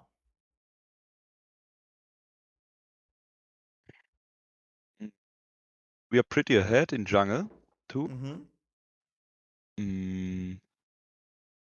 And overall, yeah, we are a bit struggling in top lane, which was a pre-made at this game. Okay. But yeah, nothing much I could do about this. Yeah. So my goal was, okay, bully the any even more, get my own advantage. Okay. Don't miss too much farm. That's something I'm struggling too with, Okay. like last hitting the minions. But yeah. Okay. So far, it's quite all right. We get a very nice E there. We're in a beautiful position. We gotta be a little bit careful with our flash, of course, but overall, we're in a pretty good spot. Let's take a look at this trade right here. We have a pretty large map. And actually, I only see it right now, but our map is large as fuck. Yeah, yeah. That's good. There's people with a really small map, and I'd rather have it too large than too small. And I was a bit scared about tippers, but when going back to the lane, not anymore, but a bit scared because I had used my ult and she doesn't. Yeah, that's okay. We're in a great spot right now. We gotta especially get that cannon, because it's gonna give us a lot of stacks, so the cannon is very important. Let's hope I hit that. We better hit those. Come on now. Ooh, that was close. All right. Yeah, I see one of the reasons. You know why you're struggling with your CS, by the way? It's because you keep this minion wave constantly too close to your turret, so all of these minions are just dying to the turret. So if you keep them, if you do a little bit better job thinning out these minions and keeping them instead of right here, if you keep them right here, you will be in a much better position. Okay. Yeah. So I'm also recording this session, so you don't have to make any notes. You can always watch it back. But I'm also writing it down. If you thin out your minions a little bit better and you position yourself, your wave slightly further away, you still have the same amount of pressure while losing less minions. And the reason why, yeah, we're just losing so many creeps because they all die to the turret when we can't kill them. Yeah. Beautiful. We get another kill. We nuke the minion wave. Yeah, I wanted to move there, but Amumu just got in and just got insta-bursted. Okay, that's fine. We take the reset. Oh, we don't take the reset.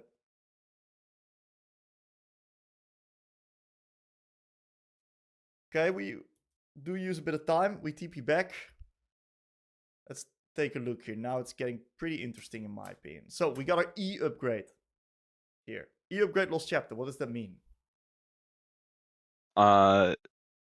For me, this does mean 100% control over the wave because pushing the wave is way easier, but especially against the Annie, it was easy in before.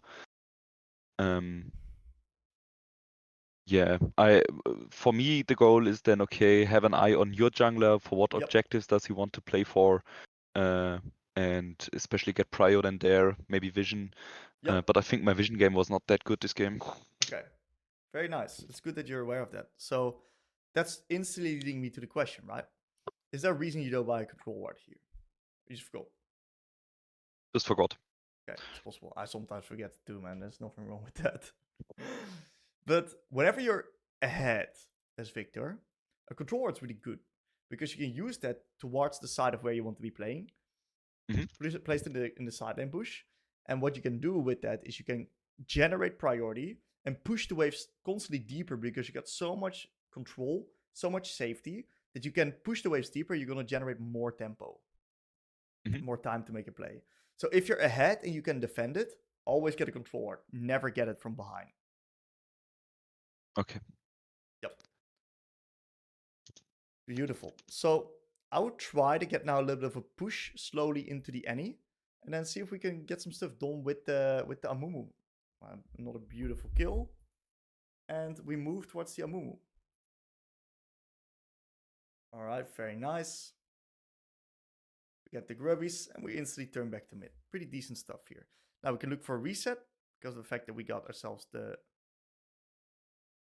item spike gold. And we kind of want to be playing around the next dragon if possible.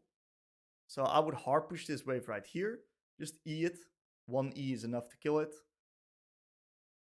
Yep, beautiful. Into a reset. Nice, dude. Lane so far been pretty solid.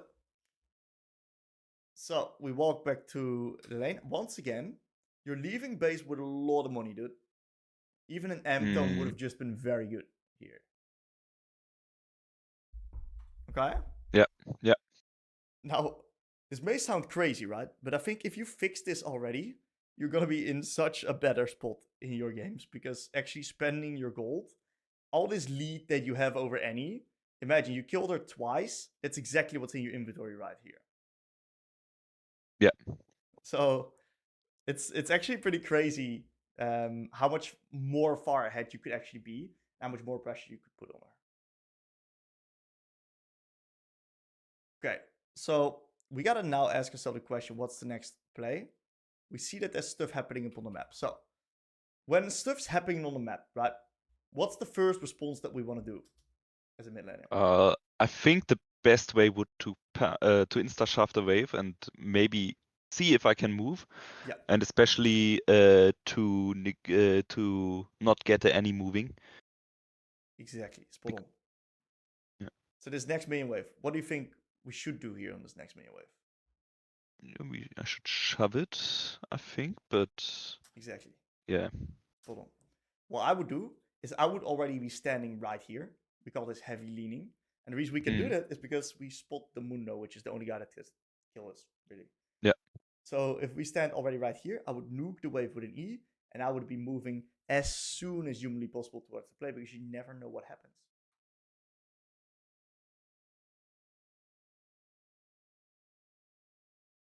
Oh god, what am I watching on bot lane? Okay. Now. Yeah, I see the Annie and I decide myself for platings. Good. Yeah. Very, very good. Okay. Nice kill. Once again, push the wave. And we take a reset. So resets have been quite good. I think that your trading has also been quite good. The only thing that I would say that we sometimes are struggling with is a little bit that control part. I see you're winning, but you're not winning the rest of the map with your winning on mid. So this wave already, the first thing I would do is just nuke the fuck out of it. Like, get it out as soon as humanly possible. Yeah, okay. And that's something that we can really speed up on, because we are too slow on the map like this. Yeah. It's an easy fix. Just starting from your E upgrade plus Blackfire, don't even care about killing the enemy lane opponent. I don't give a fuck about them anymore. I'm playing the map from that point onwards. Okay? Yeah. I'm going to open up a little bit of a resource here. We teach League.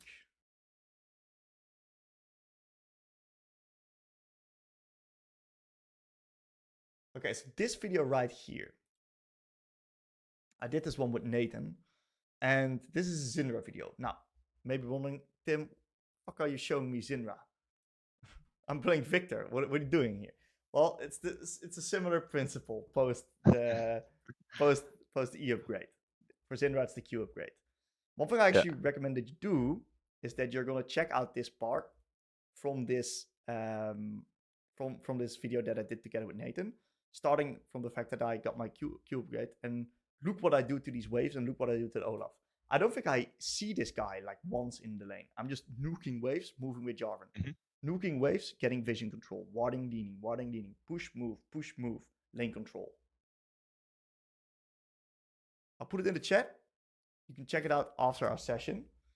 Perfect. Fantastic. This fight was crazy.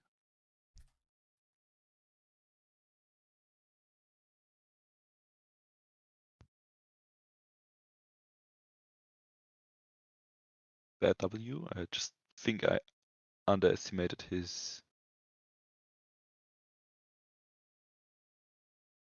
speed. I don't think your W could have done anything here, man. He just runs over it, and then his maybe get the second stun there, but I don't think so. I think Mundo just. I think maybe this fight got me a little tilted. Okay. And you don't kill him, huh? Oh, Yeah. Disaster. So when I would play versus a Mundo, I would potentially look at a Leandries. Even though it's not the best item on Viktor anymore, it's kind of good for his Mundo. As first item? Secondary, after Blackfire. Secondary, yeah, okay, perfect. I think I built it, I'm not sure if I built Lichbane second. I'm not 100% sure. Okay, because I think Lichbane overall is a really strong item, but in this game, it's pretty hard for me to see that being good because of the fact that it's quite hard for you to get constantly passive procs. And I much rather just have you be a little bit more sustained damage with your champion. Okay. So it's very important that we're going to need to close this game out real soon because our bot lane is getting outskilled, our top lane is getting dunked, and our jungle is also getting outskilled. So I think a very important thing to do is to start playing around these neutrals and getting stuff done around there. Because if we lose a neutral right here, we're in a lot of trouble. Okay.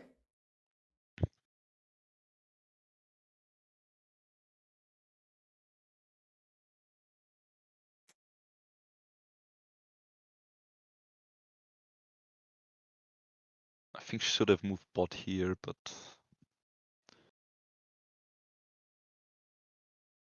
yeah, I want to play for first tower, but Pantheon got it.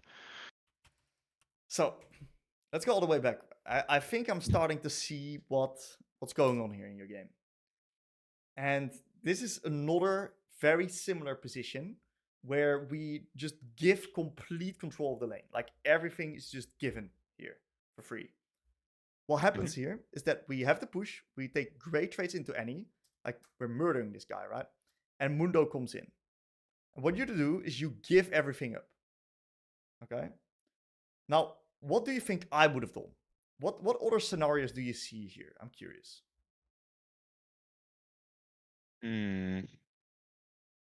I could have been leaning towards bot, making vision around the dragon, or helping get vision around the dragon.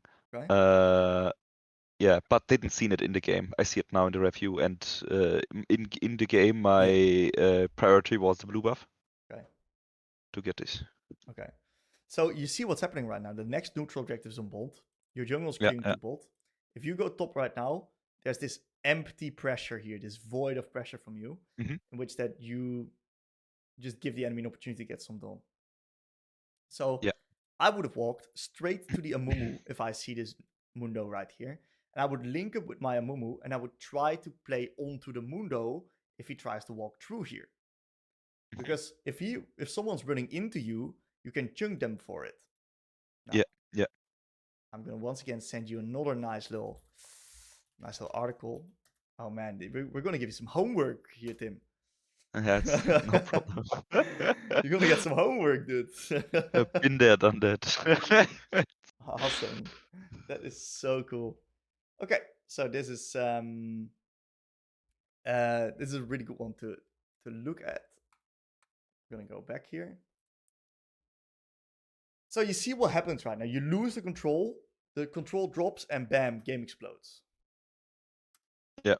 Now you're lucky because of the fact that your team actually kind of wins this fight, which is incredible that happens, right? So we get the push, we get the third, and in hindsight, what you did was the right call.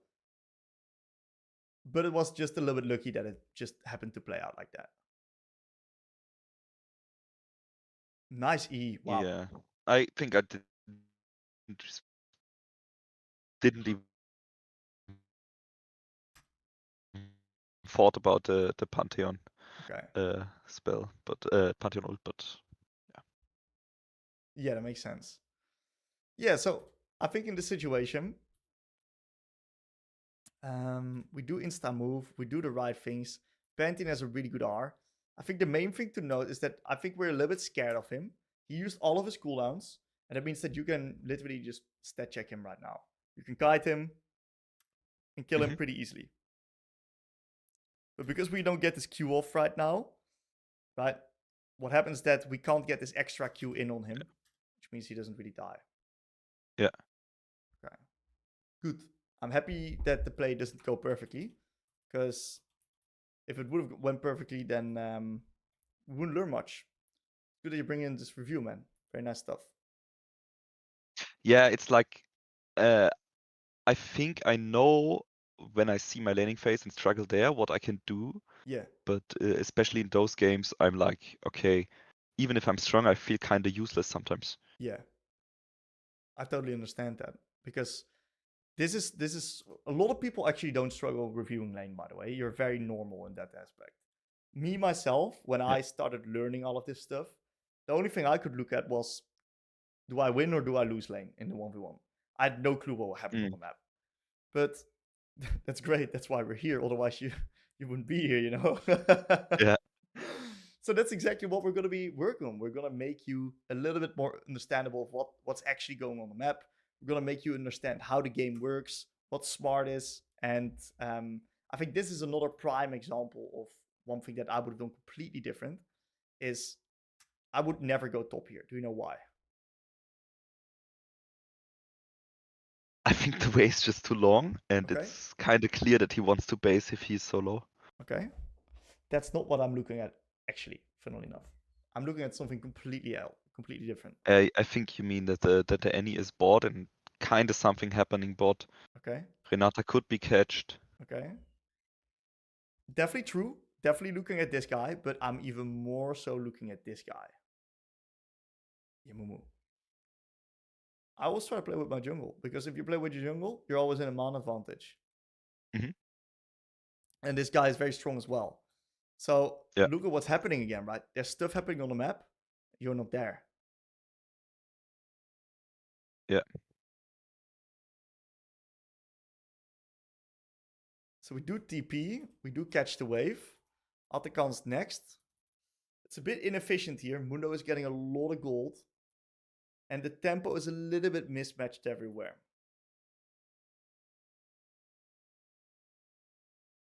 Pretty decent micro execution. I like what you did. But unfortunately, we do lose the Atakan. Oh, everything is a bit too shit. And partially the reason that this happens is because you went top to the Pantheon. Yeah. Now, we are gapping the shit out of this, Annie. And I want to commend you on that. I think you did a really good job. So, very proud of you for that one, man. It's really, really good stuff. And the thing that we're seeing right now, if we start to understand how can we turn these stronger lanes into map control and a little bit more impact on the map, that's how we're really going to start having more influence and winning more games. Because also, if I look at your mechanics and your micro, you're currently silver, right? Yes. Okay, silver 1, silver 2, what are we at? Silver 3 to 4, like Silver... it's an up and down with every game. Okay, that's great. If I see your level of laning with your E usage being quite solid and with your micro being quite solid, and you think that this is pretty average of how you perform, then for me it's very easy to make conclusions in the sense like, hey, the reason that we're still here is because we are struggling to read the map properly. Yeah. And that makes it very clear for us to understand what we're supposed to be looking at later down the line. So problem that you're having right here is actually a very normal problem. And it's also really fixable. So I want to go all the way back right here, right? Let's take a look. Great. When you look at this, what do you see?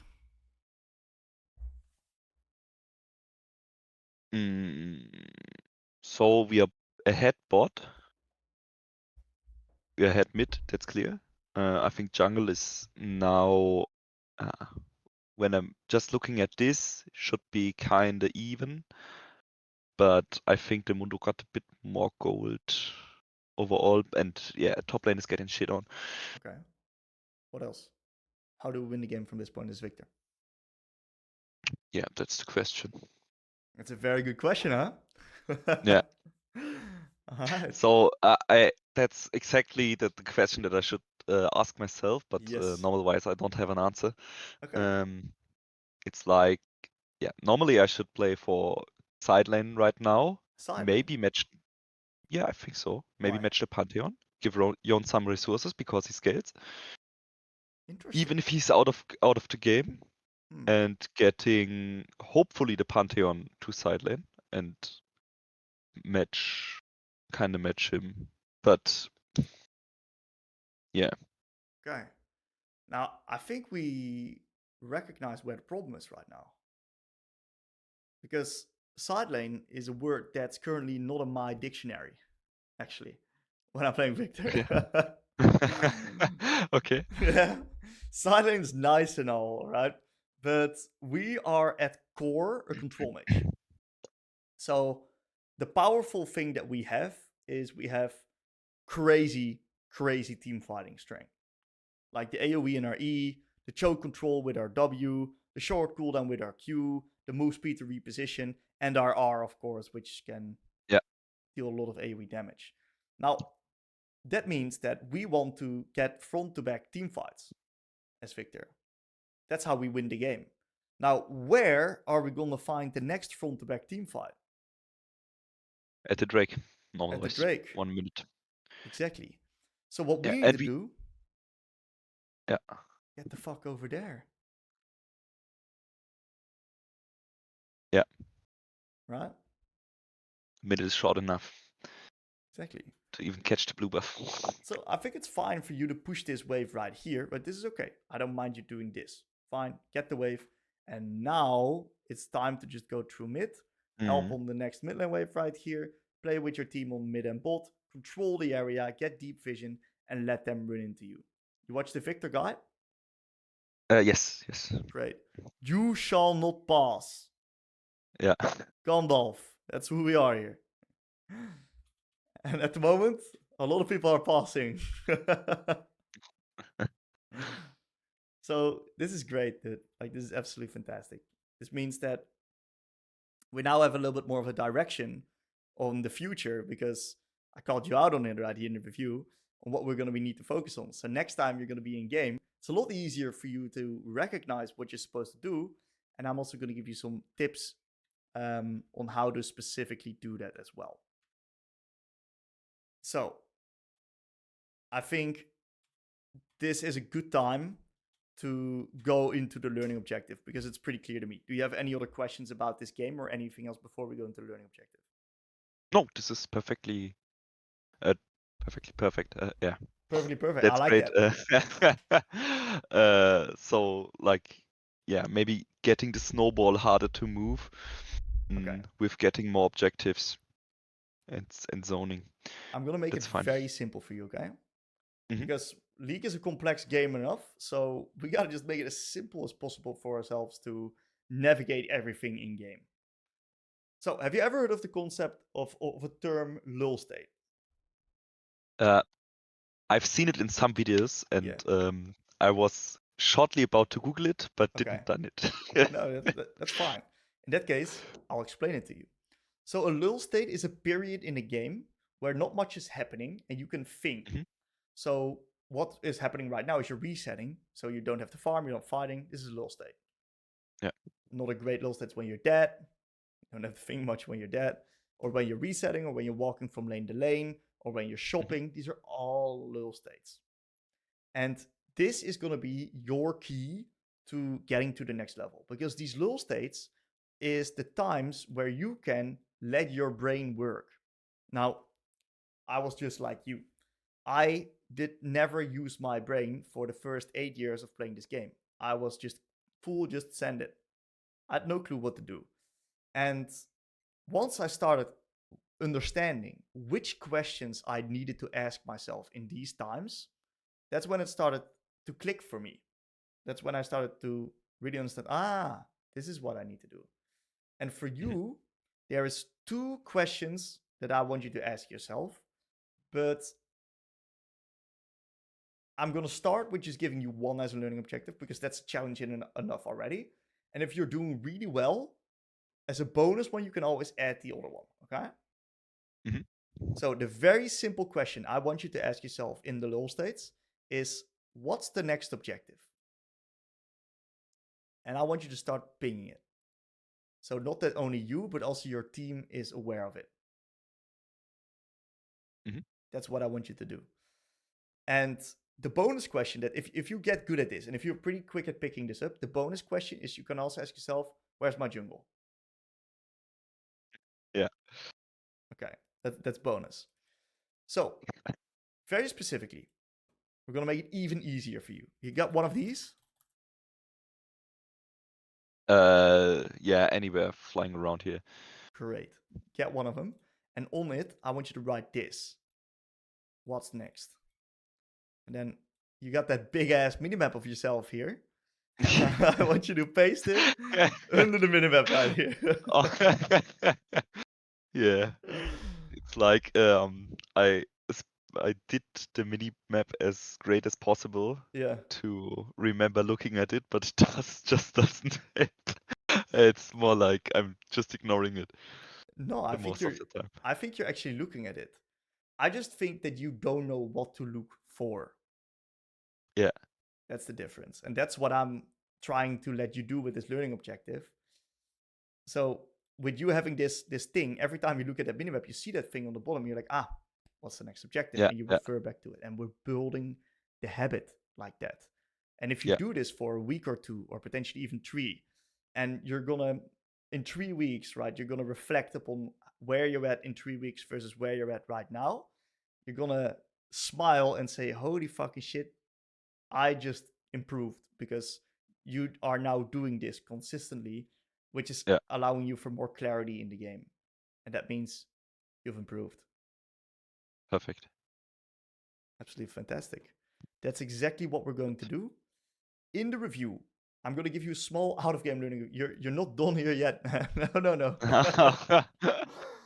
More homework for you. Out of the review, every single game that you play, I want you to look at 3 deployments. So 3 times you come from base after minute 10. And every single time, I want you to double check upon yourself if you actually ping the next neutral when you come from base. This is your reference point if you can see if you're actually doing it or not, and if you're actually able to execute it in game. That's it. Good. A lot to take in, huh? Yes. But I made some notes, so Fantastic. I think, really good. So give this a crack. Keep me updated. Feel free to shoot me a DM if you have any other questions. And what we're gonna do is give it about 3 weeks, but feel free to just keep me updated. And in 3 weeks we'll do another session. And I'm curious to see how you developed it. Yes, me too. Beautiful.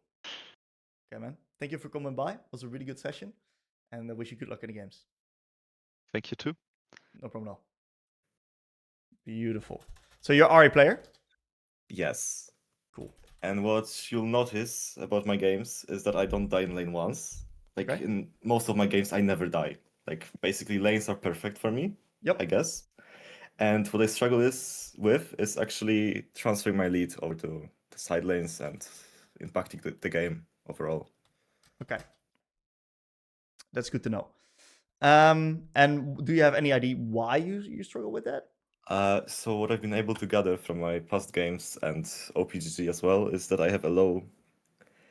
well, I don't roam much. That's the first thing, and that makes my kill participation low in most of my games. Okay. And I think that I don't play well around neutral objectives as well. Okay. And that's pretty much it, I guess. Okay. Cool. Let's break it down. This lane versus Yasuo. Yasuo's always an ugly lane opponent to verse. What was your plan? What did you do? So what I like to do against Yasuo is definitely stand far away from the wave because of the threat he has of EC. Smart. So that's the first thing I do. Then what I like to do is, I guess, poke him a bit and also keep the wave near my turret. Okay. I like that idea. Yeah. Very nice. Do you feel clarity in lane? Do you always have the idea, hey, this is kind of what I want to do, and you're... Yes, I think yes. I don't struggle against assassins as well, so... Okay. I think that I can play every matchup except for Mel, I guess. That's the one matchup I struggle with. Okay, makes sense. Mel's not easy. Yeah. I get tilted a lot with her W, so. Makes sense, man. Okay. Yeah, we're just kind of chilling. Take a slow lane. I'd be very careful with a queue like this. A queue like this, if you play against better players, is going to end your lane. Mm-hmm. Thankfully, it doesn't. Okay. We can look for a reset real soon. Is there any reason you're using this Ahri skin? I like it a lot. Okay. I think it has the best effects, and that's it. Okay. It's good to know. Those are the real important questions, you know? Knowing which skin we're using here. Yeah. Are you trying to stay for those chapter? What's going through the mind here? I think yes. Okay.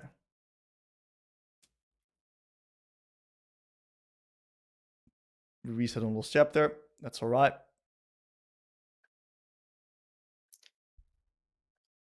So far, so good. I definitely feel like I definitely have the idea that you're sometimes. How many R games have you played? Can you send me OPG real quick? I think that's gonna Yeah, I'll do that. Great context here.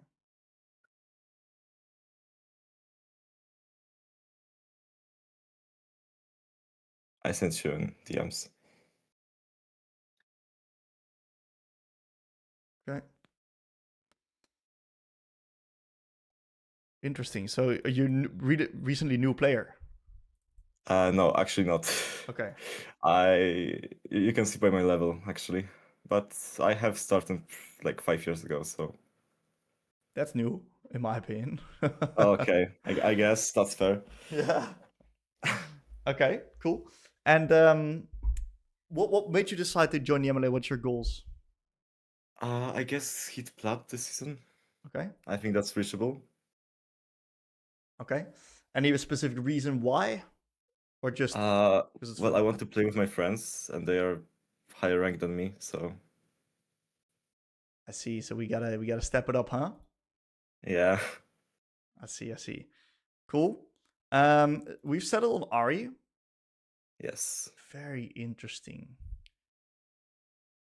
We've been playing quite a bit recently, but the rest of the season we've not played that much. Any reason for that? I came back to the game like a month ago, so. Right. That makes total sense. And how many games would you say on average you're going to be able to play per week? I guess definitely more than 14. Okay. That's good. That's all I needed to hear, by the way. You passed the check. Boom. Yeah. I think I've heard that in one of your videos, so. That's true. All right, beautiful. Let's take a look here. Awesome. Amazing position here. Okay. We got the next wave on neutral. I like how we don't hard push the wave. We don't have refills, so we got to be really careful when it comes to the trades that we take. I think that this position here in the lane is definitely really tough. I like the fact that you don't hard push the wave because you could potentially get frozen upon. But we see that we're standing a little bit too close in the minions, which leads to Yasuo definitely being able to take these trades. Yeah, I think the biggest mistake here is really that I stayed for the cannon there. Yes. I got a bit tilted after the wind wall. I understand. It's the Yasuo effect. Yeah. Okay, so stuff like that, right? In my opinion, it's pretty big because of the fact that we use our ult. And when you use your I'm ult just like that, grounded for the next minute or so. Exactly. And the biggest problem is that both objectives are going to be spawning, right? You lose complete lane control. And what I would have loved to, for example, see is like your bot lane is getting done pretty dirty by the enemy bot lane, you know? Yeah. So it would be really good if we could cross map, get these grubbies here instead of just not getting anything.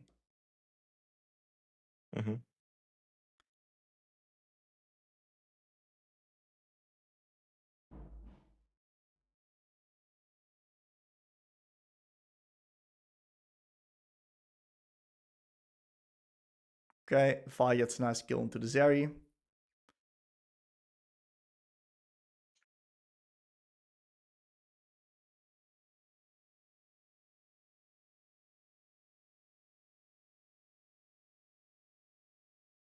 Okay. This minion. Why did we kill it? I shouldn't have, because I could have used it to freeze the wave or just make it stay closer to my turret. That's right. Yeah. Hold on. Good that you recognize that. Could you repeat that, please? Good that you recognize that, actually. Okay.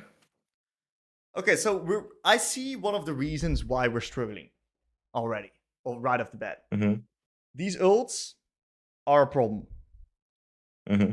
They're a problem. I'm not sure if we get the kill or not here. That's yeah, nice. I get it. This was very risky. It was.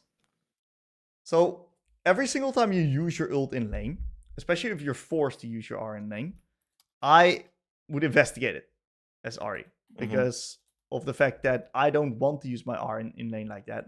Because I want to use my R to get stuff done on the map. I'm a very good skirmisher, especially around neutrals, and that's really how our champion functions the best. So I would try to link up with my Vi, who also is a very ult-reliant champ, combine our ultimates, play around neutrals, or break through sides. Get yourself winning win conditions. Mm-hmm.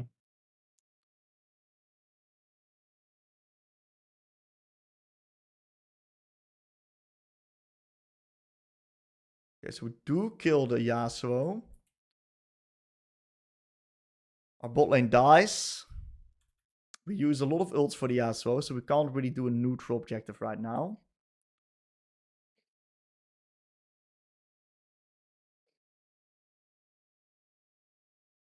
I like that you don't play there. I like how you chill on mid and you keep. Yeah, I thought that just pushing the turret would be much better play here. I deny him some resources, and hopefully my bot lane wouldn't int, but they did, so... I'm not sure, actually, but I think they inted, so... So the thing with your bot lane is that their matchup is... If you just look at it from a matchup perspective, they can't play the game. Mm-hmm. So they've got a really tricky matchup. They kind of need the help to get going. If they would get ahead, for example, then the enemy bot lane wouldn't play, because then Malphite can just ult in, Nila follow up, and then suddenly you guys are stomping then. So it was just a really snowbally bot lane, and your bot lane got snowballed upon. Mm-hmm. Let's take a look at a different vault. This one was an absolute stomp. Yeah.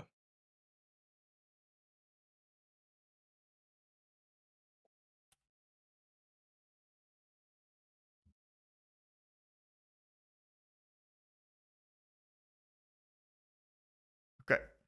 This one's probably going to be interesting. Let's take a look at the later part of the lane.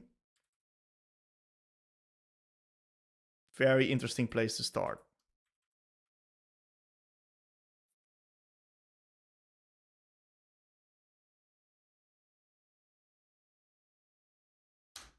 Great. What do you see? The Grubbies are up, so I guess I should play for them. I also see that my bot lane is coming back to lane and that their bot lane is overextended, so maybe I could look for a play there, but I'm not sure actually, because I think I'd lose a 3v3 against Shaco. Okay, so this is where it's going to get a bit more interesting, huh? Oh, yeah. Now we're going to be really playing the game in a game set like this. I like it. Yeah. So let's look at it from Ahri's perspective. How does our champion Ahri win the game? So we push waves and move. That's the first thing. We are good around neutral objectives. We like fighting. Okay. So yeah, I'm actually not sure what I would do here, because as I said earlier, a roam bot may be tempting, but then I'd lose against the Shaco. I'm almost certain. Okay. So yeah, I'm not sure really. Okay, so Ahri likes fighting. Fighting.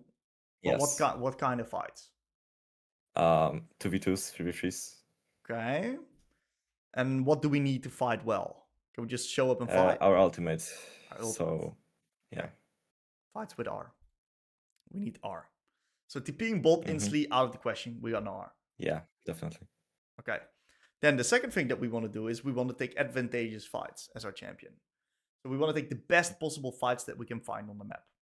Now, usually we take man advantage fights, which is usually with our jungle. But sometimes you can also play for a win condition, aka someone who's really strong. Guess what in this game? Yeah, Volibear is strong. Volibear is really strong. So this makes the game very straightforward and very easy to actually play. Because of the fact that it's so clear on what we want to do. Play with the Volibear, with our ult, and make plays together with him. That's what I would do. So... Okay, makes sense. Yeah. So I'll also TP, because Volibear is making a play right now. So I want to make sure that Ryze has no possibility to move into the river and contest this Volibear here. Now, it does seem to work out well. That's good. We get our ult up right now. And let's see what we can do together with the Volibear and where we can play next. So I see him clearing his jungle top to bot, so I also see that the wave is probably going to be bouncing back towards us on bot lane. So in like 40-50 seconds, the enemy laners should be a bit overextended, I suppose. So maybe a play bot is what I should be focusing on here. Okay. Also, Dragon is the next neutral objective, so... But I think it's too early to set up vision for it, so... Why? I don't know. Why it's too early? Because words last 1 minute 30, and the Dragon is in 2:15, so... Okay. But again, my word is on cooldown, so... so yeah. Fine. One of the key things you can do is you don't necessarily have to already place your vision, but you can already set it up by pinging it, making sure your team is aware so they can play on the same timer. And that's what I would do. What I would do right here is I would make sure that everyone's aware that Dragon's the next play. And I would really keep looking at my Volibear, because I'm not going to make a play on bot with my Volibear being 5-0 on the other side of the map. But that's where I'm going to be putting my attention towards this Voli guy. What is he doing? How can I help him? And I'd be very careful with overplaying in the lane or making plays that aren't necessarily catered towards this win condition.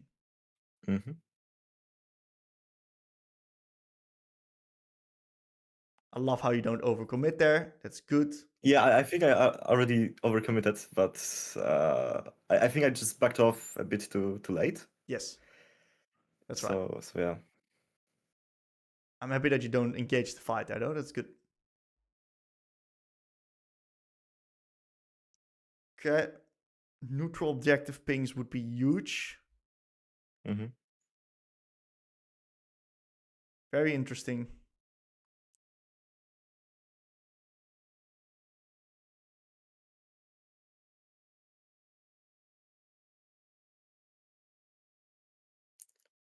Yeah, this was bad. Okay. Bit of a disaster. Let's go a bit back here, right? Yeah. So what we see right here. Okay, let's go a little bit back. What we see right here is that the play, when is the play happening? Right now. Oh. Right now. That's right. Yeah. So when a play is happening, we want to be there right now. Okay. So resetting and porting, we're going to be late as shit. Yeah. Play's going to be practically over. So yeah, I should have TP'd to the bush near the jungle. Okay, you can TP right now. That's an option. What else can we do? Just roam. Okay, great.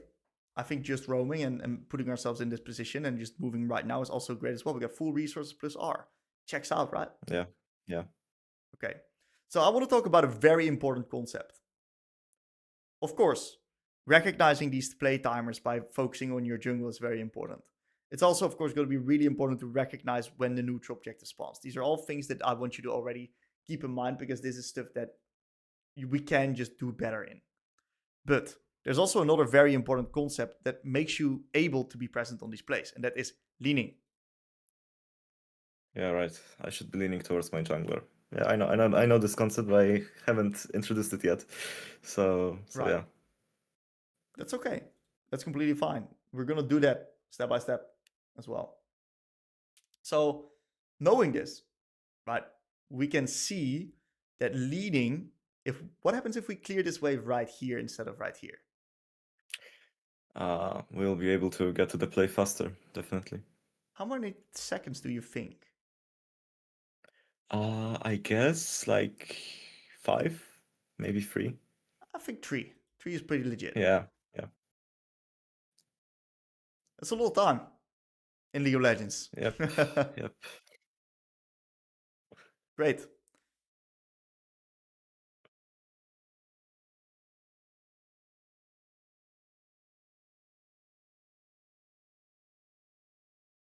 You could be right there. Yeah. Nice. That's all we need to see. Beautiful. Okay, so we slightly misexecute. Unfortunately, we don't get the reset. We don't die, luckily, which is good. And now what I would try to do is nothing until we have our R up again, until Volibear has his R up again, and then we can try to play around the neutral objective.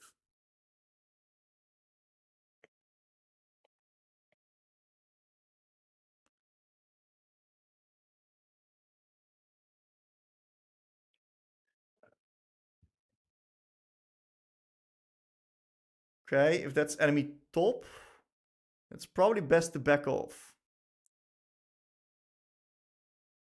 Yeah.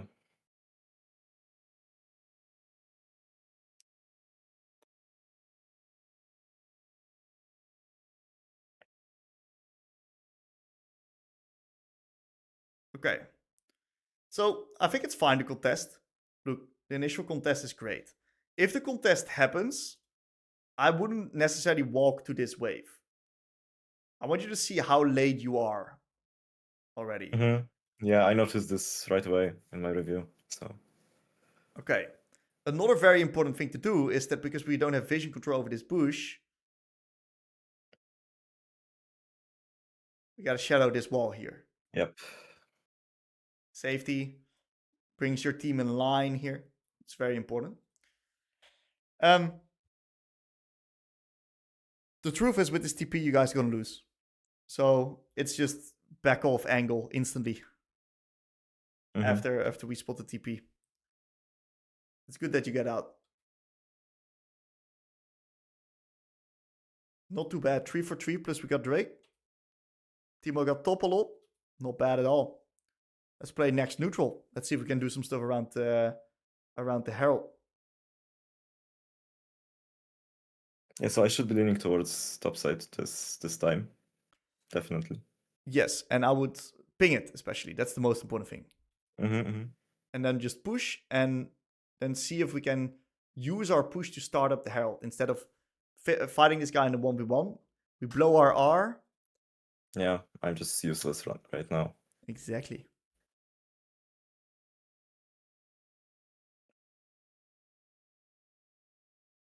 Great, right? Yeah. You see what's happening on the map? Is it starting to make a bit more sense of... Yes, it starts to make a bit more sense. That's good. I love to hear it. Happy to hear that. Any questions so far? Not really. Okay, good. But yeah, no questions at all. Okay. So this blows, right? You guys lose the Herald. Nice little kill into the... Yeah.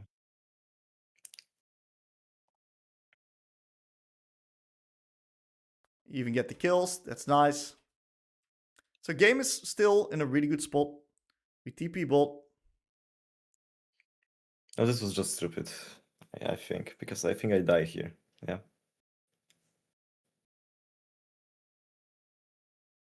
At least I should have died here.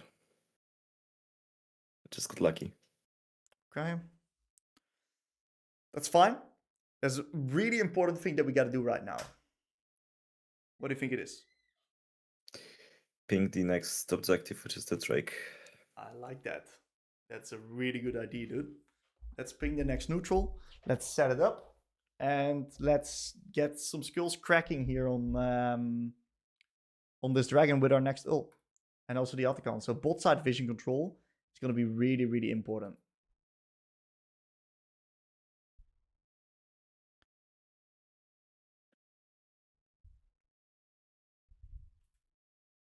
Whoa. Yeah, I mean, this would have worked had I had my TP up, but I didn't, so... yeah, this is just place to... Yeah. Okay, this is... sorry. This is awesome, actually.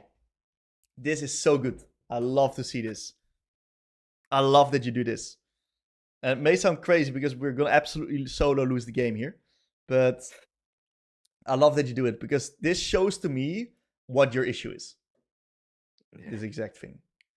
This exact thing. I recognize that our regard around these neutral objectives is just not there. We're not aware of them and the importance of them in the game. Mm-hmm. Okay, cool.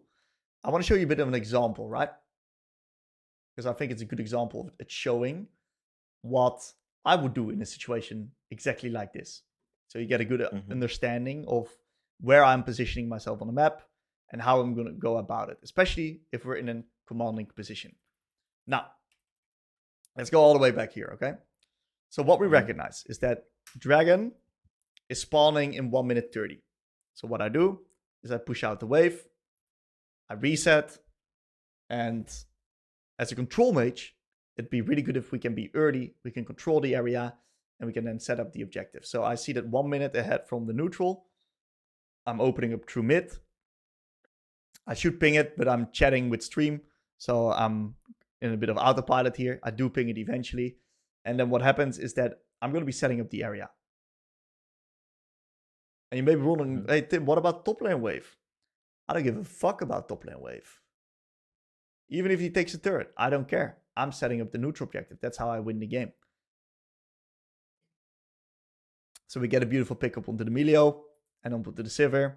And look how we set up this area right here. This area is completely blocked off. I even tell my Camille not to go top. Just drop the top lane waves. We just take Drake. That's what matters. Okay, let's see what I do. Minute until Atacon spawning on bot side. I'll just go open up through mid. And I just keep the control. Yes, I could maybe sneak an extra side lane wave if I would be wanting to be hyper efficient. But I don't really care about that. I just want to play a high percentage League of Legends, playing around these neutral objectives, constantly being in the area, controlling the area, preventing the enemies from entering, which leads me to play really high percentage League of Legends here. And because we control the area, we get a pick. Very normal, because the enemies try to regain vision, which leads to us being able to get the Atacon. And we just rinse and repeat. Yeah.